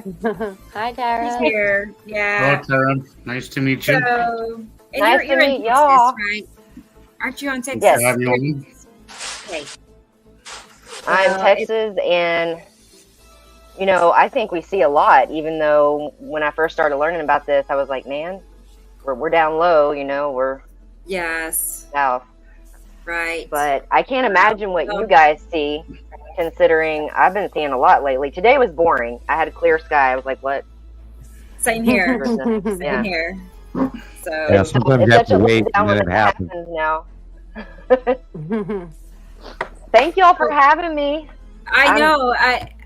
tell me, okay, you've been, how did you find us? How did you find us? I found one of your TikToks. You were promoting your 30 days live. So it's been about 2.5 months or so. Great. And I don't know, just you did a quick synopsis and I've been hooked ever since. Like it just sunk in. I started watching the sky immediately within the first, I watched your first couple of podcasts. I was like, what? And it took a week or two to really sink in. And then I started seeing it and I was like, oh my goodness. And, I still have some questions that I can't wrap my head around and don't know how it works. And I can't, Chris and Jesus have been great here lately, especially helping me try to see stuff. I'm like, when am I going to get to the point where I can look at these pictures and know what I'm looking at? I just know when I'm looking at not us. That I do know. Right. But it's just, it's inherent in me. Like I know this is not, I'm old enough to know this is not what the skies always look like. That's good. I'm noticing it when I see ads on TV and movies and pictures of the sky. Oh, there's my cat. Sorry. Oh, planet just went by. It just went dark. I saw it. Oh. Planet cat. Planet cat. I don't know about you guys, but I notice it on TV. Even I'm like, I see it. Yeah, the Jolly Green Giant vegetable commercial, especially recently. The guy's going canned vegetables, and they're showing it, and right behind that cow sits, it's Satham's yellow moon on the skyline, and it's just like, how could you miss that? It's in TV, it's in movies for years now, and this is why we go back to some of these older movies, and I see the sky scene, and I go, I know when that was filmed, I bet. Yeah. You get to the patterns, and once the trick is, and I don't know how it is for you, if you can get get a copy of the monthly site drawing and learn which planets are on which side of the sun, because that's always constant, even as the day changes. Each month, I draw a new drawing with the monthly changes, because there are some minor changes every month, and then once you understand. There you go. Thank you, Katie Jo. Go, put that a little closer. Once you understand what planet is generically on which side of the sun, you'll start to identify it, and you'll learn different shadowing techniques and learning about the light. How they're in between us and the sun generically, so we're seeing the dark sides of them. Which is why everything is so immensely dark. And that's why I always say, look for the dark areas first. And then figure out, okay, I know what's on the right-hand side of the sun should be a Saturn's yellow moon, especially currently. And then you see the ion trail going off across the sky, and you immediately go, oh my God. And then as Jesus's video showed from earlier part of the show, is Saturn's yellow moon is massive right now. And you'll see that illuminated side, and then you'll see the dark backside of it, which can't occur in normal empty sky nor normal clouds. And if you, Rebecca, if you could show that again, just so that she can see what I'm talking about, Jesus's video. Which one? The one that one. The one that we were just talking about, Rebecca. Yeah. Let's see if this is the one that. Okay, let me go back and. Bear with me. Is it this one? I don't have them labeled exactly. No, I'm due for another Coke. Nope, it's not that no, one. not that one. No. Yeah. I mean, I sent you at the same time. I sent you this. Yeah, it's okay. It's this one, I think. We'll see. Yes. Yep, that's the one. Okay. Now the illumination is on the left. That's being lit up, but we're seeing the back side of it. So that whole gray, black, blue area is Saturn's yellow moon, and the dark blue area below it is Saturn. Okay. Yeah, it's huge. See how it's separated I don't get anything that blatant here. I definitely get different colors of blue in the sky. I definitely get, especially up above, where I can see it clear as day. There's lines of demarcation, and yeah, I was just gonna say that you could see right here the line, the Terminator line from night and day. Yeah. You know, you can see what's in shadow and what's illuminated to that. You know, now, and Rebecca, take pictures and take video, because our eyes miss a lot, Tara. Like, yeah, camera Rebecca, if you could show that one. short of a Saturn's moon, and a Saturn that you just made like this week or so. Yes. Oh, I think I know which one. That's The incredible. one with the older flame-like Saturn drawing, and then you did all of that. It had Nicole's video in it and all of that. I got it. Okay. And so this way Tara can learn what is Saturn's yellow moon looks like, and it is on the right-hand side of the sun. And once you learn which planet is on which side of the sun, and then once you start to pay attention to where the asteroids are, and then you'll learn the smaller crossing ones, and then before you know it, it'll pop into your brain and you'll see it automatically. It's a learning process. Yes. On the right-hand side of the sun. Look at that. It is similar. So wouldn't you say like Jesus' capture is a little bit closer than this Right, one? it's way over the top of us now and big. And they did that within the last week. Rebecca, I haven't had a chance to rewatch all of Saturday's show, and I missed a lot of it. Sure.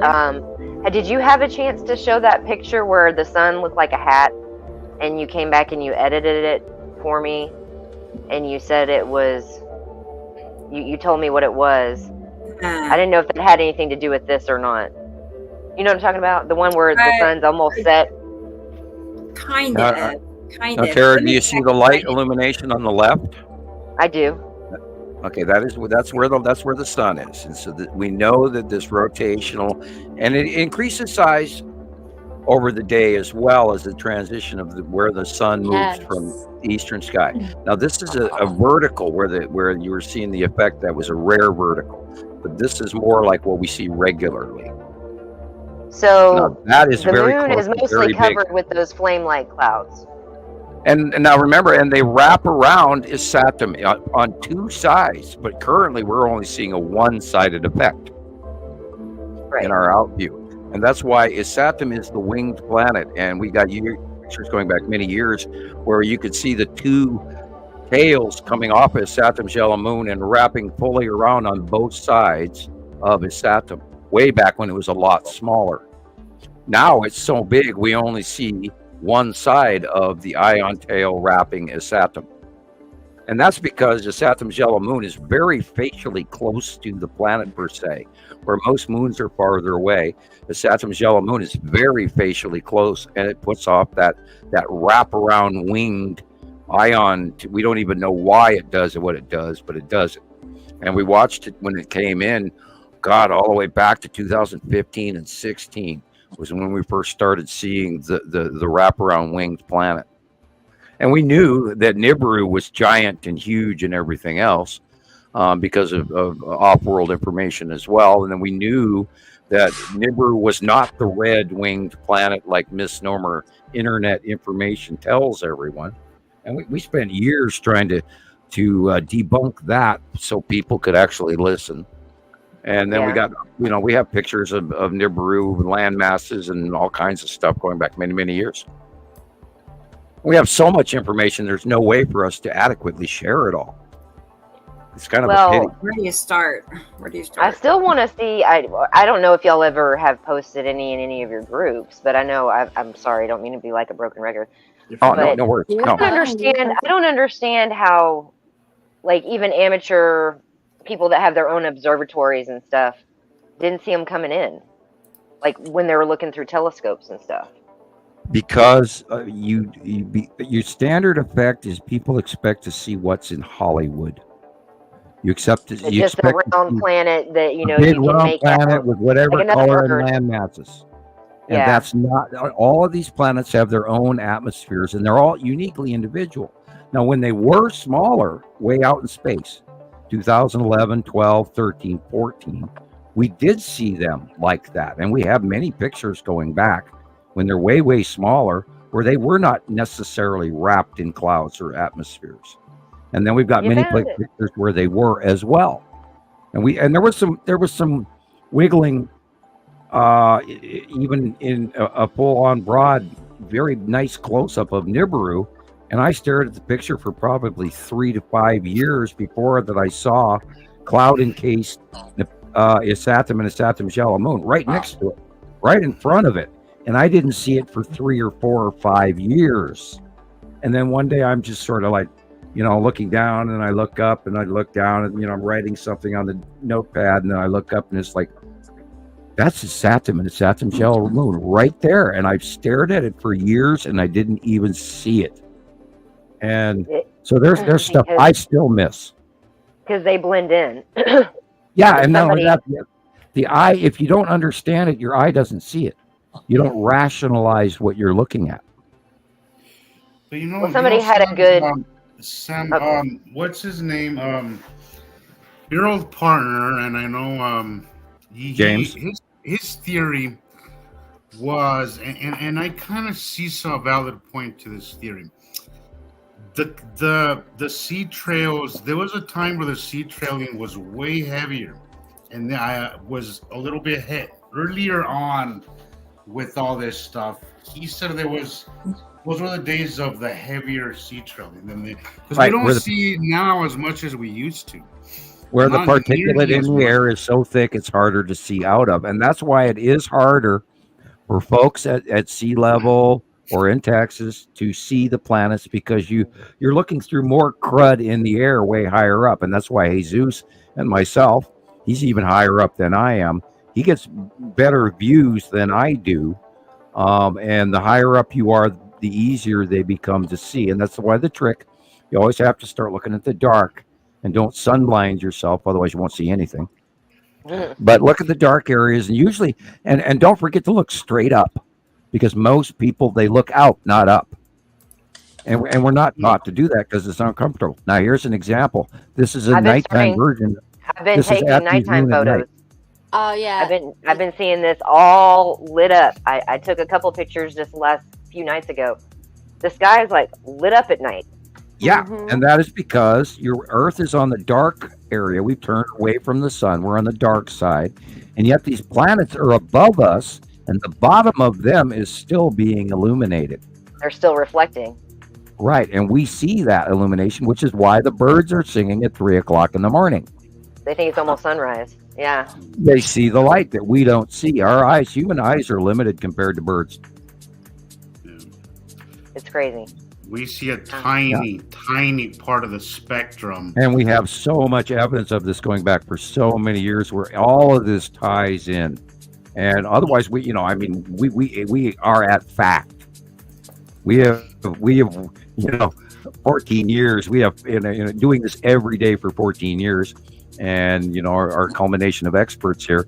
And believe me, we've proven it. And here it is, another example. You're seeing the bottom of a planet.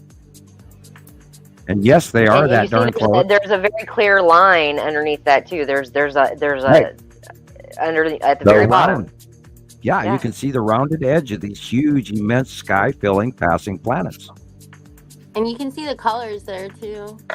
Oh yeah. Like even at night. In 2018, individual atmospheres in over 2018, I saw Attu's moon so close that it came above me, and it's really, that year was especially very close. Yeah, I remember that. It's like you could tie a string on it and pull it down. Right around sunrise, it dropped the temperatures so much that I had to go inside. I couldn't hold my camera anymore because my fingers were just frozen almost. But I could literally see the craters of Attu's moon above me. Like I could see it with my naked eye. I couldn't. I missed that time. Camera, because it was still, the lighting was still kind of dark. My camera wasn't that great at the time. It didn't pick it up that well. Although I do have video of it somewhere. It's like sitting under the Goodyear blimp, and you could just reach up. I literally see the craters with my naked eye. It was the craziest thing. It was the craziest. And we'll see that this year with Isatum's yellow moon. It is within the next month or 2 or 3.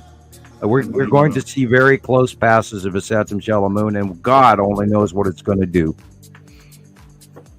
We don't have any knowledge of the base cloud of a close pass. We have, we've got an idea. I got some pictures today of the bubbling that is going on, and I'm going to have to put a collection of those together because I only got 2 or 3 today. But it's woohoo! Here it comes. I don't want to imagine, Sam, me neither. What it's going to be like to have basically a third moon in close proximity to us. It's going to mess with our mood. So be prepared, guys. As the Saturn's moon will come closer and closer. Yeah, tidal. Those mood swings, those feelings of hopelessness, all those feelings that we have. Body aches, nausea, seasickness, ears ringing, be prepared headaches. for that. And remember that it's external. Sinus pressure. Try to. Today I couldn't breathe through my nose. I was like, "What's going on?" Yeah, you will deal with it. If you're sensitive enough to be here and know that something is happening, you are gonna feel the effects of it very much so. And if you are suffering a point of melancholy or extreme hopelessness where you're just going, what the hell is wrong? Talk to somebody, go outside, put your bare feet on the ground, even off your front porch or steps or whatever, just bare feet on the ground, and then go out and breathe. And realize that it's not you, it's outside affecting you. Because we've the CMEs, even Jillian's been going on about it, and she's rightly so and happily so. There's a change and a transition in the electricity. And I was talking today about the Schumann resonance and everything in Maria in Alaska, and the Schumann resonance went whoppers again today. So remember, electrical events are occurring. This is partially what's going on. I mean, look at that damn storm that went through all of our Midwest all for the last 2 weeks. Highly, massively electrical, flashing, unbelievably powerful storm. There's flooding going on here in parts of Texas a whole lot. Yeah, in Houston, in East Texas. Yeah, it's nuts. Yeah, in DFW, Dallas Fort Worth. Mm-hmm. Yeah, I've been watching all. I got about 50 hours of watching all of that information and going on. I was watching over Rebecca's house while she was sleeping and stuff. I'd give her a phone call if she was in trouble. But she's living in Tulsa there, and it seems to go around her area because they do have some mountains. Fortunately, she's my neighbor to the north. I just drove through there about 6 months ago. If I'd known you then, I could have come say hi. So where are you in Texas? What generic area? I'm in Fort Worth. I'm in Fort Worth. Oh, okay. So well, have you got a carport where you can park your car under? No, unfortunately. Do you have a couple of grandma's quilts?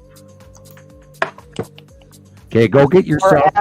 Egg carton is good too. Like I'm talking protecting your front and your back windshield on your car. You got to tie them on, otherwise they'll blow off in the wind. But you put a quilt or a camping pad or 2 camping pads if you can afford them. They are on sale at Walmart right now, camping pads. And they're long enough, and if you put 2 camping pads on the front window and 2 camping pads on the back window and tie them down under the car and over the car with rope, you can protect your windshield from being broken out. Yeah. Or 2 of grandma's quilts and tie them with rope, otherwise they'll blow away. And that way you can save yourself about $1,000. Right.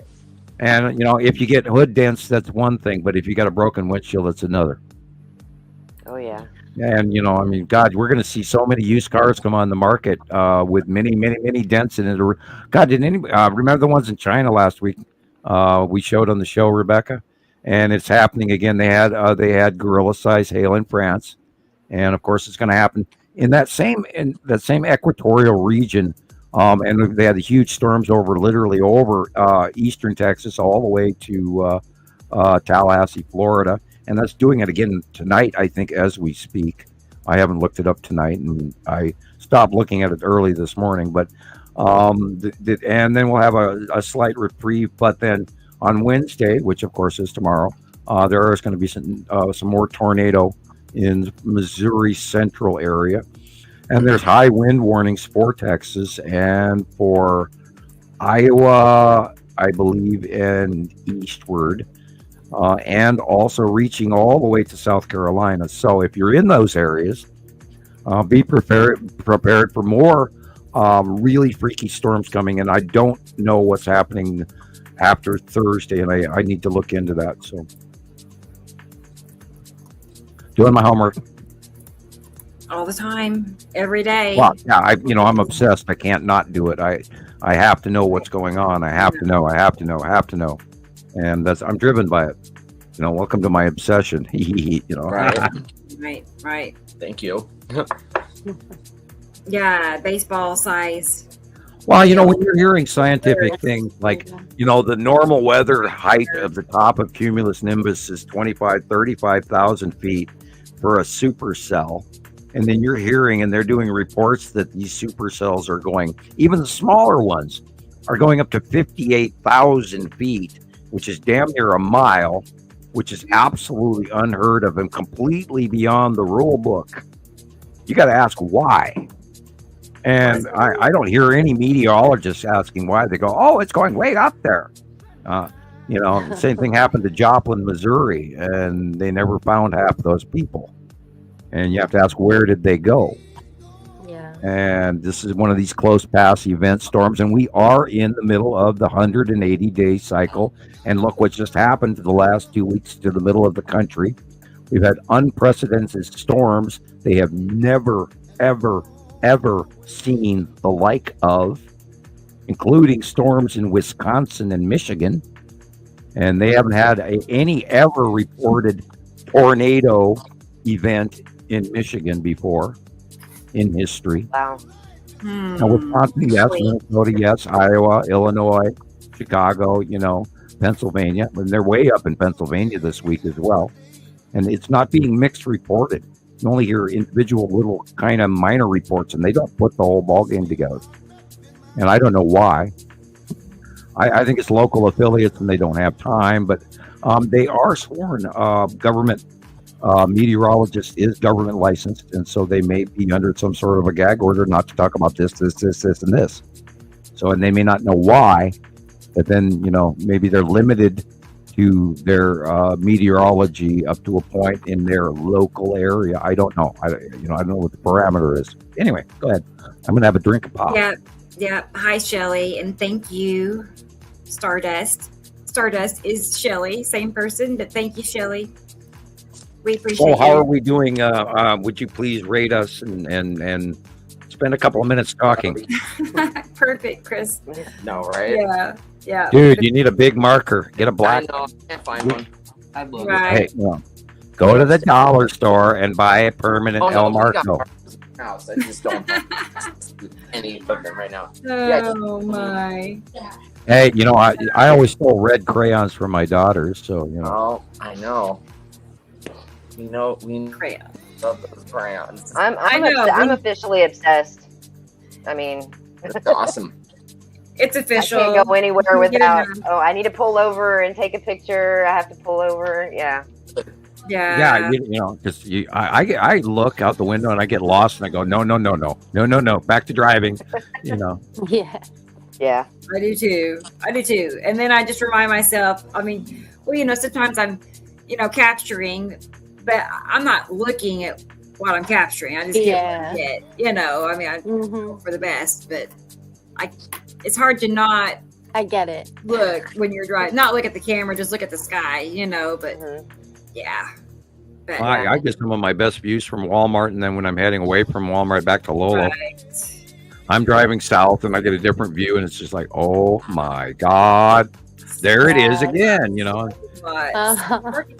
I mean, this is, it's absolutely insane. This is the coolest freaking thing that ever was. And I have been watching it since, I started watching some of these events in 2009, like the early arrival of the Texas Cube, which nobody even believed was real in 2009 when I got space captures off of Google Space, and I was talking about it then. And then we're going, oh, it's the Borg. Anyway. And then arrival in 2015, and that's when it became publicly known that it came out of a wormhole over Texas. That's why it's called the Texas Cube, because where it arrived.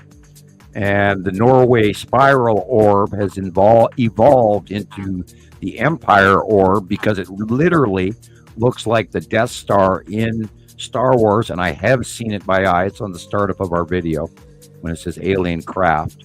That is the Empire Orb, and it's massive. It's literally moon size. That one.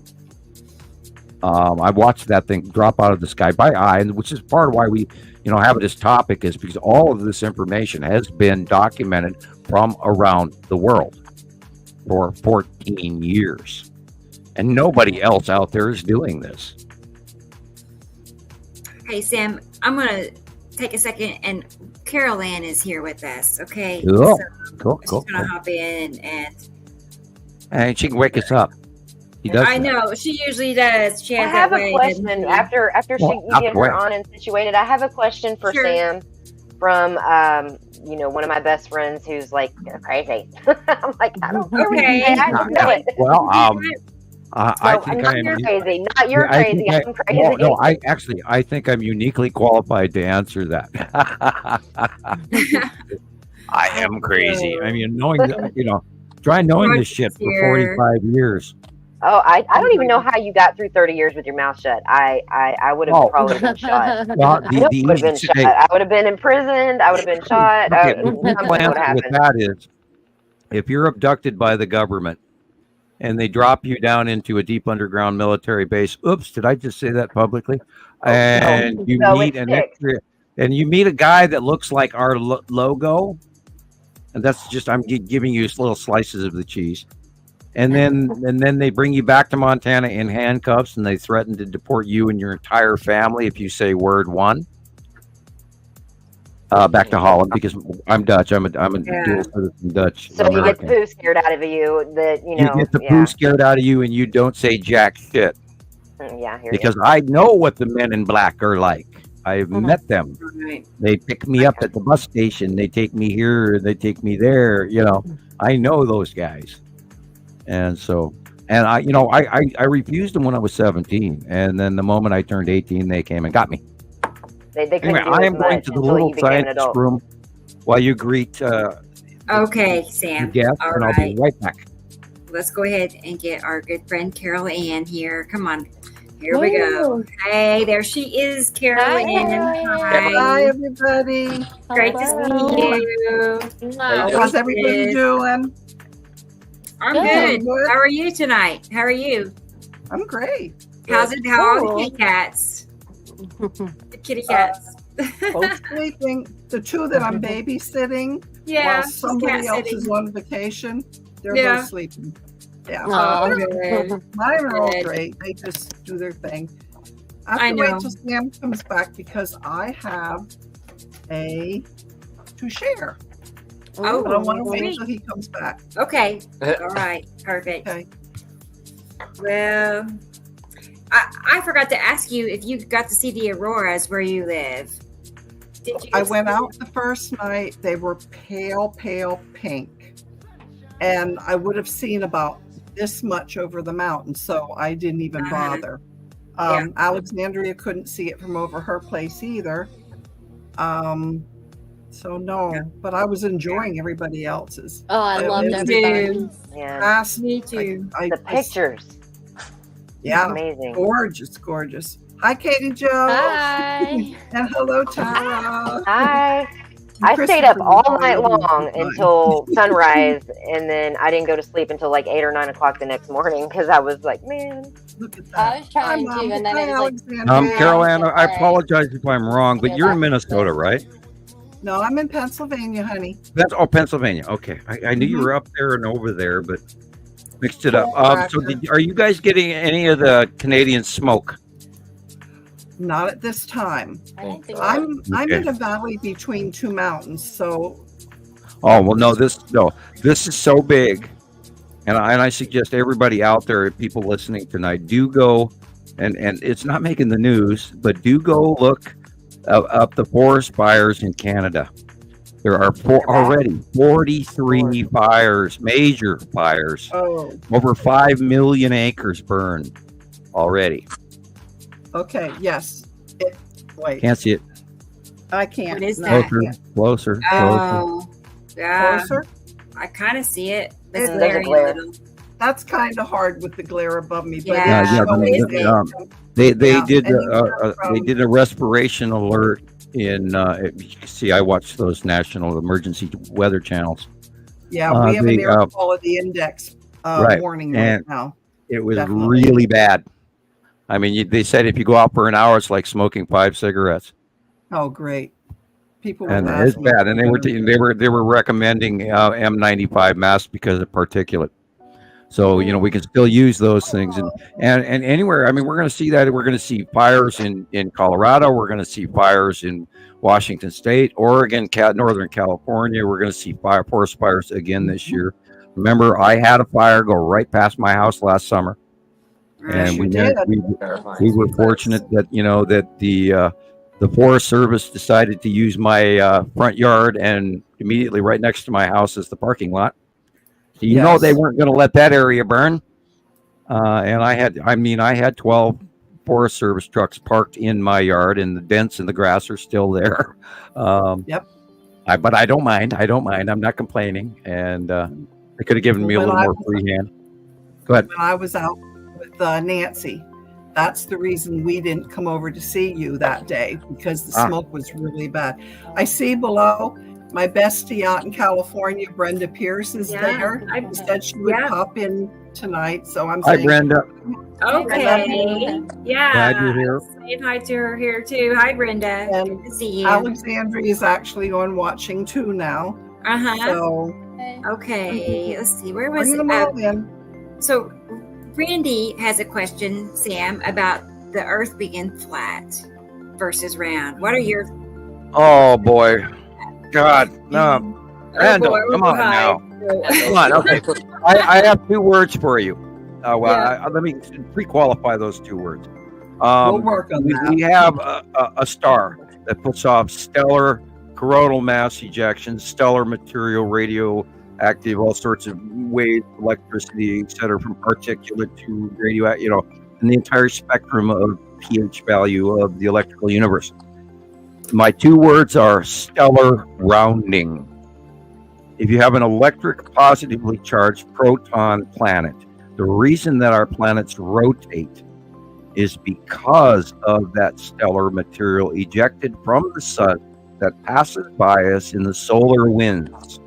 Therefore, any positively charged electrical north-south pole electrical proton planet rotates on an axis and becomes round. It's that simple. If it was flat Earth, we'd be dead, because we'd be negative and we wouldn't have any life. And not only that, we are not in some sort of on a chessboard in front of ET looking at us in a fishbowl. Don't even go there. If you do that, if you go there, you're shutting your mind down to the vastness of an unbelievable distance of our multiple billions of galaxies. I'm not talking our galaxy. I'm talking about billions of galaxies, which has each galaxy has millions and millions of solar systems in each galaxy. So don't think that we're on some flat something stuck in between, which they also call what's that word? I always have trouble remembering that damn word. The firmament, which sort of says like we're a bunch of ants in an ant farm. And the moment you're going there, you're going into this very small-minded, non-scientific, non sequitur, as an old Star Trek quote would be. You're limiting your science in so many ways. And I feel sorry for you if you even remotely believe in flat. It's not 1444. Flat Earth was disproved a long time ago. Anyway, and I don't mean to be crude or rude in any way. I'm giving you the facts. Stellar rounding. I know. I mean, because I've looked into it years ago. I know Taylor's been up and down it. Alan, we all have. We've all had our turn. Yeah, and we can so work I do know that the evidence that they show is. We just had a Towhead cameo there. Right. Yeah, I have mine. Mine used to be that size. Now they're bigger. She wanted to pop in and say hi. I've been teaching her this as a learning. Bring her back and let her say hi. Actually, officially. Yeah. Here, come say hi. My name is. Well, Hi, you how know, are you? Or It just wave. dawned on me she's young enough that if I teach her about Right. this now, she won't be so indoctrinated. But Right. they can see you. Say No, hi. wave. Let's see here. What's her name? Tell us her name. Eliana. Hello, Eliana. Eliana. Aloha from tropical Ready. Montana. Hi, I'm I up Eliana. can't here. hear you guys because I have an earpiece in. That's why I was trying to put it in her ear. Okay. Well, tell her But she's aloha hi. from Montana. We're waving. So, I you know, love so her. I teach love her her about kitty this cat now. too. If she doesn't learn about this now, she won't have the opportunity to maybe see them as they go away. Okay, well, So- 83% of all Right. solar systems, 83% of all solar systems have 2 or more stars. 2 stars, 3 stars, 4 stars. These, yay, big heart. And each of these stars have groups of planets, and ours is a balanced system. We are the smaller solar system of a larger secondary Hey, solar you're system. on camera, baby. And so those other planets is where the Anunnaki, the tales of the Sumerians, the gods come from. The rulers, early rulers of Egypt, all of the earlier dynasties of man that we can't explain, and all the early technologies that we can't explain that exist all over the planet. And every 3,654 to 4,000 years, they pass and we cross past each other. And we rotate around another larger object that holds the 2 stars, but that's another tale for another day. So, knowing that the binary system is and always will be, we are non-paradoxal.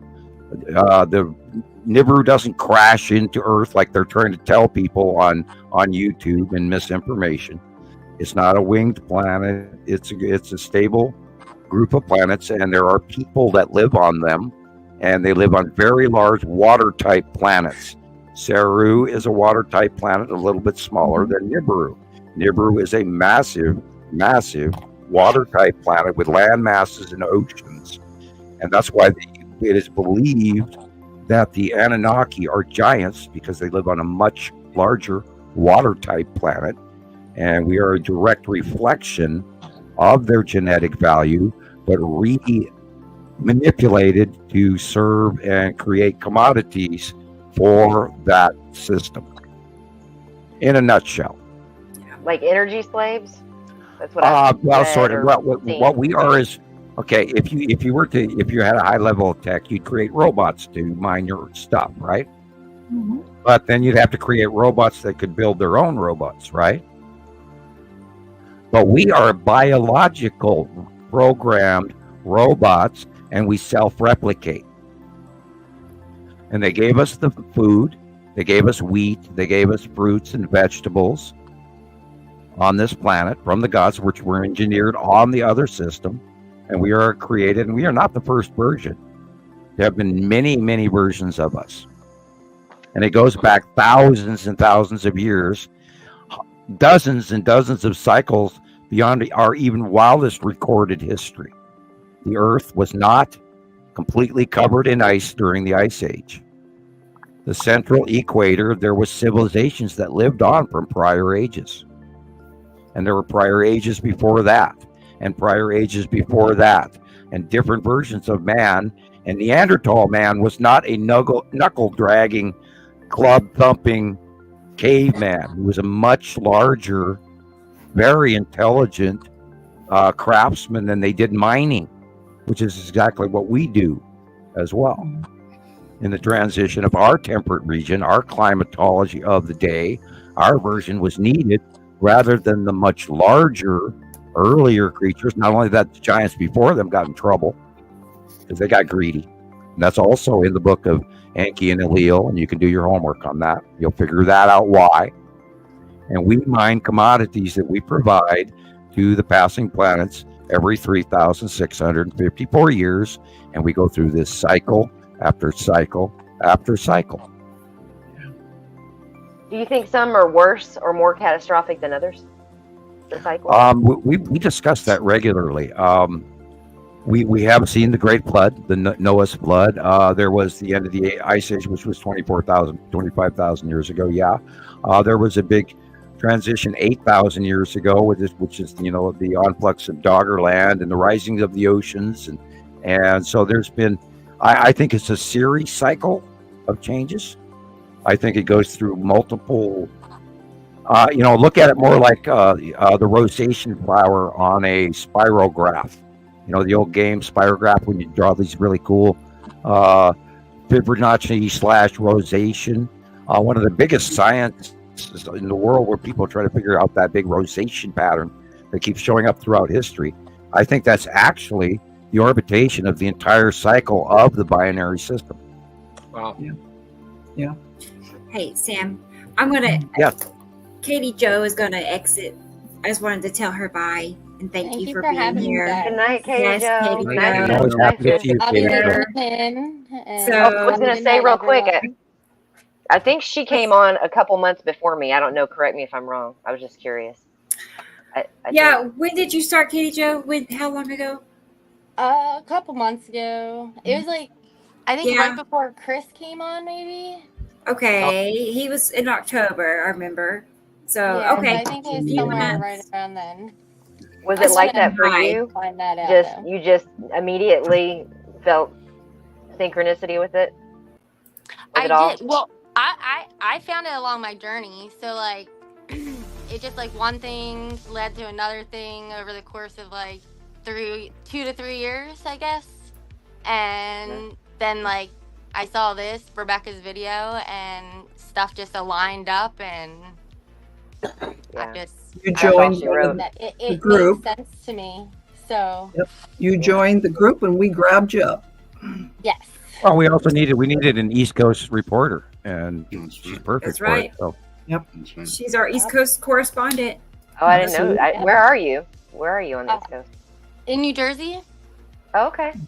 Yeah, right across from Philly, right by the bridge.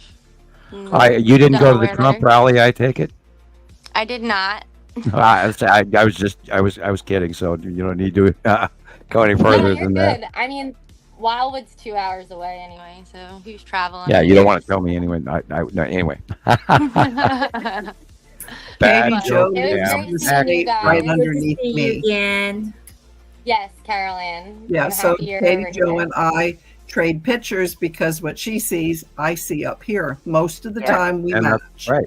Yeah, we do that a lot where, here in Montana, we ask people in North Dakota, what do you see? And I've asked people in Minnesota, and then we talked to people in Chicago, and then we saw people in Pennsylvania. that's where we saw one of the first close asteroid passes in, I think, 2018, where we actually went down and documented, which was, because we didn't really think they passed that damn close.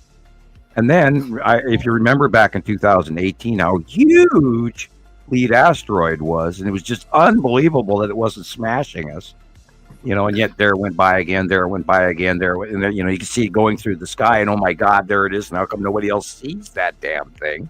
I mean, it's big, Yeah. it's huge, it's circular, and it's going across the sky. How do you miss that? Yeah. You actually And can anyway, we feel- documented that phenomenon, and ever since then, we've watched, the superstorms from the 180-day cycle, and it happens over and over again. And I'm amazed that it hasn't gotten out yet.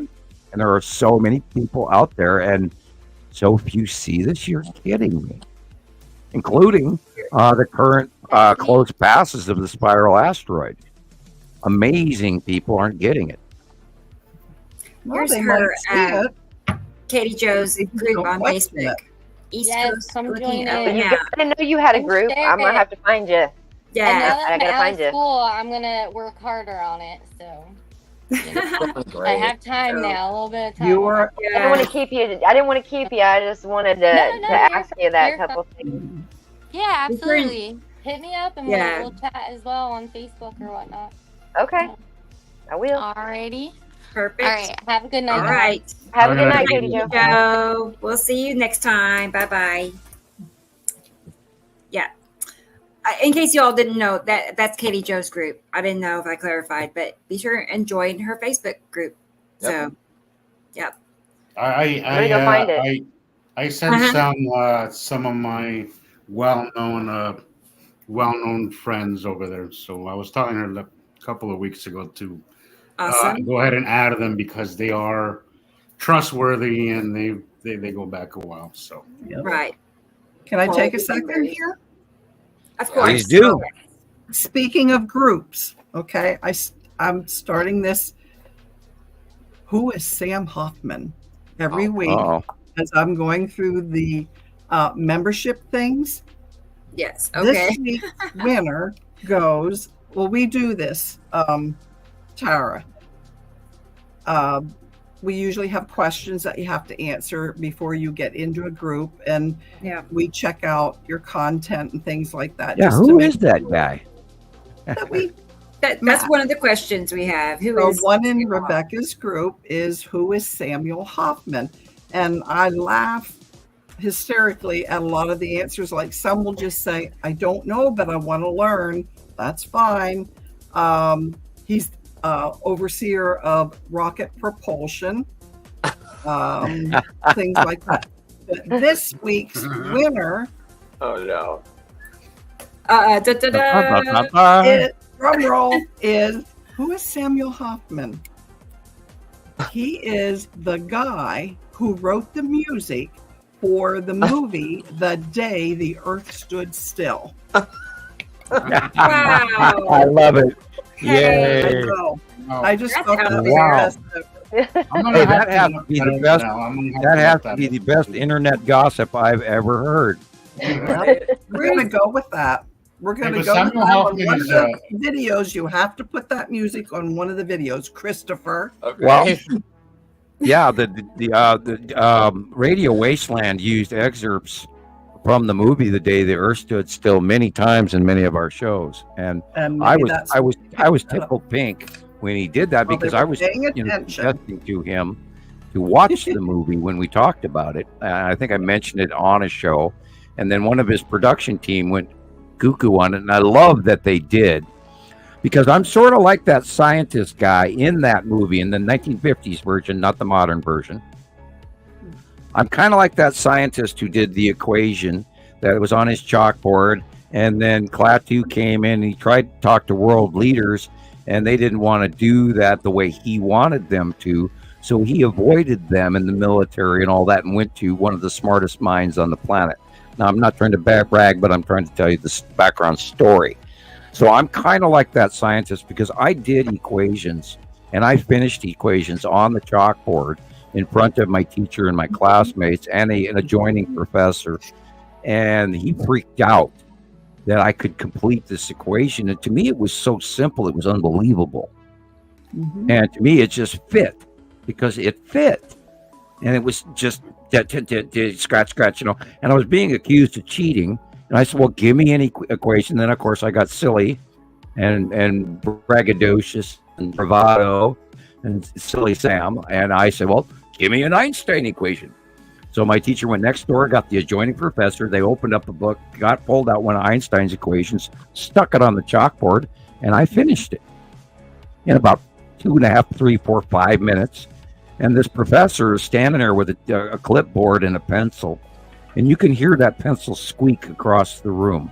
And you can see the bending and the cracking of that pencil, and the sweat pouring off his head as he feverishly attempts to copy the equation.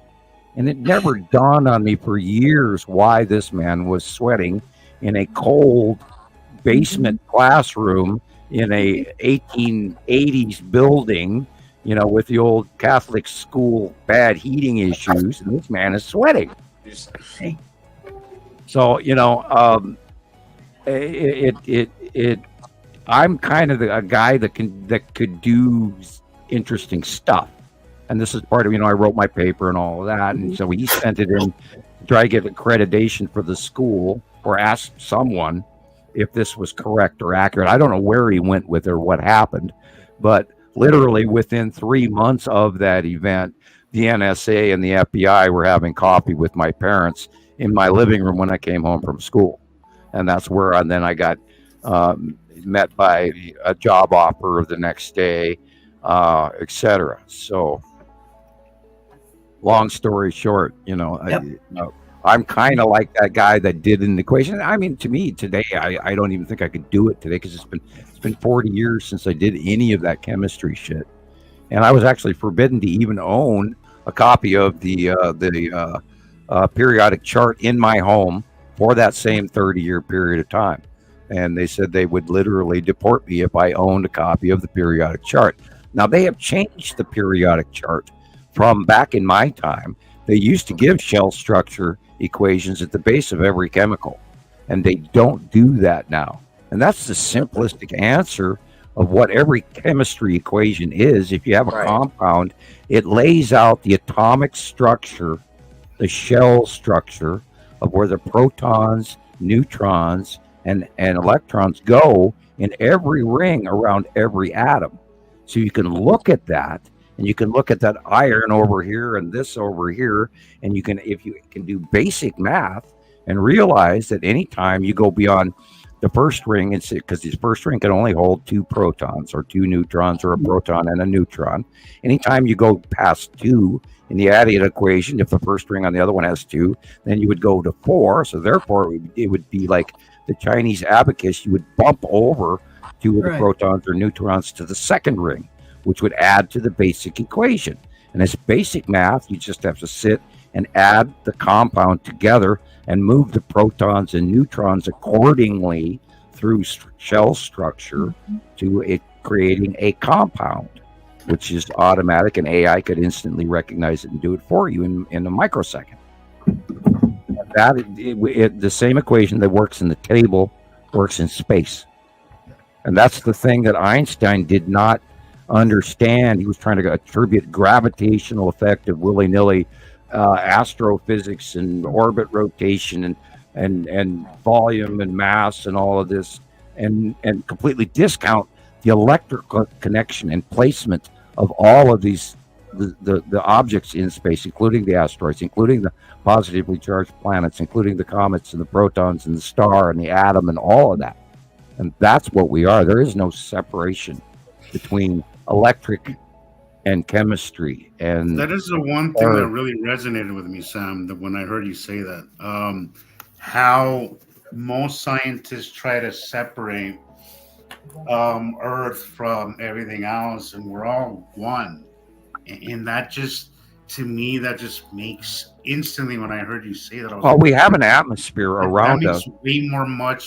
It makes way more sense than separating because we have an electrical magnetosphere around us. We hold our atmosphere, our air, our oxygen, our distillate from all that around us, gravity, where that came from, ground, water, rotting this, methane, ozone layer changing, all of that, the goods and the bads, the oxygen 7, oxygen 11 in the upper atmosphere, etc. All of that is chemistry equations of what we are, and that's all held in by our electrical magnetosphere. It's an electric ring around us.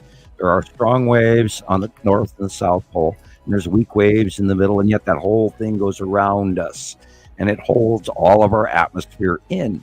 That's why Mars does not have a huge atmosphere, because Mars's core has slowed down.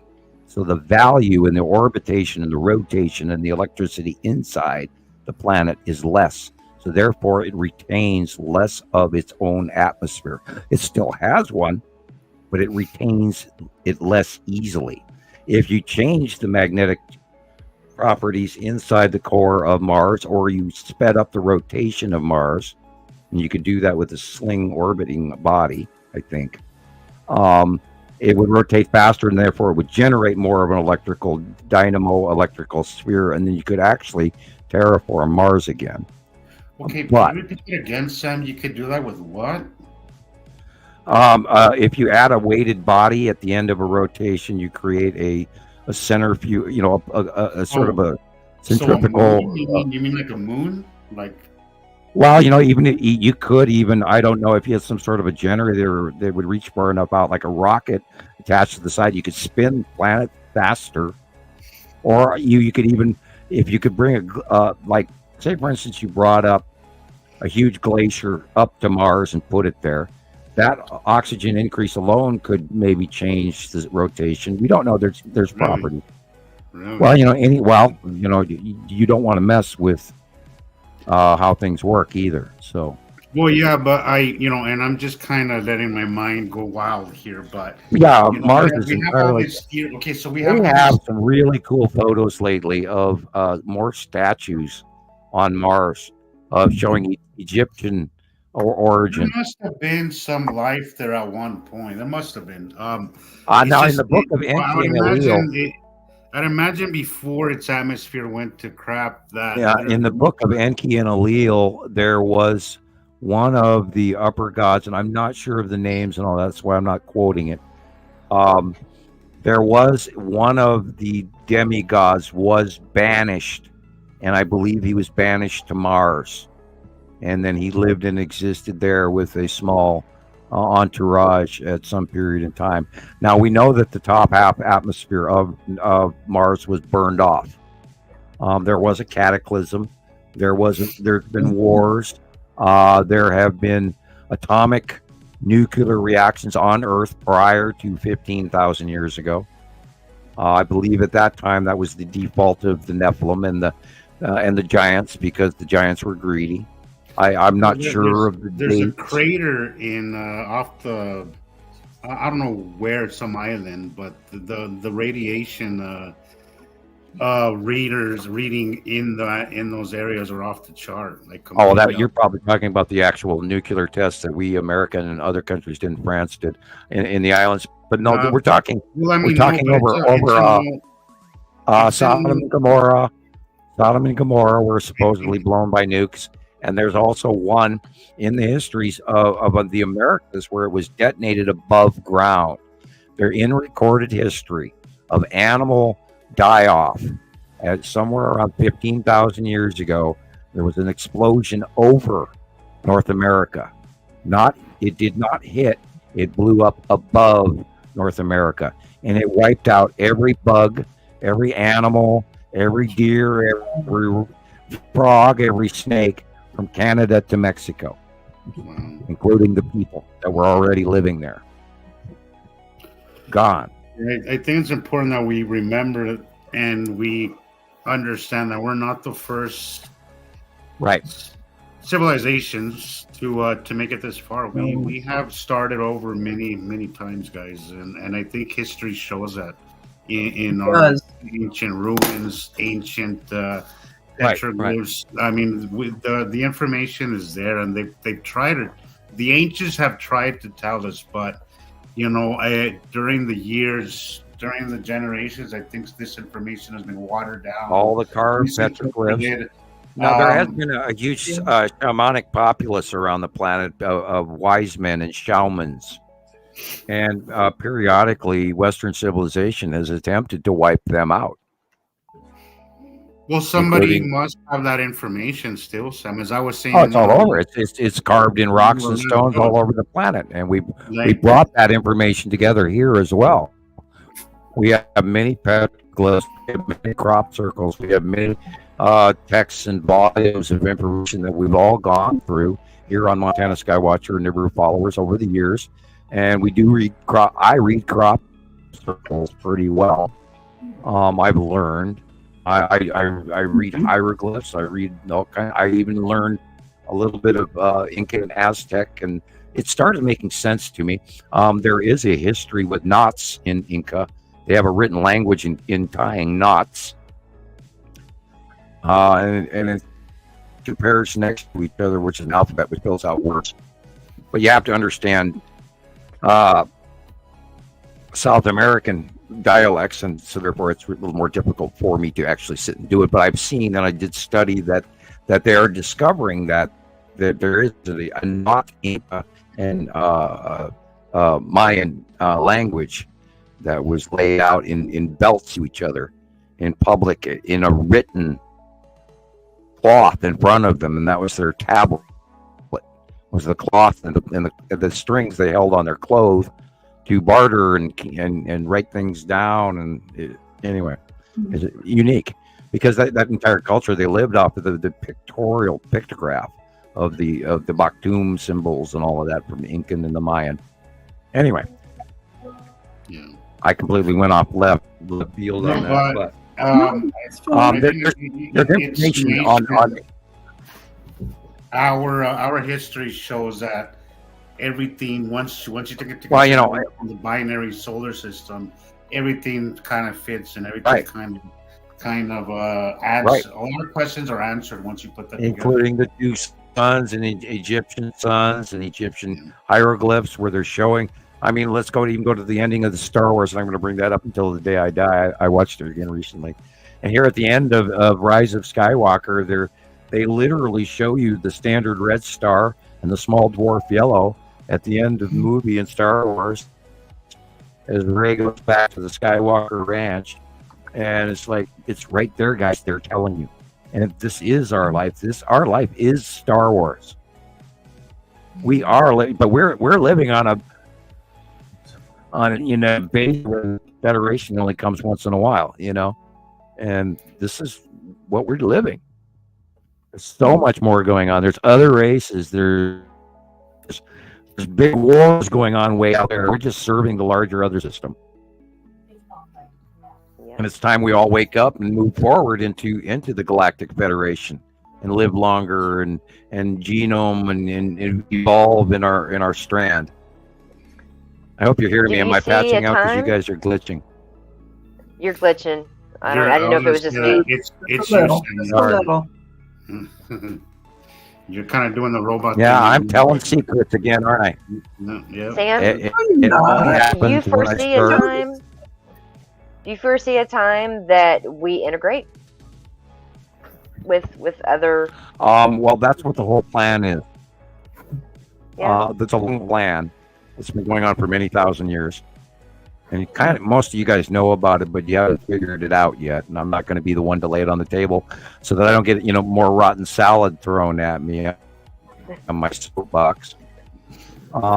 There's a long laid out plan and an evolutionary process that has been embedded for missions to us, and only a short time to them that we are going to.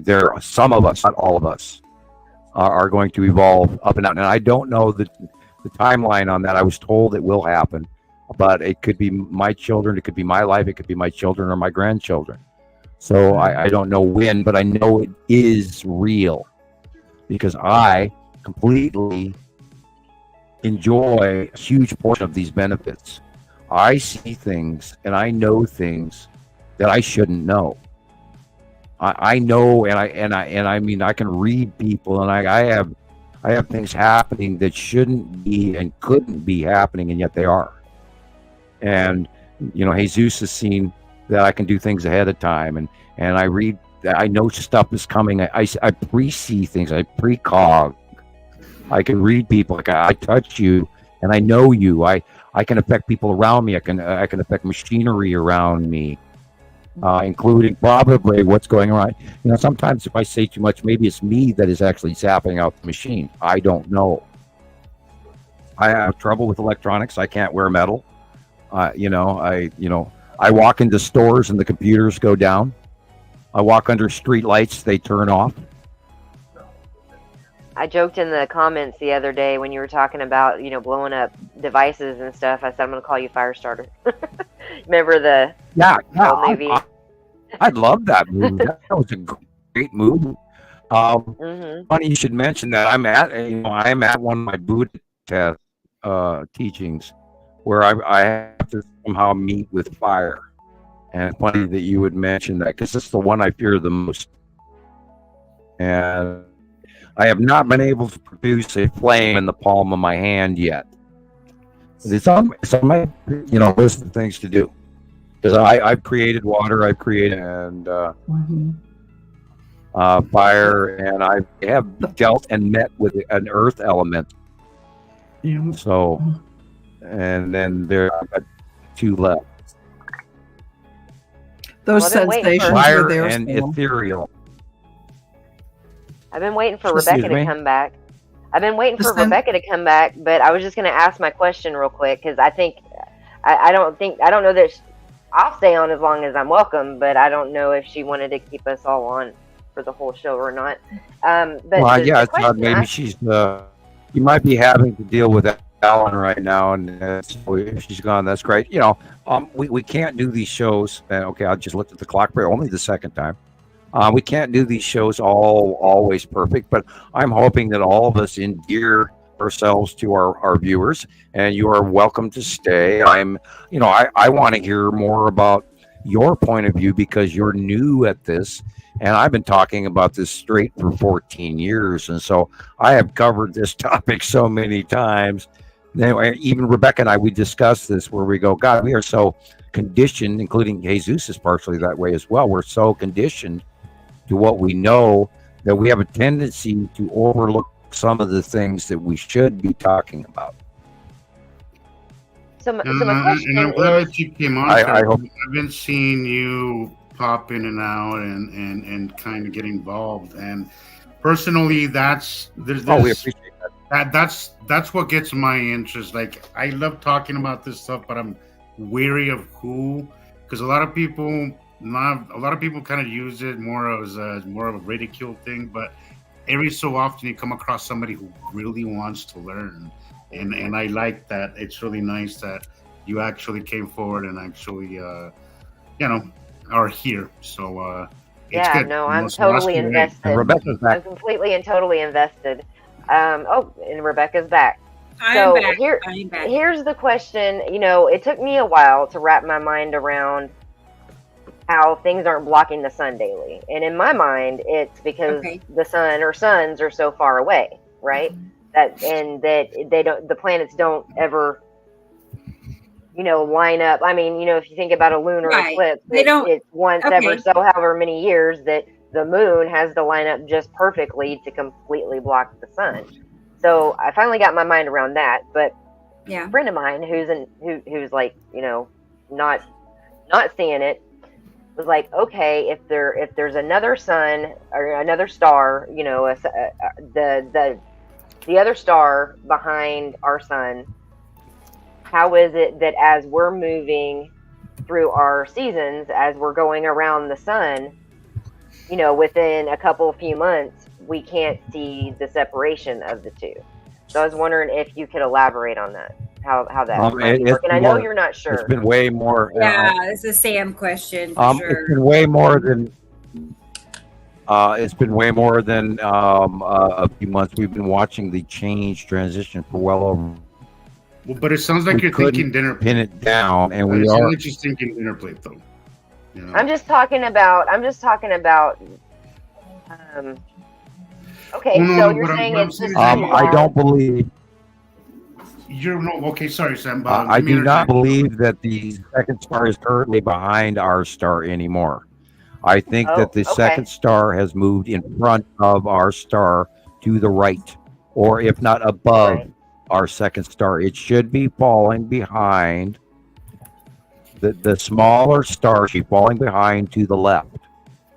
The larger second star is shifting up to the right. And I think, and we've seen some examples of that from South Africa, from Australia, and a couple other places at the equator, that we believe that they are separating, but the larger secondary standard red star is outshining our smaller dwarf yellow star in their current proximity. When they separate farther apart, we should see the second sun appear somewhere, either above or below, depending on where you're located on the planet. We should see it somewhere on the left-hand side or underneath it soon, or above it soon. Not on the right-hand side.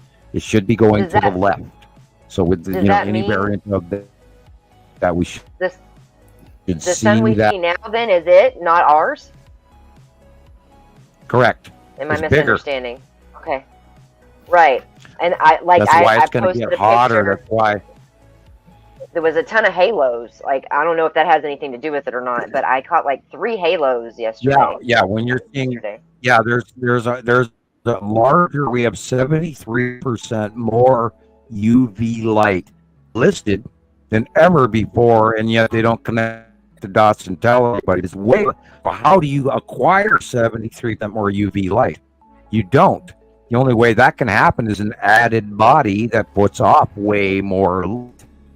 And they completely went by that in 2012. So we You can't see know that solar the sun storms. is rising. Here's an example. We know that the sun is rising in the northeast sky currently. Now that is Setting not different, too. supposed to occur in summer. It should be due east year round, but it's not. Okay, that's the way it used to be. And prior to 2011, always due east. Currently, sun is rising in the northeast sky, and it is also a month ahead of summer solstice. So that solstice is even wrong. So it's happening now.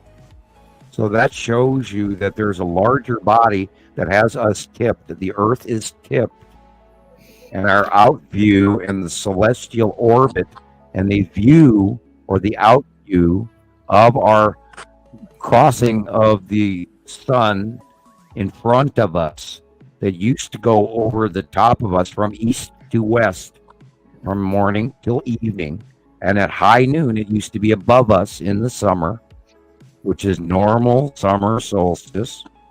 The term high noon has not happened since 2011. So it is rising from the northeast sky, going to the eastern sky, going to the southern sky, going to the southwest sky, and setting in the west. The axis of our it looks like it's outview heading northwest has here changed. today. It's definitely Yes, off. it's way ahead, way ahead of summer solstice. We're in May. We're not in June. And it already happened. The whole cycle is off. It's all wrong because we have a second larger star. Our orbit is wrong. Our axis is wrong. Our summer orbit is wrong. All of this is wrong. That's why. Because there's a larger body affecting all of us. Now, we're not going to lose our placement. We're not going to gravitationally change because we're electrically. Okay, you guys are frozen up. Am I talking or not? It's We hear you. I hear you. You're fine. Okay. Let me I add get a lot something up to there, that. I just know. If I may, let me add something to that. Tara, it sounds to me like your friend is thinking. Okay, so you said that. What his theory is that why won't we see the second sun if we're orbiting around, but we don't. Yes, orbit exactly. we orbit behind in a spiral. We're always behind our star. We're not. Think of our solar system not flat, but more sideways, right? Okay. We're always tracking behind the sun. We're not on a flat dinner plate. So we don't go around the sun. We just get closer and further and closer and further. Yes, Hey, Rebecca. we course through behind our star. So we're always playing catch up. Rebecca, do you have the spiral orbit model handy? Yeah, So so I that's think what I that's thought where I saw you're. recently, and that makes more sense to me. Exactly. There we go. See here. Yes, this is a perfect example. Thank you. So we're not going this way. Watch. This is what's really happening. So This was what's wrong with Einstein, and this is what Samuel Hoffman wrote a paper on in 1978. so we're always So behind let's our ask this star. question. We're always behind our star. We're not rotating around it. So this is the old model, right? This one right here is the new. This is what's the really happening. Right? correct model. Yeah. This Okay, is what's so- really happening. But We're going around. now it, you but have it's to also add- moving outward. Now you have to add a second star. behind that. Sam, I And don't, then a I don't know if you spiral remember rotation. in the comments This of is one a few star. shows back. This is mono.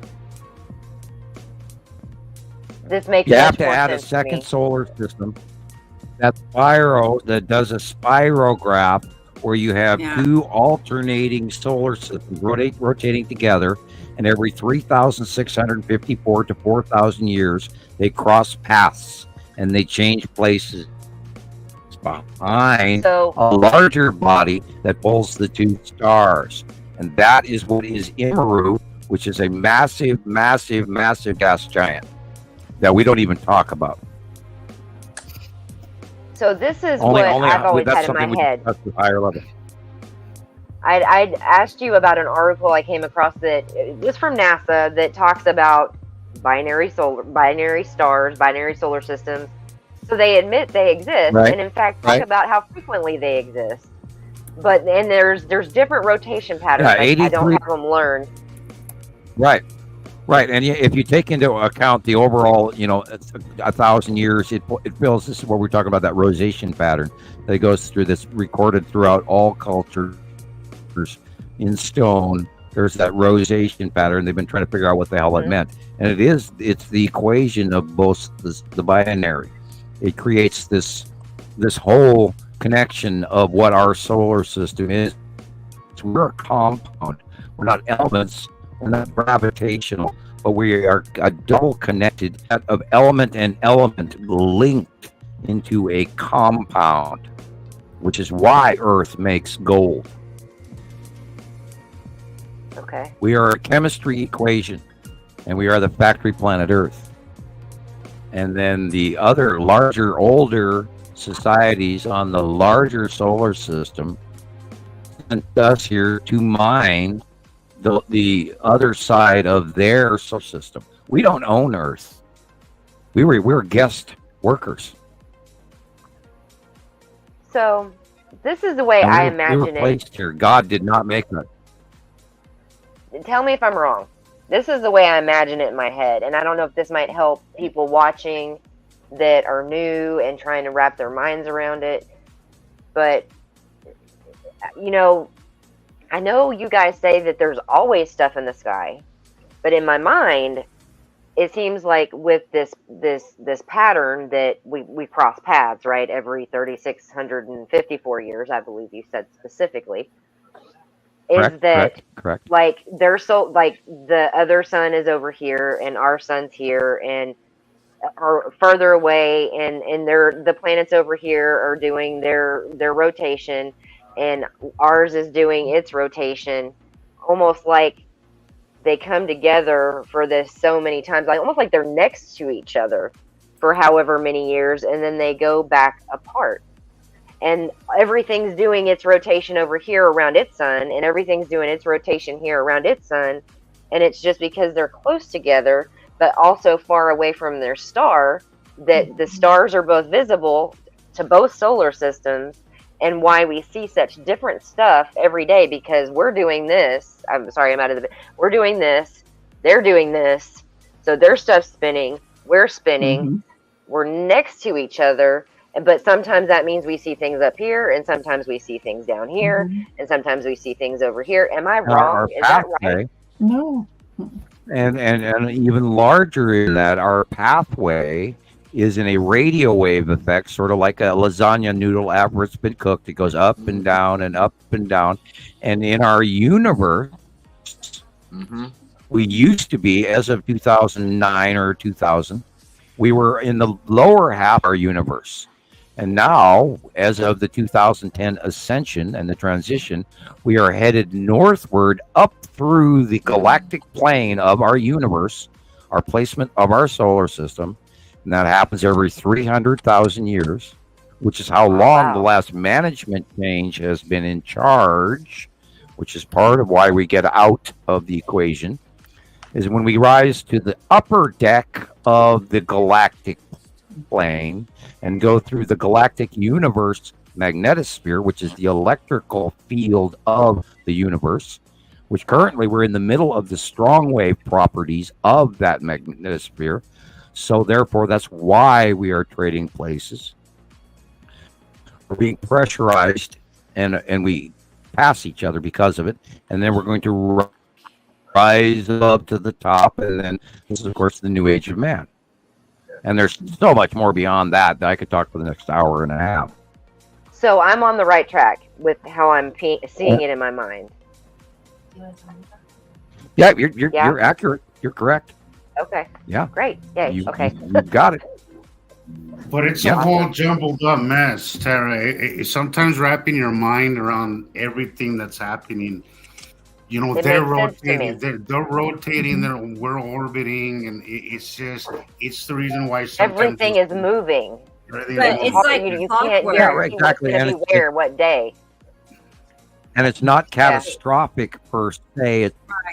It's not paradoxical where the planets get destroyed, because it's doing this since the dawn.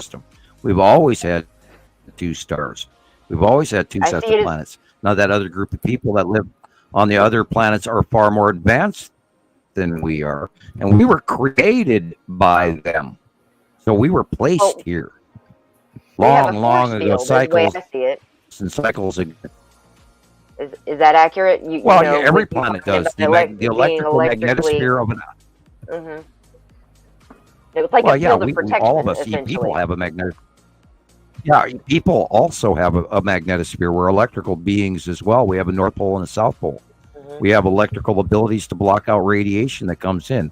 The more enlightened you are, the more your brain works, the larger your magnetosphere becomes. The more enlightened you become, the smarter you become, the less you age, because you're blocking out the negative aging process of the sun. It's all connected. You figure that one out. And I've studied Buddhism.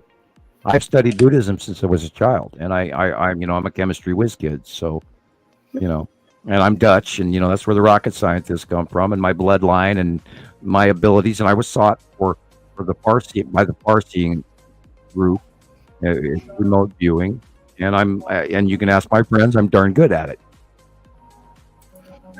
There's a question, Sam. Can we discuss the age slowing process? I want to talk more about that. Well, for instance, let's examine why is the planet of passing collecting a certain type of commodity that is grown on Earth and nowhere else in our region of space,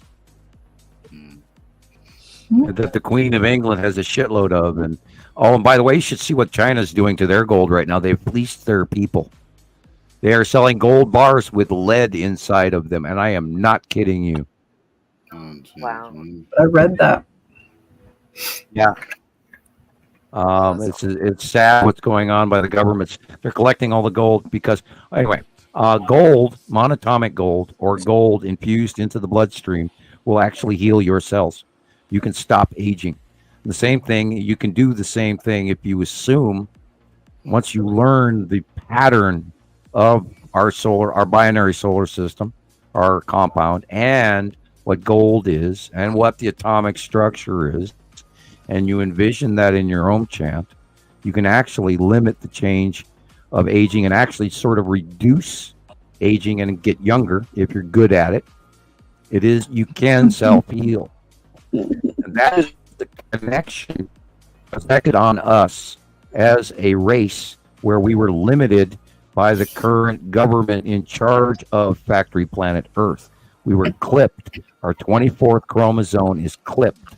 So therefore, we do not self-heal readily. And you have to learn how to turn that on in a phantasmal or spiritual connection that will complete your 24th chromosome and change your binary helix to a multiple helix group and evolve. Yep. And there are ways to do that through Om Chant. Go ahead. Don't give all my secrets away. I can barely hear you. What? Oh, okay. I promise. Tara. Hey, and I didn't even charge no money for that. I know. Dude, what am I thinking? Tara, just out of curiosity, you will not. Here, hi, Sam. Get young. I have to ask her. What? How old do you think I am, Tara? And you won't hurt my feelings. Somewhere around 50. Thank you, darling. I'm almost 71 years old. What Sam is telling you is correct.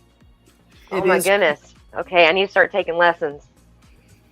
No, I've been doing this for 20 or more years in my studies. What Sam studied, I studied a lot of too. So what he's telling you. Yes. Yeah, when I got my connection in 2010 to the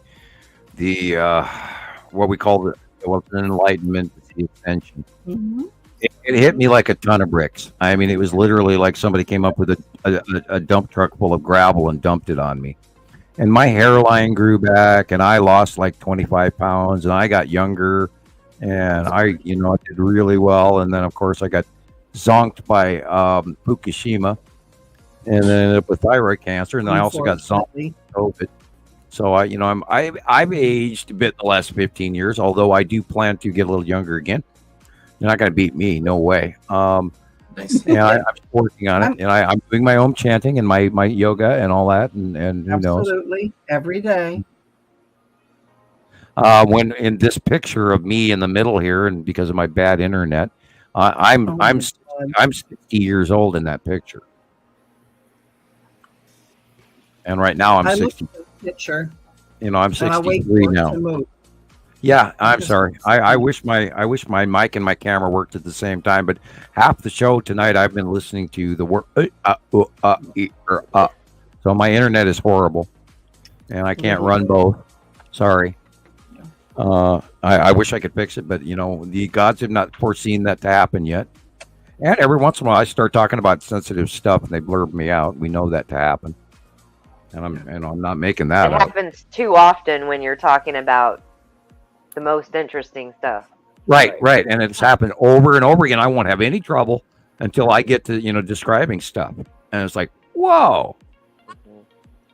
So we're going to have to wait till Comic-Con and like I always say that, pardon the expression, and I'm not really meaning this, but if after post shit hits the fan, we'll all be standing in front of the fireplace and I'll tell you all the secrets over coffee, I promise. I'll have my tablet ready. Yeah, like where'd you charge that? And you better hope I have solar panels by then. Yeah. And they don't get fried by some, Carrington event or Carrington event. I always switch those two names.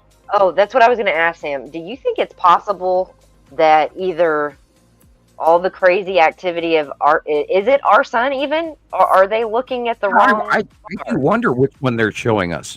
I do. And, because that information only goes up, and I know that they're not giving us the fact that they're both there. We've seen evidence of it. Is it affecting ours? Oh yeah, they're still thread attached and arguing with each other. Now we noticed on arrival from 2010 to 2012, there was all these major backblow CMEs, and you can look that up. The backblow CMEs of 2012, when the two suns went into co-orbit with each other, which I thought was odd. And there was this discharge between them. And then right after that, our sun and the coronal holes and the normal facial activity and the normal 11-year solar cycle of the sun completely changed. Just went blah and just died. And all the scientists were going, oh, what's wrong? And that, we heard people say, oh, our magnetosphere of our sun is dying. And the internet went nuts over that for the longest time. Oh, our magnetosphere in Earth is doing something wrong. I remember that. Okay, and that's all because they don't understand what is going on. The magnetosphere changed because our star's magnetosphere changed because it was enveloped by a larger magnetosphere of a larger big-ass magnet. And those two they're cohabitating, but every once in a while they attract. And then when they get to the end of the cycle where the planets and the rotation changes, then they repel. And that's what they're going to do. It's like the Scotty dog game where you have little magnets and they walk up to each other and the other one turns and walks away. That kind of thing. It was an old kid game in the 60s. Anyway, so we watched the cycle. We have seen backblow CMEs that were bursting to the left for, the last year and a half or so. And then all of a sudden the solar activity increased and went to semi-normal. And now it's in heightened behavior that we've not seen in a very long time. And I think that is direct representation of the larger star moving to the right, and the activity will be between the two, somewhere below or above or to the left. The connection between or the reaction between the two stars will continue until they get far enough apart from each other and then go about their merry way. And then once they leave, the larger star may let go of our normal planets, which are protons, and because they're electrically positively charged, and once that second star leaves, we'll go back to normal, or maybe not. We don't know what happens each time the transition occurs. We know there's tectonic plate changes. There's inner core, the magnetic iron core of Earth changes from proximity of these other larger bodies, where we pull at each other, we give and take. We steal ions, we add this, we pull it. Every time they pass, they repel, but yet they pull at each other at the same time. There's this give and take. Because I believe they're oppositely charged. That's why we don't steal planets from them. They don't steal planets from us, and we don't crash into each other. We electrically repel. When that opposite body gets too close to our opposite body, they electrically discharge and push each other away. Is that what finally sends them off into the distance for their it actually journey just back lets- and back around? It's like a waiter and a waitress. Each of them is carrying a tray. One has dirty dishes and one has food going out, and they're really both carrying a weight, and they bump shoulders. And because they've got restaurant employee uniforms with rayon, they just sort of slick past each other. Makes sense. You bump shoulders at two ships passing in the night, and they're not going to go paradoxal because the whole compound is pretty stable. I mean, there might be minute amount of degradation, which we would call radioactive decay, which would also account for the object clusteroid group activity, including the self-illumination of the asteroid groups, plural. Could be a radioactive decay of the overall stable system, and which we would call a free radical electron group. It just depends on where you want to boil with your brain. And this is why I talk about astrochemistry and subatomic chemistry rather than astrophysics, because the chemistry in space also works here. What's out there is same as above, so below. Same thing, including the dimensions. There's a smaller dimension than us, and that's the particles in the small shade in our world, and we are the smaller dimension of a larger world above us, and we are a chemistry equation, and they call that shirt sleeve syndrome. We are a particle in the sleeve of a giant, which is where the scientific term, believe it or not. But anyway, so we're there are multiple dimensions, and it gets smaller, larger, and that's the chemistry equation building blocks of everything we are, including our universes and like cells in a larger body. We're giants to some and ants to others. Correct. Ants to some dimensions and giants to other dimensions. Right, and if you just go back and watch Carl Sagan's greatest speech, I mean, it'll show you how minute we really are. And they show Earth from way out in space, all at the end of our solar system, and then we're in this shaft of light. And it shows, and he says, only because of the luck of this shaft of light, but they didn't even realize what they were looking at. The shaft of light is the direct electrical thread attachment to our star, which is why we have our placement in the solar system. We're not gravitational. We're electrically placed, electrically connected, and there is a ion superhighway between all of the planets and our star. And if you include that, you can also go to wormhole technology and time travel and all of that. Wow.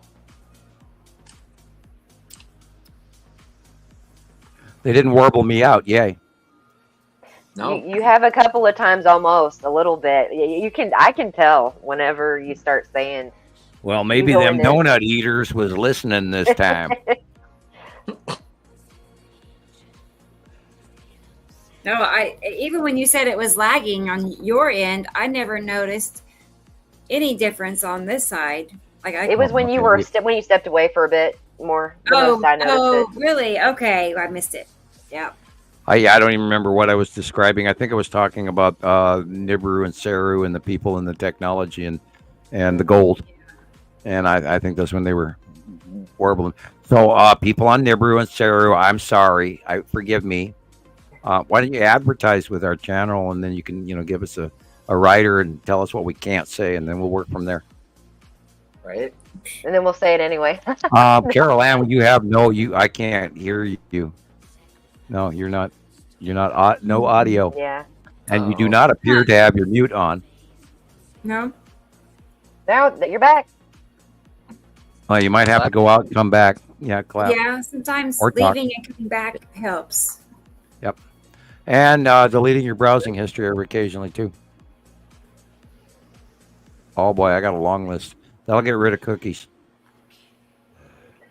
Flags to programs you link to, and then Every time I delete that, then you lose all your instant. Well, yeah, access. but I put my links that I want in my favorites column. Yeah, I and do that way too. I can constantly Right. delete. At least Are you I back? got to go off of. How's No. that? I think your microphone died. You check your plug-in. Yeah. Yeah, maybe your headset died, like you said. Yeah, batteries. Yeah. Hi, welcome to technology. Yeah. It's great and horrible at the same time. Yeah, self-healing. Yeah. Kaylee, I can answer that. Self-healing is grounding, Om chant, meditation, chakra tower, eating healthy, and listening to Mother Earth. When she taps you, she'll tell you everything you need is already inside you. All that knowledge is inside you. That's why Learned you're a lot here. of that this year. Yeah. That's why you're here now, because all the information and what all you have to do is once you achieve that first grounding where you turn on your brain, then start listening to what it tells you.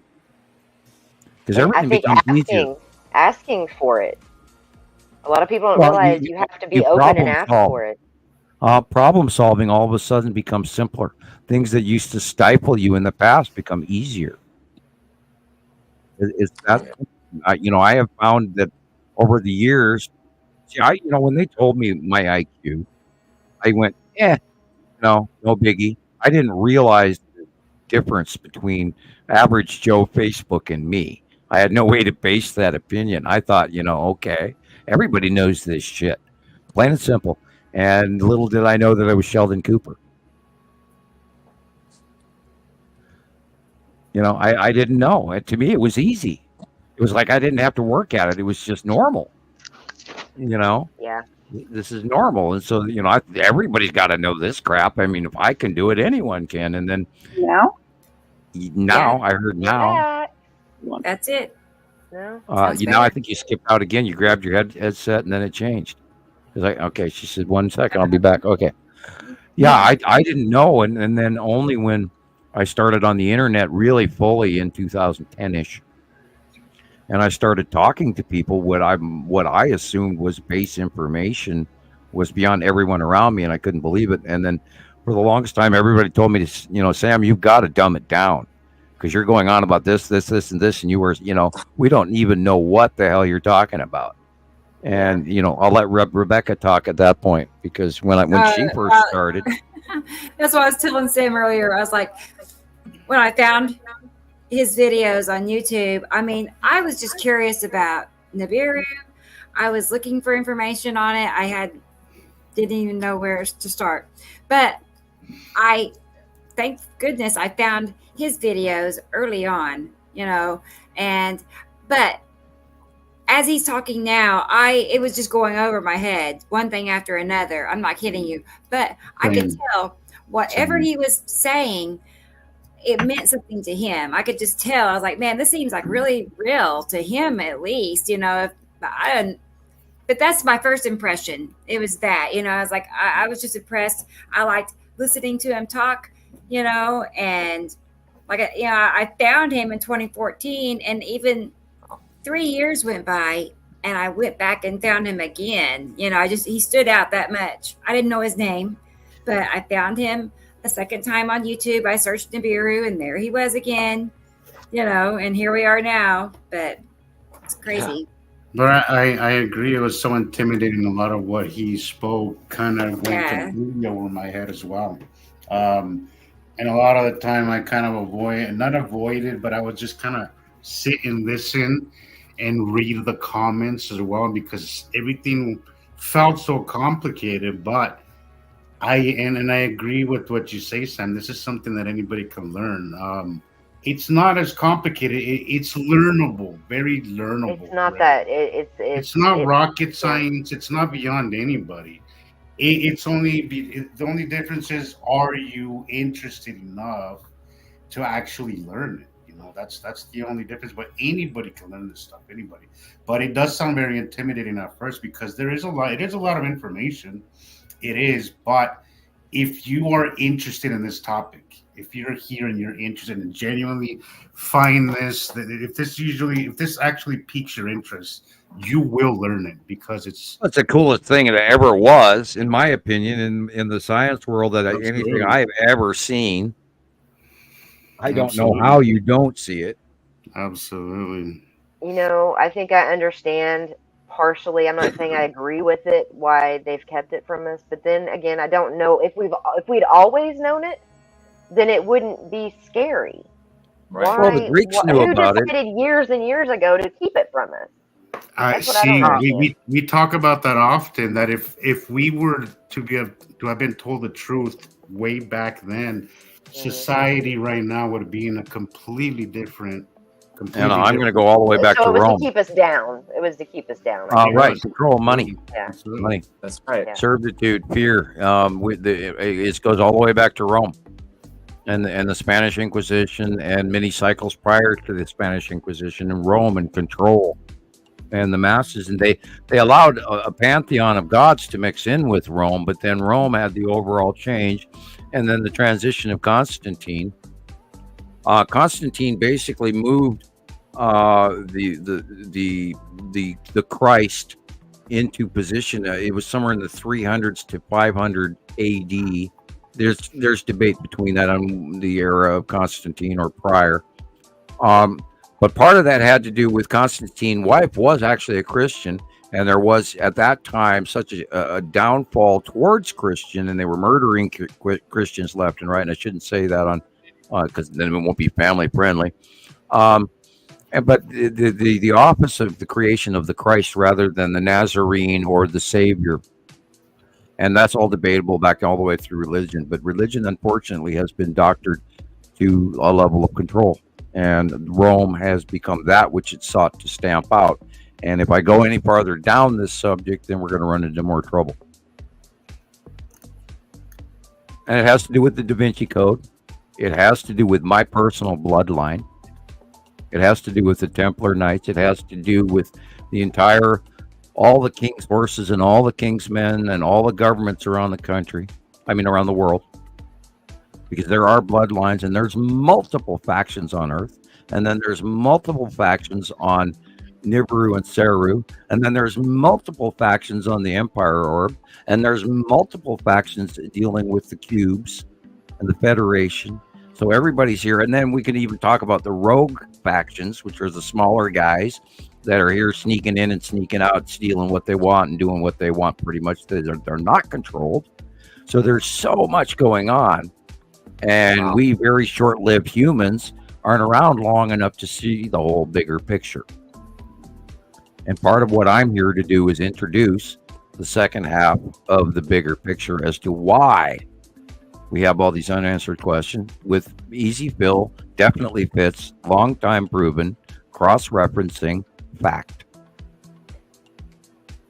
Do you think more and more people, the light switch is going to come on in this year? You were saying that we're supposed to become more enlightened. I'm told that I do have an effect on the future. And that, I was from somebody from the future. So I don't have any way to fathom that information other than one day at a time. And I have to move forward and I have to hope for the best. Because if this message is from the future, then that means I already did it. But I see it taking hold. Well, I've noticed that. For me, it was like a light switch went off.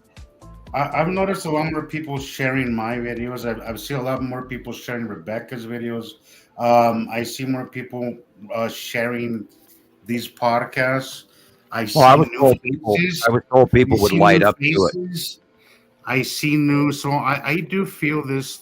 I feel that there's a lot of us that have come across this information with questions, and then when we hear it, it resonates with us.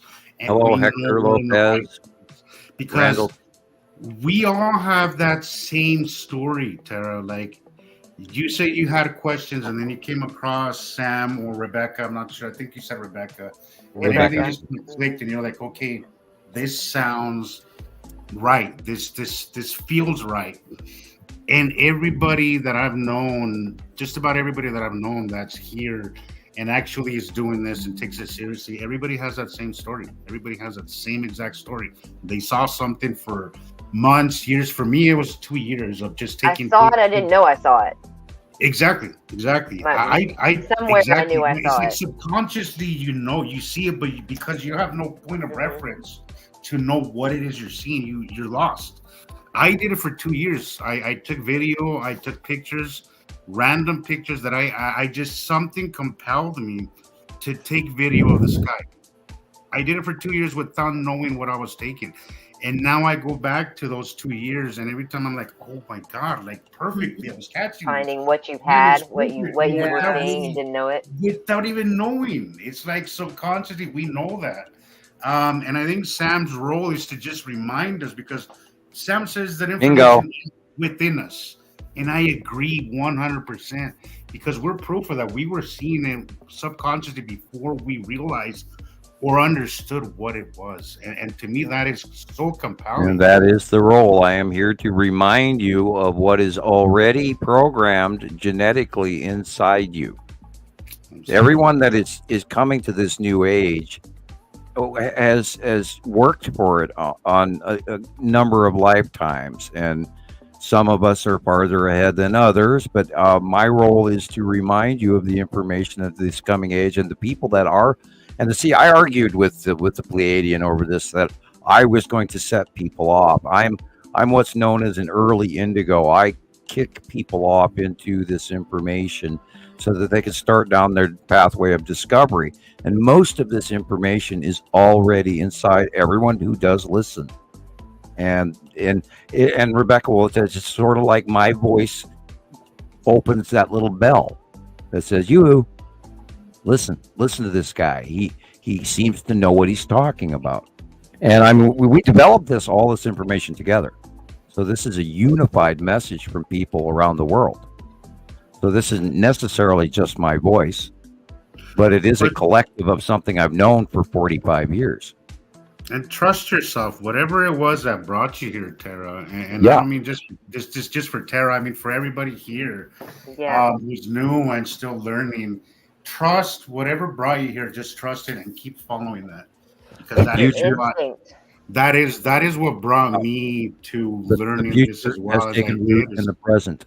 Yeah, this is the step forward. We went through the sixth seal with this eclipse. I am absolutely certain of it, because I did the research behind it and I looked into biblical terms, and I spent like 3 weeks looking this crap up. And I have 4 college credits in religion already. I've been studying religion all my life, and I am highly religious. I'm so sorry, you guys. I will be right back. I just need to go get something real quick. Yeah, you're fine. Go ahead. So the point with it is, for all the listeners out there, I mean, we are studied. We do know what we're talking about. We have put all the pieces together. You are, and they are, and all of us are doing this for a very, very strong reason. We're not guessing. We're accurate. We're factual. We're concerned. We're doing this for you. Christopher's here for the same reason. He found that bell. Carol Ann found the bell. Carol Ann's known the bell for many years. She's very good at what she does. She's required very little correcting over the years. And you have my respect, lady. And now I can't hear you again. Uh-oh. Oh, hey. That was an S-bomb. Yeah, I think I saw that. What? Not Carol Ann. Yeah, you have a wire disconnect between your headphones and your mic or something. There's something shorting out. But I can't stress this enough, guys. There's a certain level of learning. A big part of it is learning, but there Learning is curve, yeah. an element of something that's just beyond what you can see, feel, and touch. You kind of have to let go a little bit. You have to just let it talk to you. And then there is a minor leap of faith where you go, nah, this guy's full of shit. No, maybe he's not. And once you go across that, especially when you learn the light and you start looking, I can hear good for me. Okay, good. Okay. I've forgotten a lot of my American Sign Language, but anyway, the people that are supposed to hear this will, and currently I don't know why, but we are being limited in many ways, and so this is why I always try to tease everybody else into passing this on to the people around you. Pass on, as Yoda says, pass on what you've learned. Hey, I stepped out of my comfort zone and for the first time posted in my personal page a few days ago.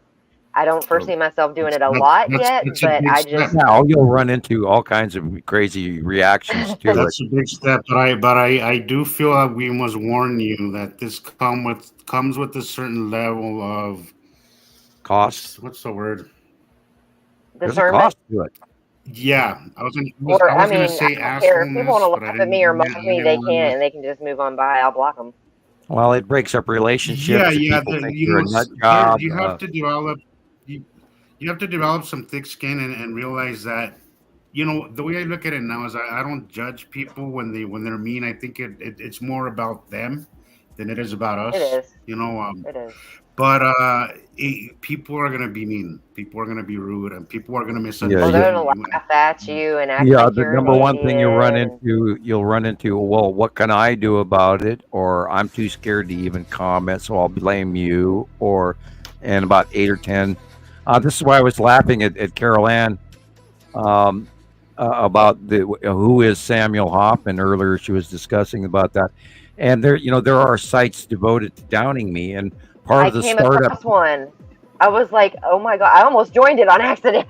I was like, Yeah, oh, yeah, no. and that's what they count on.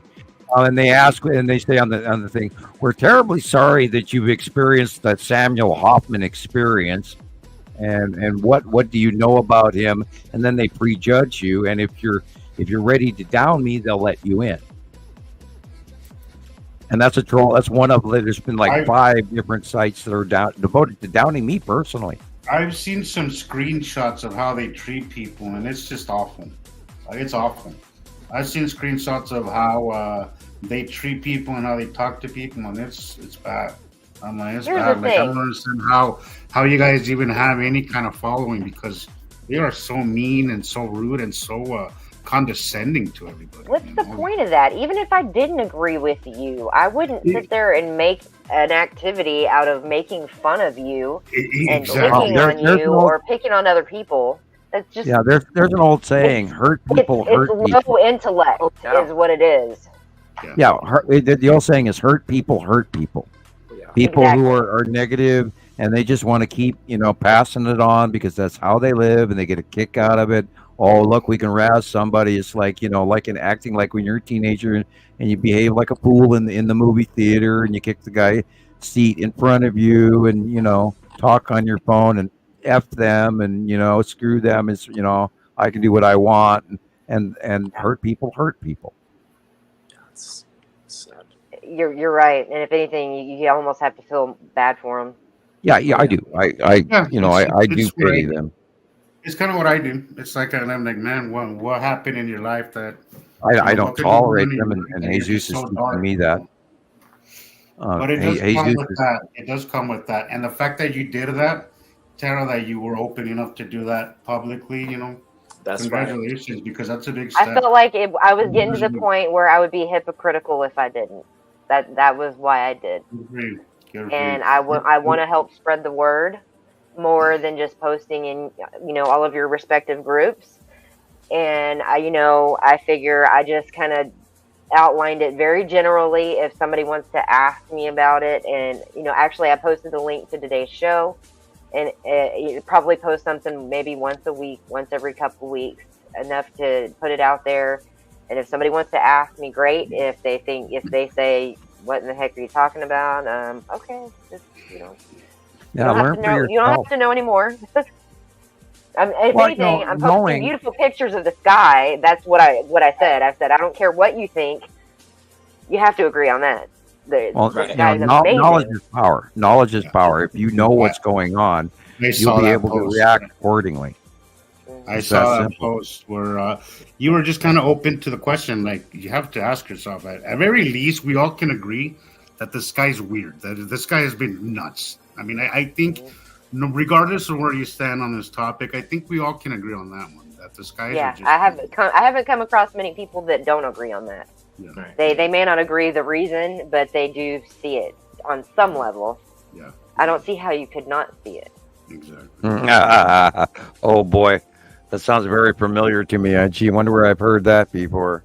You're gonna ask that. You ask yourself that question so many times, Terry. 50 times a day. Oh God, I can't believe that people don't see these things zipping right in front of our faces. The size of, the size of planets and entire chunks of asteroids going by regularly, and that we have the facial markings, we have years of close-up pictures from around the world. And what amazes me is a huge portion of people who do see it don't publicly talk about it anywhere other than on our website, and then zip crickets all the way across the board after that. Why? Let's talk about the cubes. Let's talk about where the big question is, like, are we alone? Hell no, they're parked over, they're above us right now as we speak. And why has that not gone viral when we've been talking about where even when they came out of hiding in 2019 in April? Why did that not go viral? Well, Sam, I've said this it. before, Sam. We live in a society where if you don't behave like a robot, like everybody else, you're outed. For some of us, we're comfortable doing that because we've always been outsiders. Mm-hmm. Yeah, There's a lot of people that. whose jobs are on the line. There's a lot of people. I do accept that. Yeah. Just me that Jesus froze up for? I think we all did. I think Jesus is frozen still, from what I can tell. Yeah, but that is the world that we live in. There we go. He's back. Okay. Okay. He froze up. Yeah. Yeah, he did freeze up. I sure did. I saw that. Now the cubes are intergalactic parking garages, where they, it's a big base station, repair station, parking garage, gas station, you name it, and they park all those ships on it. They pump them through a wormhole. Galactic pit stop. Yeah, well, they've been parked over the top of us. The first cube got here in 2015 over Texas. Second cube got here, we believe, in 2017. I'm always trying to include the fact that we may not have seen everything. Excuse me, do that again, slow down. They don't have to believe you. Lift it up higher. I can't read that. You have to believe you. That's true. Very confidence, true. Confidence and knowledge. Right, That's why I didn't start talking about it right away. And I'm not still here learning. to prove. I'm here to inform because we have already proven it. Long ago, we proved all of this by having repeated sightings of it around the world, and me drawing these things in advance. And we have many people that know that I do these in advance. And there is no way that you can attribute that any differently, period. Because I sure ain't making this crap up. And I am drawing it ahead of time. So people have to realize that there's a larger connection going on here. And which is probably part of why the government came out after me in the first place, why I was recruited. Because I am good at this. And I've been doing it 14 years, accurately, I might add. And I am not bragging. I am sharing with you the information that has been time proven. And if I would have been making mistakes, people would have eaten me up like piranhas long ago.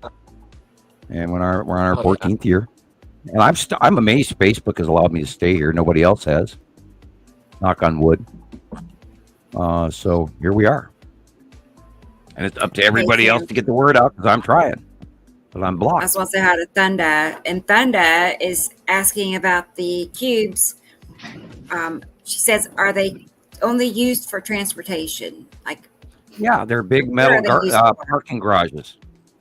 It's like it's a big, huge, gas station in one end and repair facility over here on that corner, and they park 150 Star Destroyers on it, and or 1,000. These things are massive, And we saw one coming in intergalactic deep space on Google Space all the way back, and which is the Texas Cube. And I have a picture of it I've saved since 2009. And Love it. And I use it. It's, you know, we use it all the time, and I post it regularly.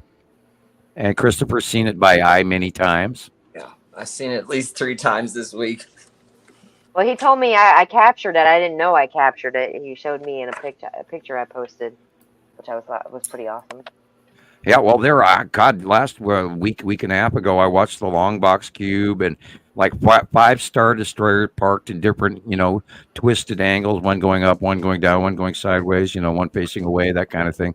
And then beside it into the upper right of it, and it was going directly over the top of my head, where there sat the space tube, which I believe is like a huge tube cargo shipping container. You know, because the space tube showed up somewhere around, I'm thinking 2022. And then we started getting sightings of it, along with many other smaller craft. But I mean, this is only stuff that we only document stuff we have repeated sightings over that we can identify, not the crap that we can't. I mean, countless small zippy zappies, or what do you guys call those, Tic Tacs, right? We've had countless Tic Tac reports, but we don't go into that because we can't facially identify them. If we don't have a good still life capture of them, we don't document them. We go, okay, UFO or UAP or whatever. So and then we don't pay any attention to the NASA crap. We don't pay any attention to what the gossip is on the YouTube. We only run off of the sightings. And when we get a comparable sighting and other people agree and we discuss it in the memberships throughout the sister sites and everything, and we agree on what we're looking at, that's when it becomes a fact. Prior to that, it does not. And we get many examples before we even go across the basic threshold. And even Christopher has seen that in how long he's been here, and he's had to be put through the corrections. And we don't take it personally, you know. You learn, and that's how you learn. You have to be corrected. And then you learn how to do it, and then before you know it, within a matter of weeks, once you start taking your own captures, and then you get them identified or cross-reference them off the site drawings, then all of a sudden the patterns start reoccurring. And once you get the patterns of what the planet's individual base clouds, etc., and what the asteroids look like in your head, all of a sudden you start to see it like, there it is. There it is. There it is. Because it's a never-ending repetitive pattern, with the exception of they get bigger and smaller. Right. And they've been the same for, you know, a decade, except they got bigger and bigger and bigger and bigger and bigger, and they spun around and moved here, moved here, moved here. But we've always known where they are, what they look like, the colors that they generally put off, a good portion of the effects they're doing. And now what they are doing, they've risen above us in the last 2 years and are going beyond Earth again. And now they're being facially illuminated in the western sky, for example, when the sun's coming up in the east. And if you look in the morning in the western sky and look up, you're going to see planets that are facially illuminated. And the farther away they get, the more we're going to see their natural colors. Because when they're close to Earth, they're all blue. But when they go away, or are farther away, you actually see the generic facial colors of each planet, with the exception of the cloud cover that they wear. And that also varies. Their cloud conditions, the base clouds and everything change when they get closer to Earth and then when they get farther away. So we will, on their exit, we're going to see massive, wonderful sightings of them for years to come. I'm telling you, the pictures I got of the sunrise Saturday morning, everybody's seen my post. I couldn't stop taking pictures. Like, it was amazing. I think it was one of the best days I've seen here so far. There was now, if you're so not much watching going the on. sun in the morning when the sunrise, if you look to the upper left, you're going to see Uri and Atu first thing in the morning in the north by northeast sky, and it'll be right all the way up to above you. And you'll see this little micro clouding in this big blue rounded thing, literally from the north sky to the northeast sky. And that'll That's be Uri exactly what I standing. saw. Yeah. Right. And the little micro clouds and everything else. And you'll see the full sphere, and you'll see the complete cutoff between the horizontal light beyond sunrise and what's above you. And then if you look to the west when that's happening, you'll see darkness and shadow all the way to the west behind it, showing you that there's an object right there and it's blocking the sunrise, the light. You have to learn to judge the light. And if you get up before dawn and watch happen, if you watch sunrise happen, you'll see this every day, depending on the weather.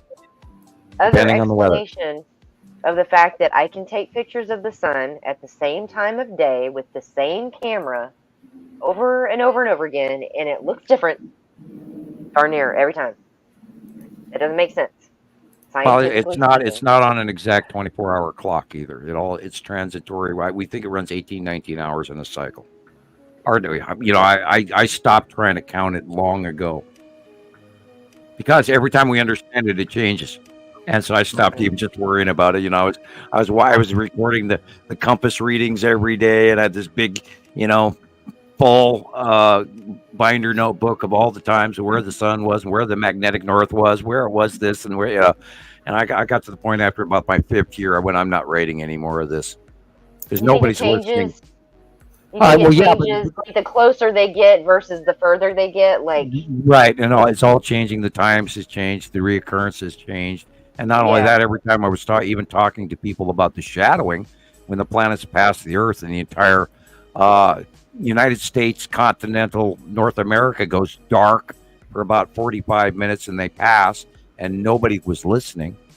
I was like, you didn't see that shadowing on the radar, and then they took the radar away from us. Then they went to computer graphic models. And then we used to get, you know, all these sites, you could get all kinds of radar models. And I can still get some of them back again, but they keep moving and changing. And they require you have to go learn and pay. You have to pay money for them, all of that. And I can get them, but they're a pain in the ass because they're always moving. Every time I use them, then they quit. Yeah, but if you just watch, there's shadowing, there's planetary things. We've seen the light pinches and everything. We know there's objects between us and the sun. They always match, and they always match the drawings. And like the Asatum videos and stuff, where Rebecca's got these the side illumination of Asatum's yellow moon, which is one of the greatest videos there is out there. And it shows you that it's right there, and it's exactly like the drawings, and there's no way you can fake that. And we watched it come back in from 2019, and I've been smiling ever since. Ever since the Saturn was coming back towards us, I went, "Oh my God!" Yeah, you know, it's like, wow, elation, because it is one of the most dynamic occurring. You know, that ion tail and everything, and how close the proximity the yellow moon is, and changes the sky colors. And the Saturn is red, and it changes the sky colors. And we watched all of this happen, and it's been a never-ending circus adventure. Yeah. Sorry. All right. The sun is far left. That illumination we're looking at is the lighting up of the side of Asatum's yellow moon. Wow. That's crazy. So that picture I was talking about is basically this video. Yeah. This is further back. I see what you're saying. Yeah. This is a little old. This video is a little older, of course, so Saturn's a little smaller.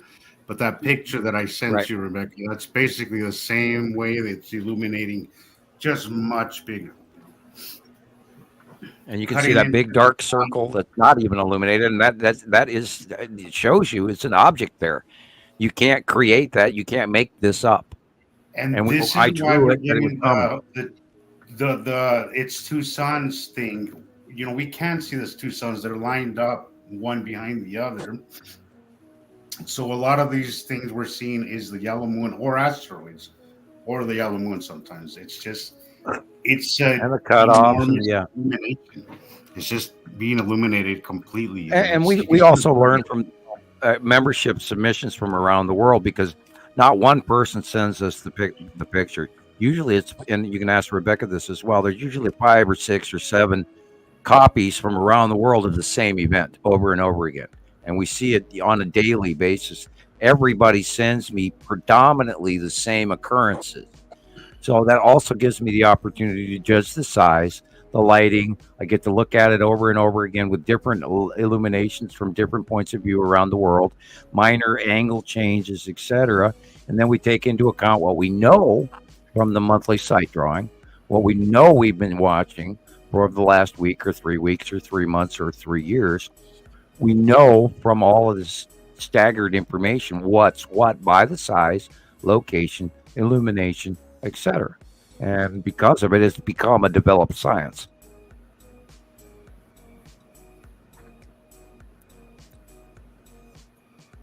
And nobody else is doing it. And I don't know why. Although I am quite encouraged by that young gentleman's video that we watched earlier this evening.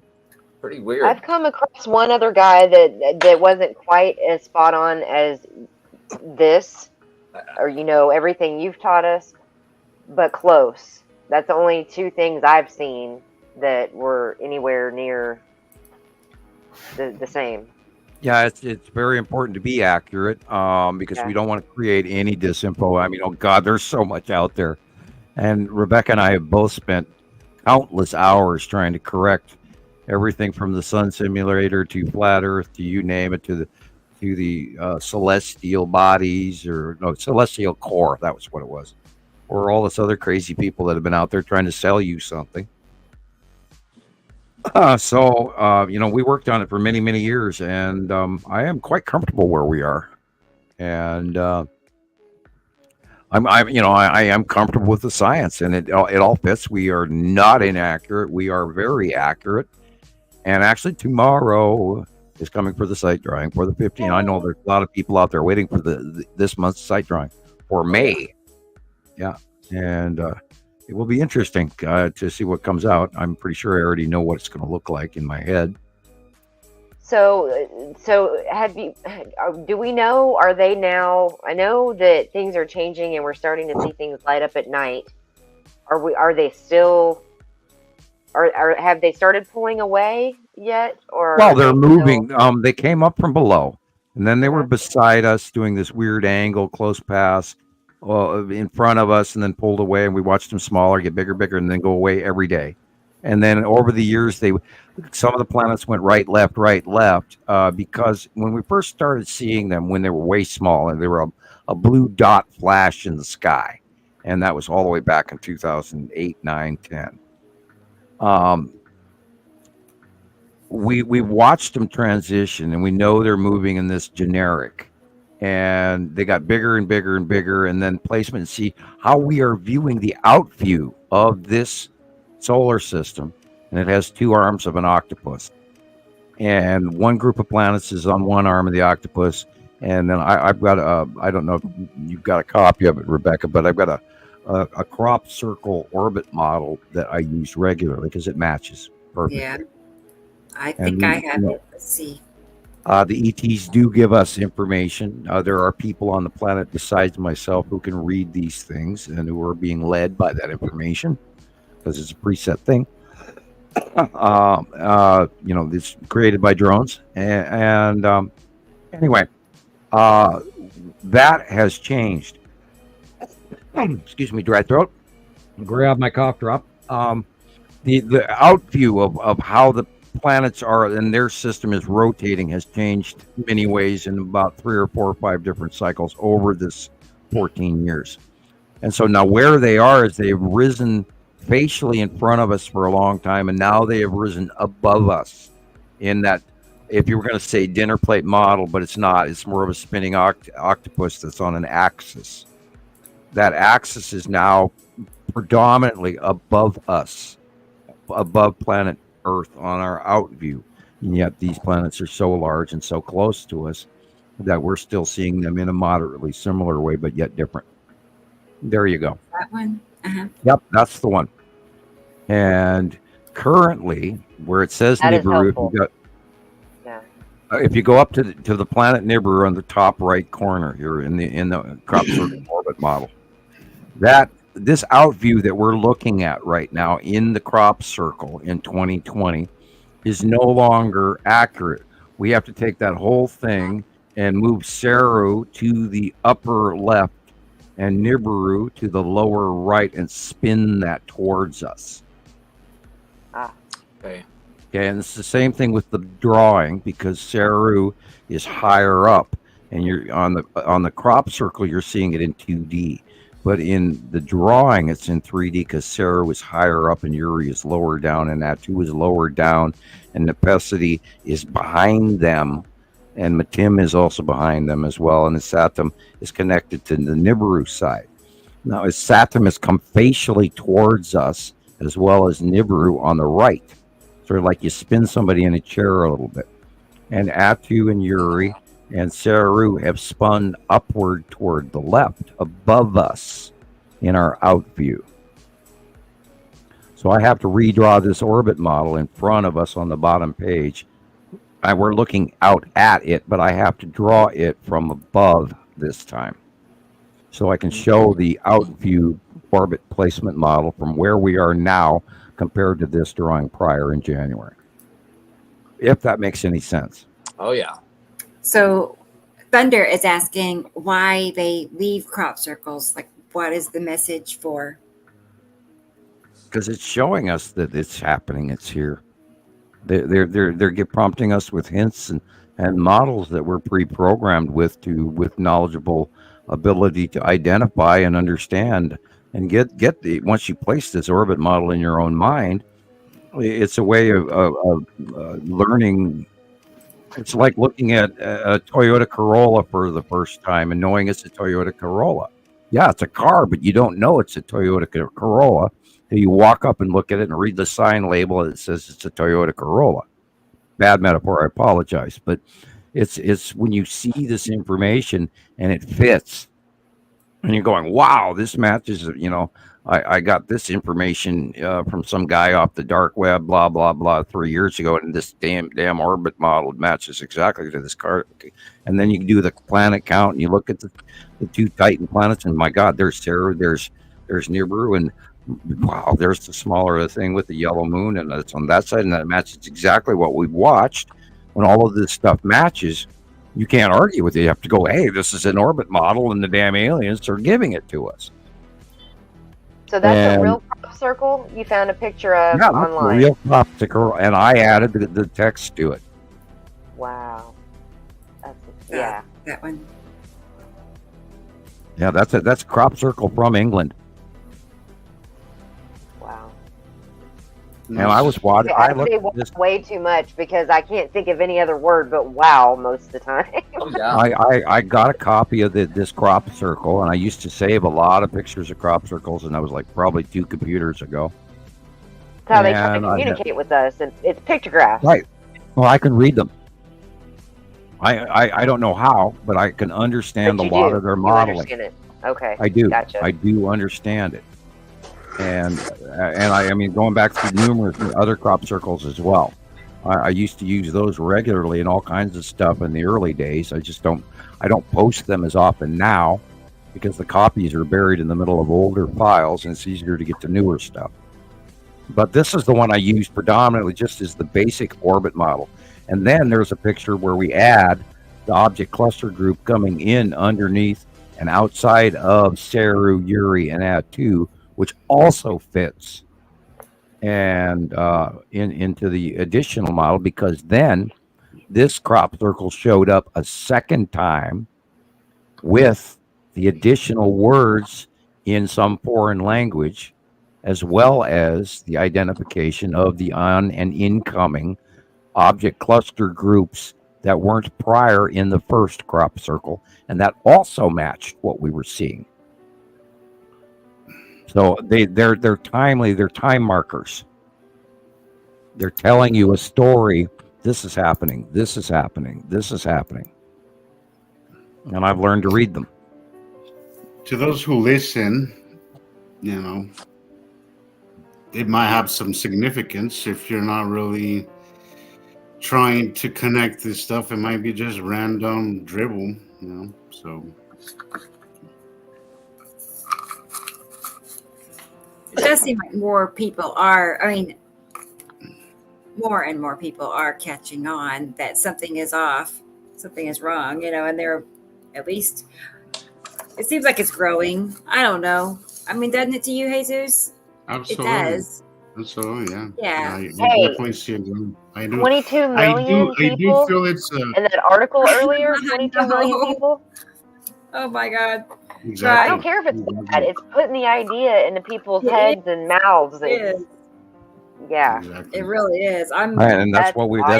concerned. Yeah. Oh, you should see the number of YouTube videos out there just actually downing Rebecca and myself in one way or another.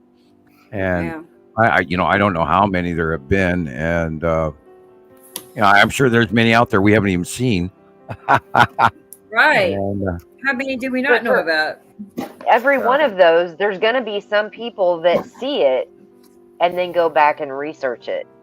And come over or they're gonna be to like, the side. I would think so. or they're gonna be like you and many of us, Tara, that we're like, okay, we have all these questions, and then you come across this, it's like, okay, wait, this kind of resonates with me, and just kind of feels like I want to explore it, and then here we are, So yeah, maybe it's just planting that seed. That's really all it is, It's true. as the lovely piano concerto plays in the background, we plant our seeds among science and men. And then whoever decides to water that seed, it's kind of on them. I love Sam's way of teaching this stuff, where he isn't holding your hand, but he does help you. But you do have to put in the effort yourself as well. And I think that's, I think that works beautifully for everybody, for people who are actually interested in this stuff. So yeah, I think people who are asking questions and then they come across this, it'll just kind of click, their light bulb moment, and they, it'll take them down quite the rabbit hole. But in the end, there is answers, and there is hope, and there is. And you have to be careful of where you get your information too. Absolutely. And I apologize for saying this, but generically, most human Earth-based information is sadly inaccurate. And my information, and our information, comes from off-world and time cumulative proven evidence through empirical science, gathering the evidence and looking at it and studying the effect prior to any summation. And we're not running off of human gossip. We are not. We've avoided all of that for so long. I stopped listening to NASA so long ago when we caught them in lie after lie that I don't even bother anymore. I don't want to be distracted by them. I don't either. Well, the thing is that the more you hang around on mainstream anything, you'll start questioning a lot of the things that you have learned. And I think that's the point of it, is that once you go back, I don't watch news. I don't watch a lot of that stuff that I used to watch anymore. I just can't stomach any of it anymore. But I do know is that once you kind of go back to that place, you start questioning a lot of things. I have these moments where, say, nothing's happening in my sky, right? And then that question is, because it'll always linger. Am I crazy? Am I just losing it? And then you see something, and then that question goes away. But I have these moments where nothing will happen, and then I kind of drift off into everyday life, and then I start questioning things, and the sky speaks to me, and I'm like, okay, yeah, I'm not crazy. I'm definitely not crazy. This is really happening. And holy shit, there it is again. I just get mad when there's a boring sky now. What am I going to do in 15, 20 years when these go away? Yes, I think about that all the time. I don't know what's going to happen. I'm going to be bored as hell, but Thank goodness we have our pictures. I mean, we got to maintain all our pictures so we can go back and look at them all. Yeah, exactly. Tell our grandchildren and great grandchildren about it, because we're witnessing something so special and spectacular. Yeah. Yeah. We can talk about it long after they're gone. Like, it'll be a historical, kind of topic at that point. I think Thunda made the comment a little bit ago about, to you, Sam, to everybody, I think, at some point, won't the government have to admit this? Do you think there's going to be a point where they have to admit this? Or are they just going to keep making crap up? I don't think they ever will. I don't think, there's going to be a huge portion of people as well that will never, ever believe this, no matter what you tell them. Their eyes are just closed. You're the devil. I mean, I have been called Antichrist probably 5 to 10 times, and every other name you can think of over the years. And I did learn how to have fun with it. I've gotten to the point now. I mean, in the early years, it used to bother me when I got trolled, and now I actually enjoy the debate and play. It's sort of like a cat playing with a mouse. And recently the peanut gallery has sort of left me alone, which has been interesting. Also slightly paranoid, like what are they up to? But anyway, I got to the point where I started missing them because I had it so often for so long that I've actually to do without them hounding you or following you. Yeah, it's kind of got a little invading your space. Yeah. Well, no, that was normal after a while, and then it's like, where are they? Did they leave me alone? No, I don't want them to be trolling me, but let's just hope that maybe they started seeing the wisdom in my words or the truth in what I've been sharing. Right. And I think a lot of it had to do with when we started with this show, and we had many other people that we've all linked together, and sort of we do it a group effort, and that way it sort of wipes out the single naysayer off in the corner. And you've got a lot of witnesses now too. Oh yeah, well, there's hundreds of thousands of people out there that do see the planets. They just don't publicly talk about it. A lot of them, because they too go through. Well, hey, am I nuts? Have I fallen into with this crazy cult leader, conspiracy, crazy nut job, Nibiru guy, Samuel Hoffman? And I don't blame him for a second, because I asked myself that same question. Did I fall in with this crazy nut job Nibiru Samuel Hoffman myself? And then I walk out the door and there they are again. And we've been doing it for 14 years, and I've known about it for 45, coming up on 45 years. And I'm still shaking my head going, yes, no, yes, maybe, no, yes, oh shit, oh, there it is again, yes. All the time. Jesus does it. We all do it. It always fights what we were taught, fights us from what we're seeing, because it is such a unique, unbelievably, horrendously large occurrence that is beyond fathoming, and yet here it is happening. And if we'd have been doing this for 2 years, it'd be one thing. If we'd been doing this for 5 years, it would be one thing. If we was doing it for a decade, it's another thing. And now we just went past 14 years, and it all still matches from year 1 to year 14. The planet facial pictures match. I'm curious to know. Go ahead. Oh, go ahead. Sorry. No, please. Yeah, well, no, Miss Rebecca's had that question up from Hector for a while. I'm like, oh, I hope he's wrong. Yeah, I know. Yeah, about the spaceships. But I mean, you say dreams about stuff like that, I'm going to think about it. Well, we have about that. Yeah. We have flying spaceships by the hundreds here every day, every night. But what about war? No, they don't have to invade. They already own it. There are craft. See, what you don't realize is humans have an off switch, and they don't need doors. Okay. Yeah, I mean, you've experienced that, right, Sam? You probably have things around you that I know of firsthand right now in your home that you don't even want to know about. There's way more to what I could tell you but I can't say here. But there's more to it than humans. Most humans are not ready to deal with, because if you knew it was happening, and even at Walmart parking lot, or as you're driving down Highway 93 and you drive through this shit and you see it, but then you go, nah, that wasn't real. It happens to us every day, all day, around us, in the stores, at the grocery store, at the laundromat, wherever you go. There are things walking around you, both living and dead, that you're not aware of. It's incredible how little we perceive.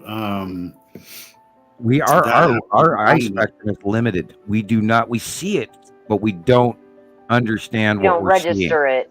Do you think that's Right. a protective mechanism too, partially? And some people feel it, and that's where you get empaths. And I have the ability to touch an item. If you hand me your car keys, I get a personal look inside of you, even including things you don't want me to know about. And those creatures are attached to that same realm as well, in a dimension. If you discuss spirits, or if you're discussing extraterrestrial races that can cloak themselves and etc. And there's many different segments of that as well.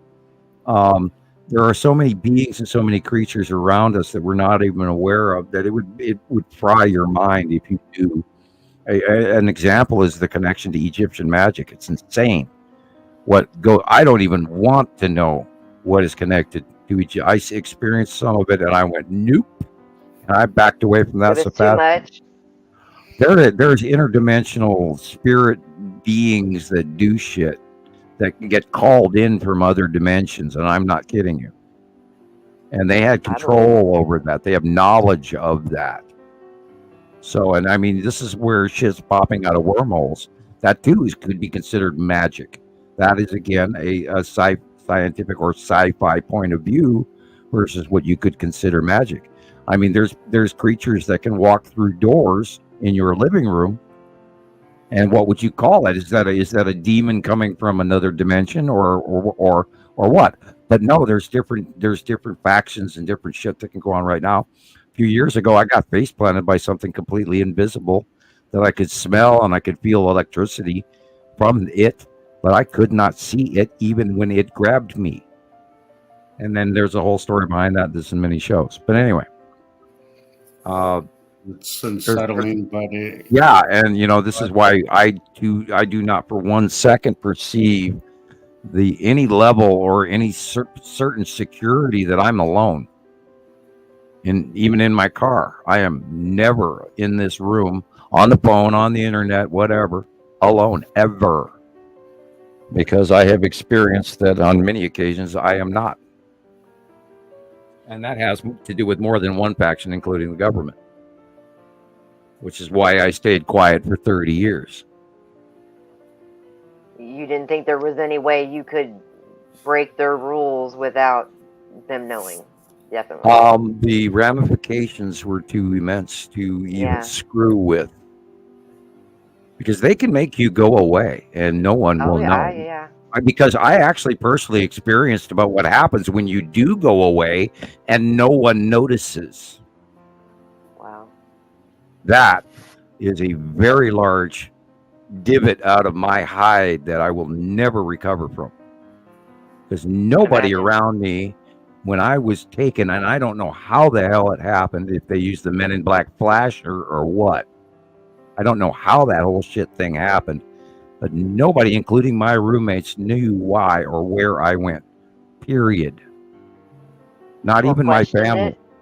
Excuse me? Or questioned it? No. It was they didn't know?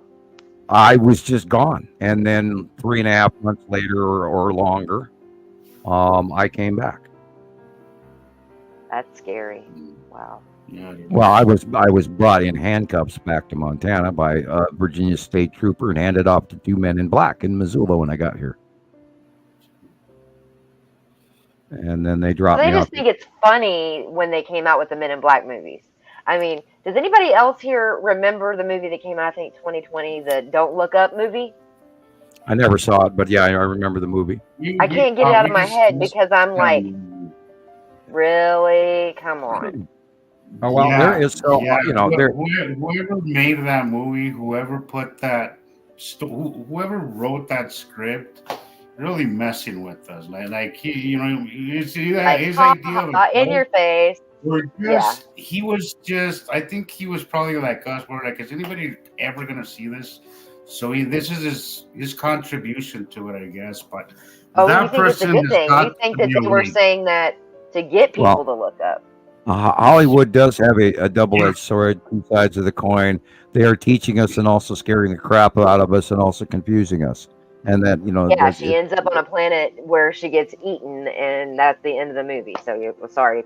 Wow. Hey, I am glad I didn't sit down for an hour and a half to find that out. Sorry, I didn't mean to. It just came out. I wasn't planning on watching it because, believe me, I already have enough scary demons in my head and in my life enough already. And I don't watch horror, and my daughters love horror. And it's not horror; it's satire. It's satire, and it's total satire. Oh, okay. Well, then it might be worth watching. It gave me a level of anxiety.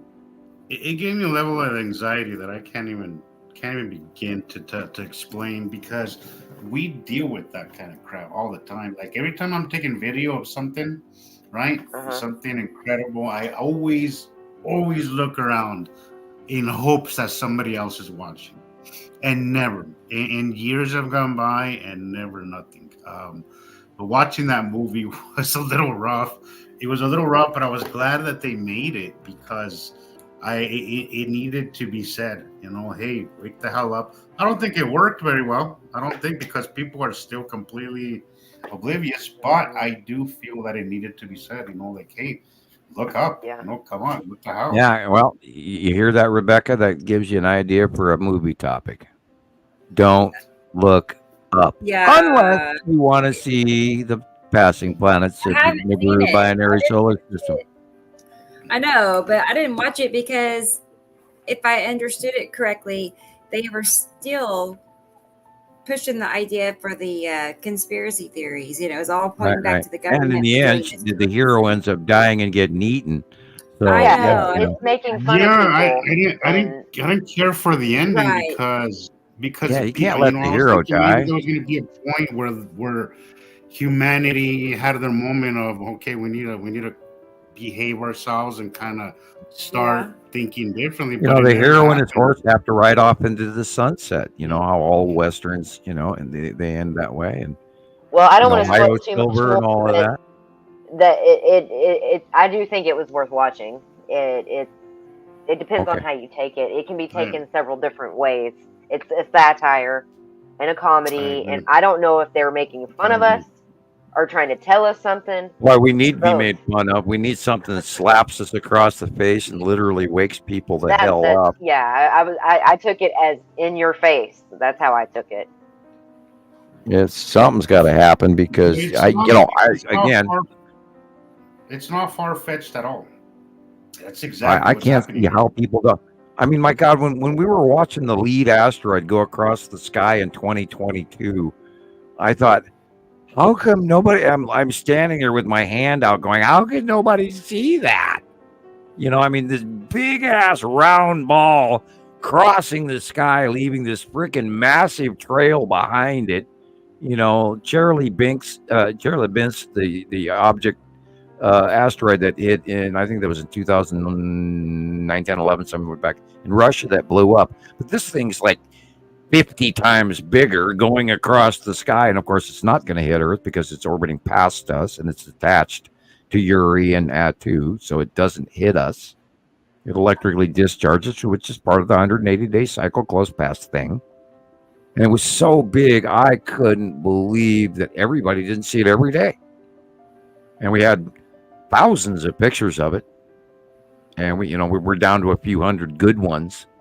But after that, I went, wow, people are really blind. I don't know if they look up. I do not know. Anyway, people Rebecca, are on autopilot. A lot of people are just on autopilot trying to get through this life. It's hard these days. Go to the grocery store, get home, get the garbage taken out, feed the kids, send everybody to school, get back on time, make sure the laundry. Yeah, I know. Fall down to bed exhausted at night and too tired to think about why. Hey, how about a cup of let's see, they make a really cool blueberry tea that I'm fond of lately. Anyway, blackberry. Anyway, Rebecca. Yes. Play something. Sam. I'm going to the little scientist room. Okay, I can do that. Yes. Something. I think I'm going to sign off now. Yeah. Yeah, I gotta get my little one to bed myself. All right, guys. I know Sam could go. You already know he can go on and on. I could listen on and on. I thank you again so much for having me. I hope you'll have me again at some point. I would love to. Yeah, anytime, Tara. It was really nice to have you here. Right, it really was. Carol Ann, I'm sorry you lost your voice, but she's still nice not meeting back. you too. I didn't. I know she was quiet, but well, she's got it muted now. Actually, it shows muted now. Is she muted? Oh, here's Chris. He's back. Back just in time to say goodbye. Well, I'm signing off. I think Jesus is too, but Sam, I would like. I'm trying to work on not being too lazy to write you a letter, and maybe I can talk to you on the phone sometime because I'm enjoying learning definitely. And everybody else, thank you so much. I mean, sometimes I think I go overboard. I post millions of pictures. I'm like, I just want to post them all. Hey, that's what we do here too. You know, we all have our exuberant moods because we are so excited about this. Hey, I feel lit up. I mean, real quick, you were talking, Jesus, about people having lows, and mood being affected. I feel more emotional I've not always been a super emotional person at times, but I feel more emotional and I feel emotionally affected.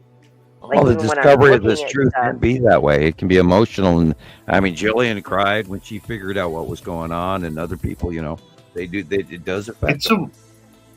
It's a roller coaster. It's a roller coaster. I feel when we had close passes of Atu, I felt great. The moon was a little different, but I think it's just. I think each planet kind of gives off a little different kind of energy, but like certain vibes, vibrations, different vibrations, different frequency. Maybe I don't. I hear, and I saw a video the other day that the sky sounds were going off over Oklahoma again.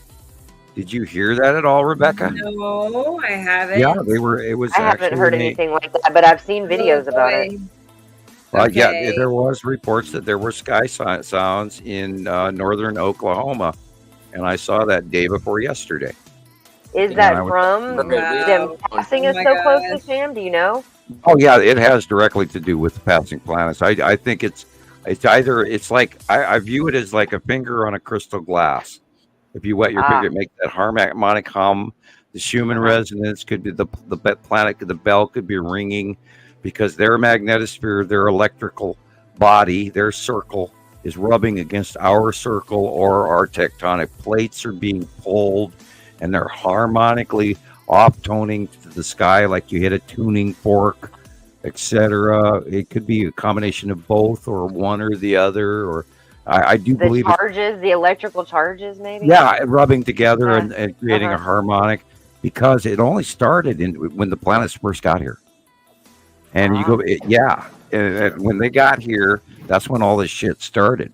And Rebecca's even got a video of it that we use regularly. I don't know if you can bring that up quickly. We have not had any talk about that prior to all this craziness. So, yeah. I don't know which one that was. I just know I first recently saw videos of it. Okay. Good night, y'all. Good night. I'm going to sign off too. I'll probably still be watching however much longer you're on. Okay. Fine. That's fine. We're talking about wrapping things up. So yes. Okay. Well, we are at 5 hours. Yeah, 5, almost 6. What? Good night. Okay. Bye, Jesus. Good night, Jesus. Bye, Tara. So. Thank you for being on. I was talking about that Sky Sounds Australia video from 2010. Yeah. You want me to pull it up? I can do that. If you can, if I think you have that on file. I do. Yeah. It's easy. And that Alberta one in Canada in 2012. We heard it here in Missoula, Montana in 2011 and 12. I have not heard this myself. I have. I hear it all the time. I want to. Oh. At least hear it. At least I once. feel it. I feel it in my feet. I feel it in my hands. I feel it on top of my head. Wow. Weekly.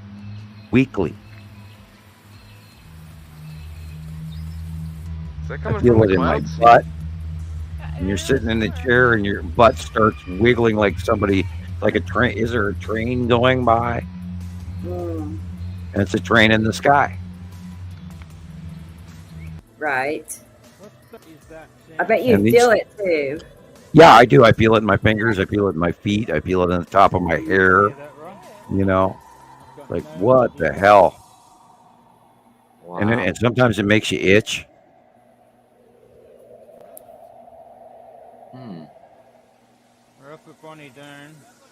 That's a new one. I had not really heard like that before, but this is Australia. That's creepy. Anything, but I can certainly hear that.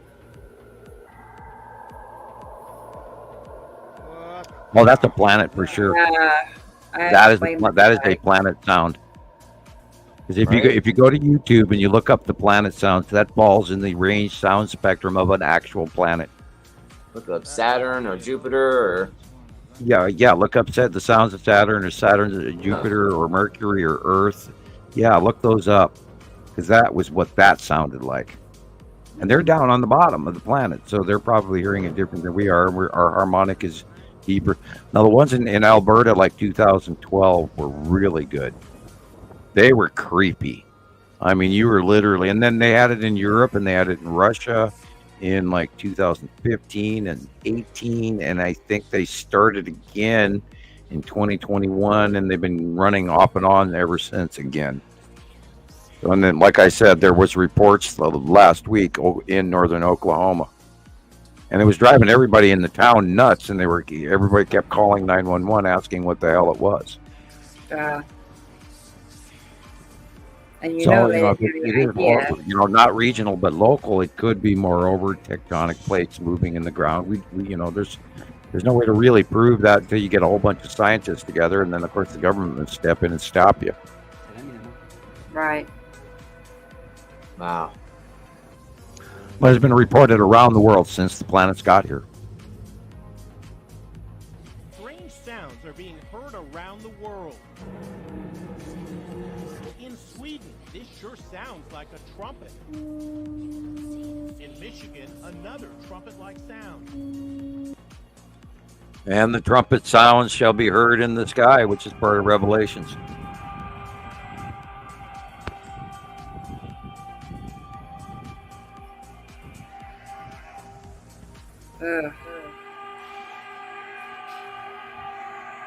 Thanks. We heard that up here too. That really is like, oh my God, is that a train? But it would echo back and forth through the mountains so strongly it couldn't be a localized train only.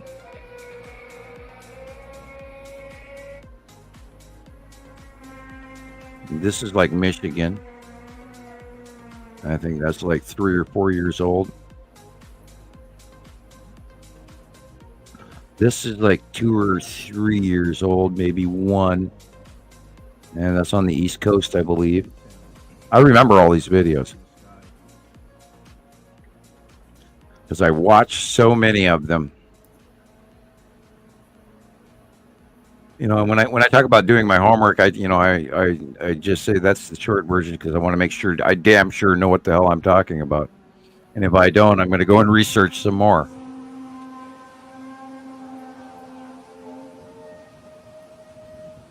That is so freaking eerie. It's unbelievable.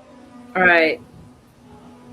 And question: if you were Bigfoot, or you were a skinwalker or a cryptid, and you were living in the earth in your cave or wherever your tunnel, and you heard that yourself, what would it tell you?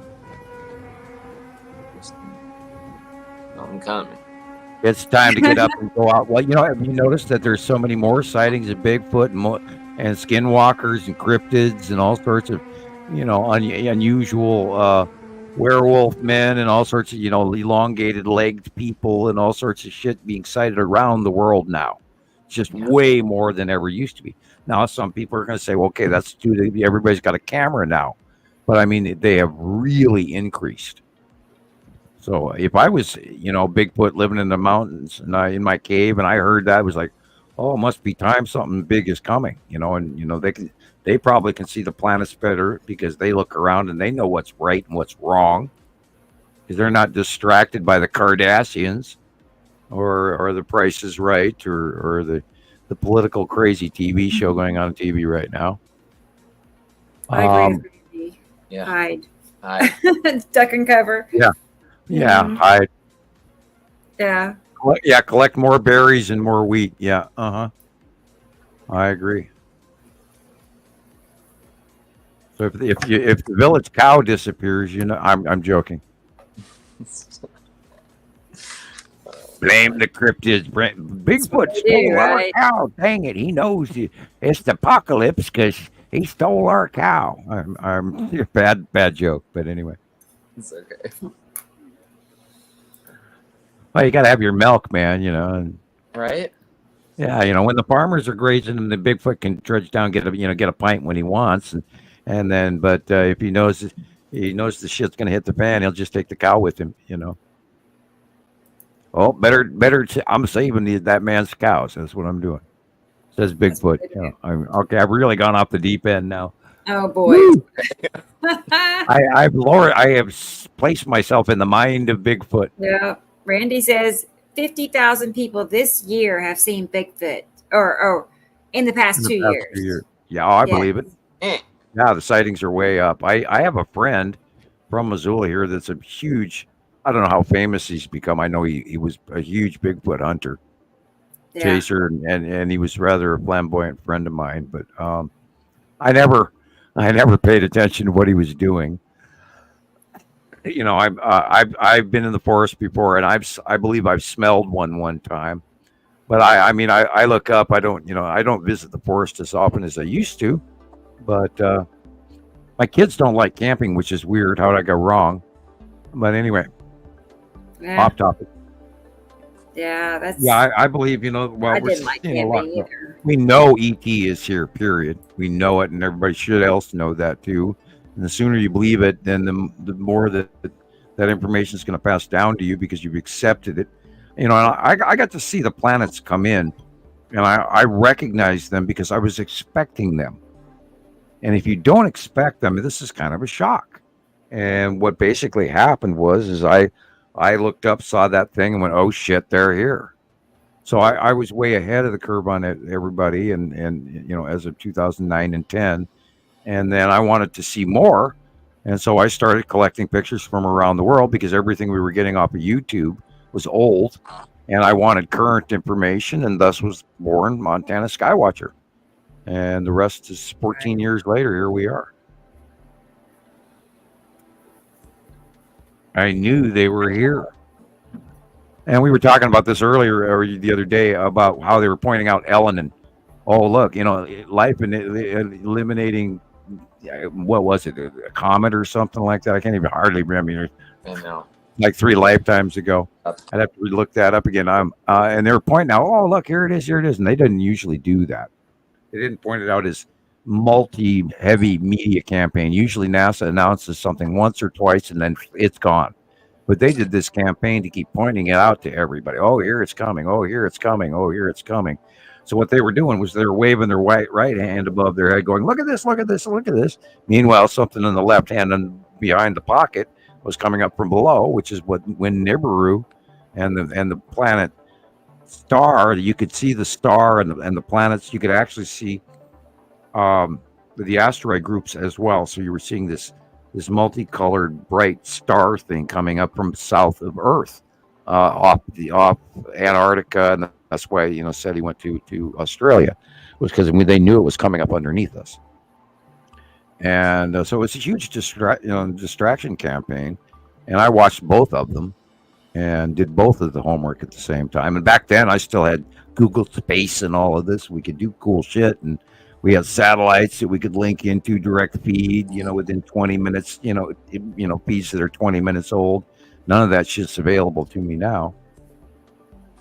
But I had a bunch of Polytechnic people that were good at what they were doing. They were giving me good links, and they're sort of gone. You know, maybe they're tired of me. I don't know. I'm joking. Oh, you know, we used to have better links, and then of course the system got harder, and then I got blocked on Skype and this and that and the other thing, emails and you name it over all these years. And I've just been trying to run. So we turned to this show, and this way we can communicate rather than just talking over the phone and one person at a time. Right. I mean, we've really sped up the speed of learning ability by doing this. You know, I mean, by hearing you talk about it twice a week versus twice a year or 3-4 times a year, you know. I would do literally, they were running the shows anywhere from a month and a half to every 3 months on Radio Wasteland. And prior to that, I was doing weekly shows, you know, with Fight for Your Freedom Radio, but that was sort of barely looked at by a small margin of a specific voter group, sort of, you know, conservative people, and they weren't having any of it. And then prior to that, I got to do my own shows where I was putting together videos and did that for a while. But then a lot of that got dumped by my co-partner. We lost like 2.5 years worth of work. There's only a few copies of it. Yeah, there's only a few copies of the show left, and that is on my Samuel Hoffman, or it might be Sam Hoffman YouTube. You'll have to look for that. Yeah. And that's old stuff. Did you hear me?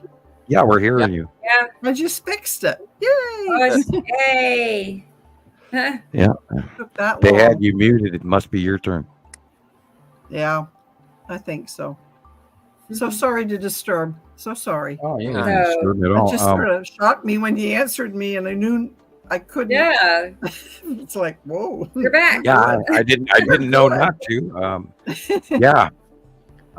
You know, all of this goes back where all of us together have gathered this information. And, you know, the amazing part about it, and I ponder back through it regularly, is the vast amount of the information that we've collected in 14 years.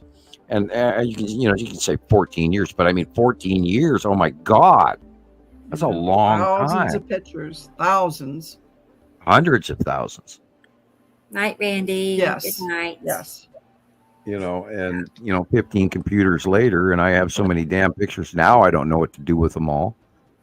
And they're all stuck in my head. You know, I can scroll down. I think of a picture. I can scroll down, pretty much find it right away. And which is weird. And every once in a while, it's amazing. I'll just grab it, pull down real fast on the scroll, and bang, there it is. And that's like, wow. Let's use the force, Luke. You know, I mean, it's like, it's amazing. Because I do it so often, and I do it, you know, I'm posting to as many people as I can per day. Although a lot of people are claiming they are not getting my notices, and I apologize, but I think I'm being banned, shadow banned. Trying not to be a conspiracy theorist, which we are now being chalked up again as, and hopefully those folks will find us and get past to find out that we are not conspiracy theorists. We are truth theorists. We're telling you the truth of what there was a conspiracy to hide. And we're bringing that out into the open of the truth of the binary solar system. 2 suns, 2 sets of planets, 2 sets of races. We're on one side, they're on another. This needs to be known. Time to grow up, teenagers. Mom and dad are here. We have to clean up the house really quick. Right. So, you know, we have to, you know, get our P's, you know, I mean, it's not their job, it's ours. To fix us. Right. Well, I think we're doing a good job. I really do.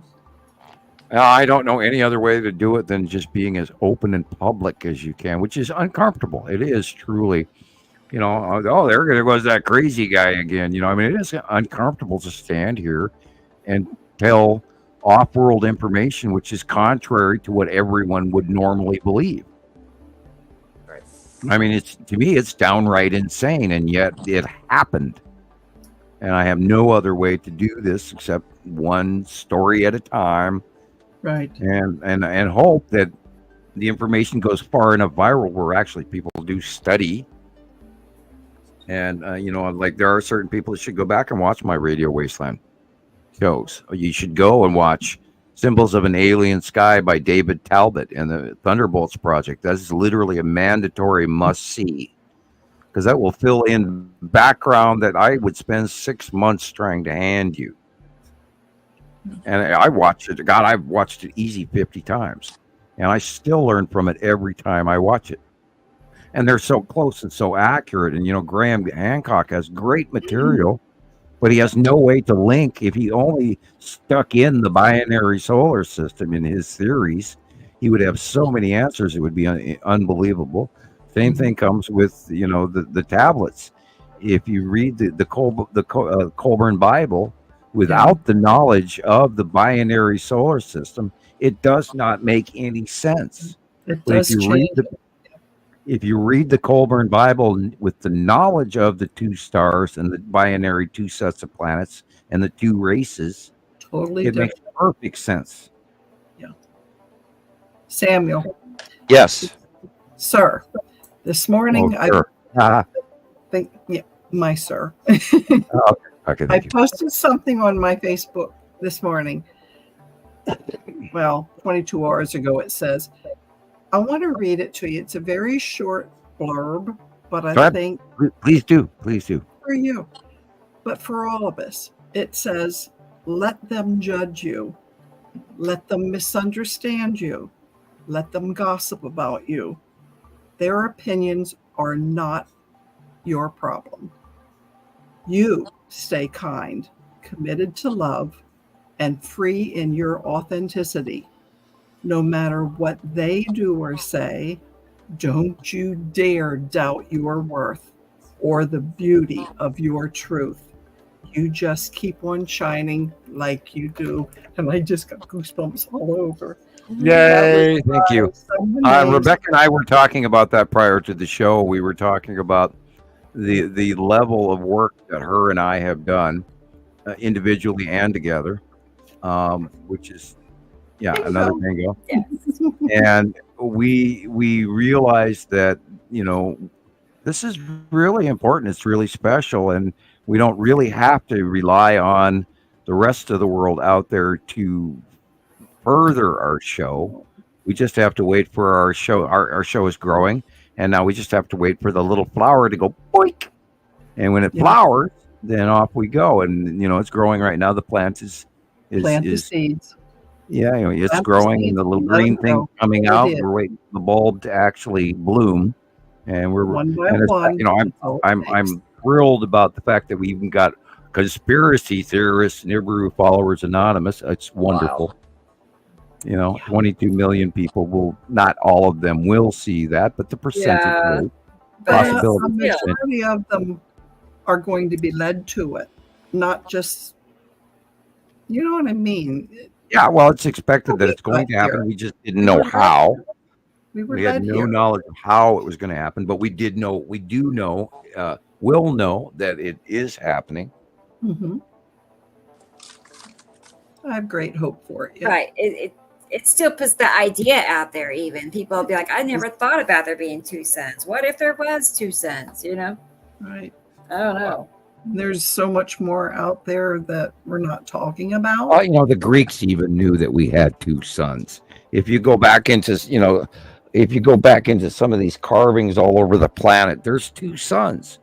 You go back and you look at Hopi, the Great Hopi Rock. You look at all these hieroglyphs and all this spiral shit they're doing. They're showing that there's a rotating solar system coming in. Right. All these spiral designs, and these guys are missing what the reality is because they're not adding the second star in the binary solar system, and they're drawing star charts. Think of the ones that they destroyed, and we never got to see, but they were destroyed. Well, it also has even the Egyptian, the megaliths, these big things that everybody stole from Egypt. I'm trying to think of them. There's a name for it. It's stupid that I couldn't pull that out of the hat. Sorry. Okay. The obelisks literally pointed. If you stood in the temple where they were placed, they actually pointed to the star systems. With the tip of the, and then you read up and it says da da da da da da, and then it talks about this is where the god is from at this point, and then they were removed and taken to Rome and they are now. Yeah, and here and there in the other countries where they were all moved, and they're no longer accurate. However, there's a really good movie series by a guy, and it's many years old now, but Hidden Objects in Plain Sight, biblical capital construction hidden in plain sight that completely links to the Egyptian mythoses and all of this, and entire countries, and the United States especially, is very guilty of building these unbelievable constructions that could be directly linked to praising the gods above us and adding to the mythos and the exoneration or admission of servitude to the treaty and passing on of the tribute of the gods within our government. Mm-hmm. And we were talking earlier about the Chinese gold.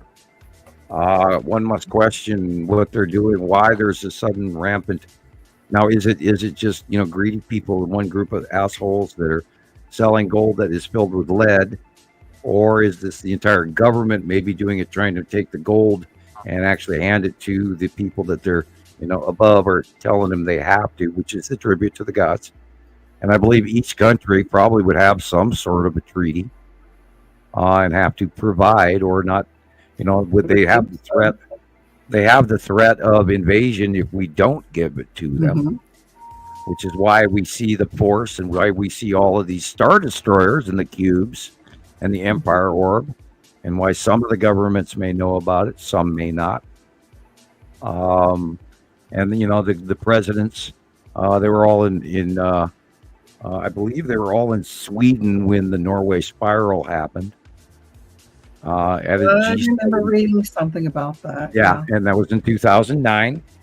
All you have to do is look up G7 Summit 2009. Okay. And they'll tell you which government leaders were where during that summit.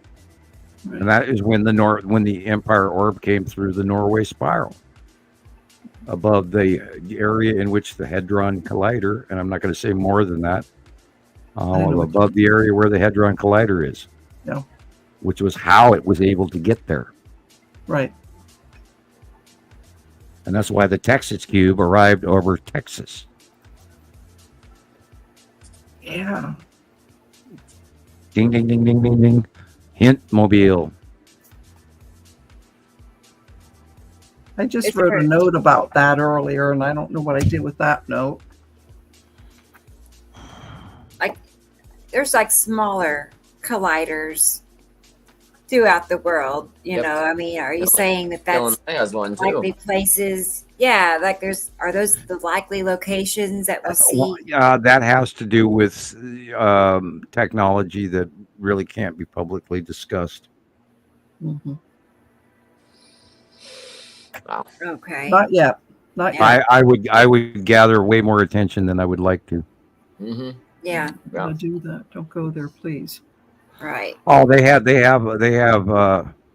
some very, very intelligent young children talking about, and they're geniuses in their own right. But I actually watched a couple of videos on a couple of different people with theories wrapped around, and they're close. They're close, but these be like the indigo children. Yeah. Well, yeah, and I'm the early. Extreme, there's many of them. They're around the world now, and many of different ages as well. But I'm supposed to ring the bell, and everybody's supposed to hear it. We'll start ringing, Sam. Well, yeah, we're the binary system. Nobody else has given you the binary system, the planet names and the planets and what they look like and where they are. And I'm not trying to be rude or arrogant about that, but that's what we've done. Right. And nobody else has given that, and we earned this. We worked hard to keep it. We documented the crap out of this for 14 years. I just keep getting that message. This is utmost importance. Well, it's been like an obsession driving force where for the first few years, for the first decade, I was, glued to every free moment besides dealing with my children and groceries and cleaning the house and laundry.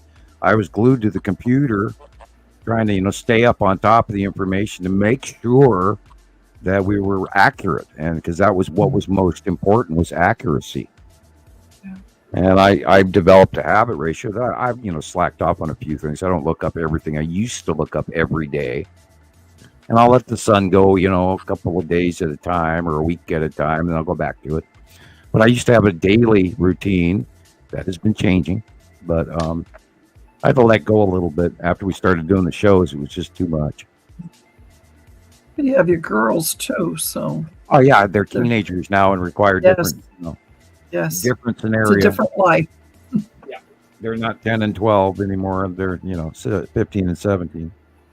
It's unbelievable. I remember when they were just tiny. Yeah, they were babies. Yeah, they were. And I loved it when I could talk them into doing "Merry Christmas, Montana Skywatcher." I remember that. I do. And now they don't want to do that at all. And it's like, well, can I take a family photo for the Christmas card? No, I don't want to sit for that. Wow. No, I want to be private, Dad. I don't want to be famous. I don't want anyone to know who I am or what I look like. Oh, okay. Hey, just want to throw love at them. That's all we want. Yeah, I tell them that all the time, and they do appreciate it when people send them cards and stuff. Yeah. And they have a geography lesson every time. Well, this came from here. Let's go to the map.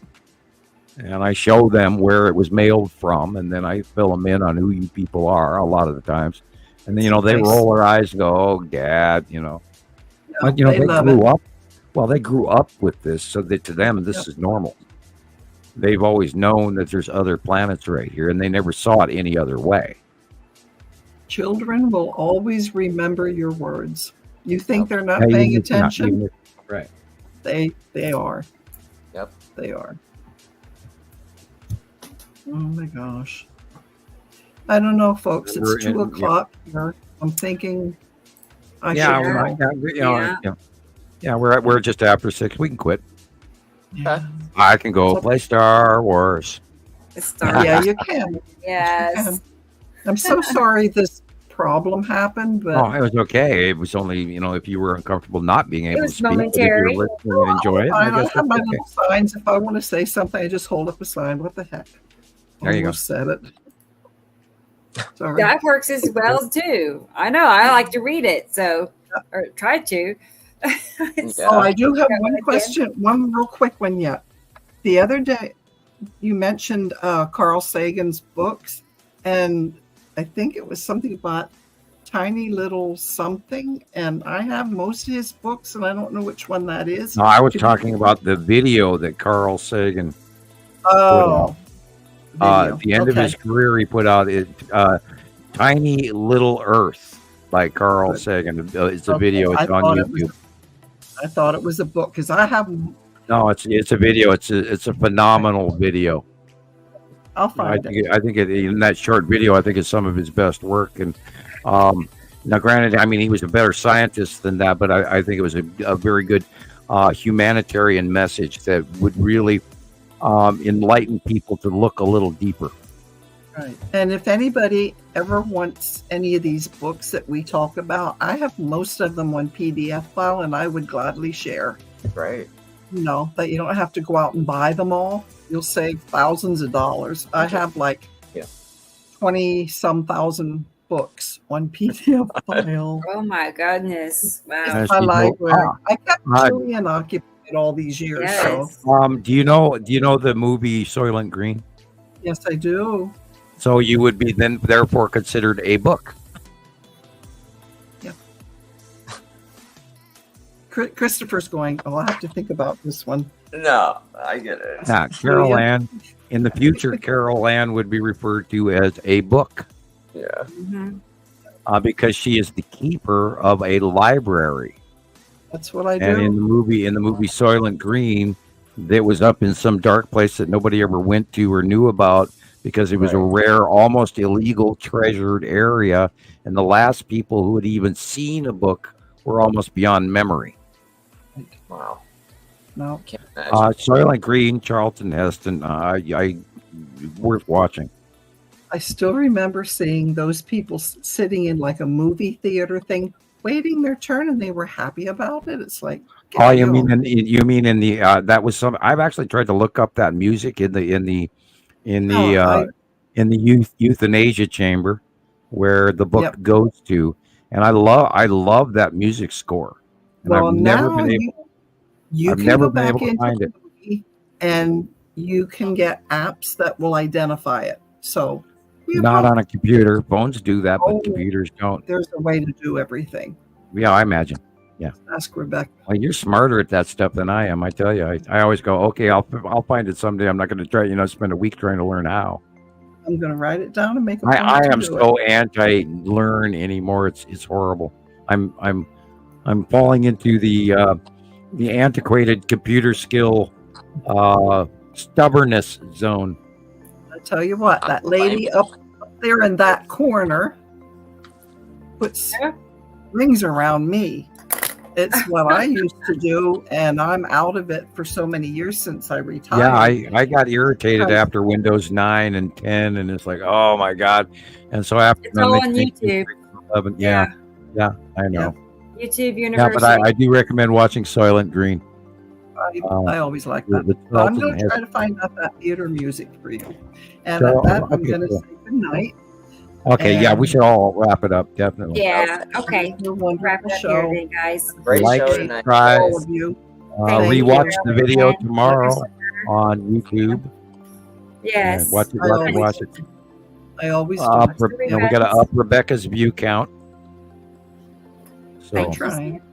Yes. We're trying. We're getting there. Wait till the 22 million show up. Oh boy. there you go. that'd be- There you go. Well, thank you so much. Yeah. I might need a Okay. secretary. I know. My secretary needs a secretary. That's funny. I'll say. Yeah. Anyway, So, good night, We'll everybody. be back God bless you. Saturday. I'll Saturday, text 2 you o'clock guys about Central. Thursday. Oh, Oh, yeah, okay. Thursday. That's fine. Sounds good. All right. Okay. Everyone have a Bye, good night. guys. Good night, everybody. Bye. Good night. Bye bye.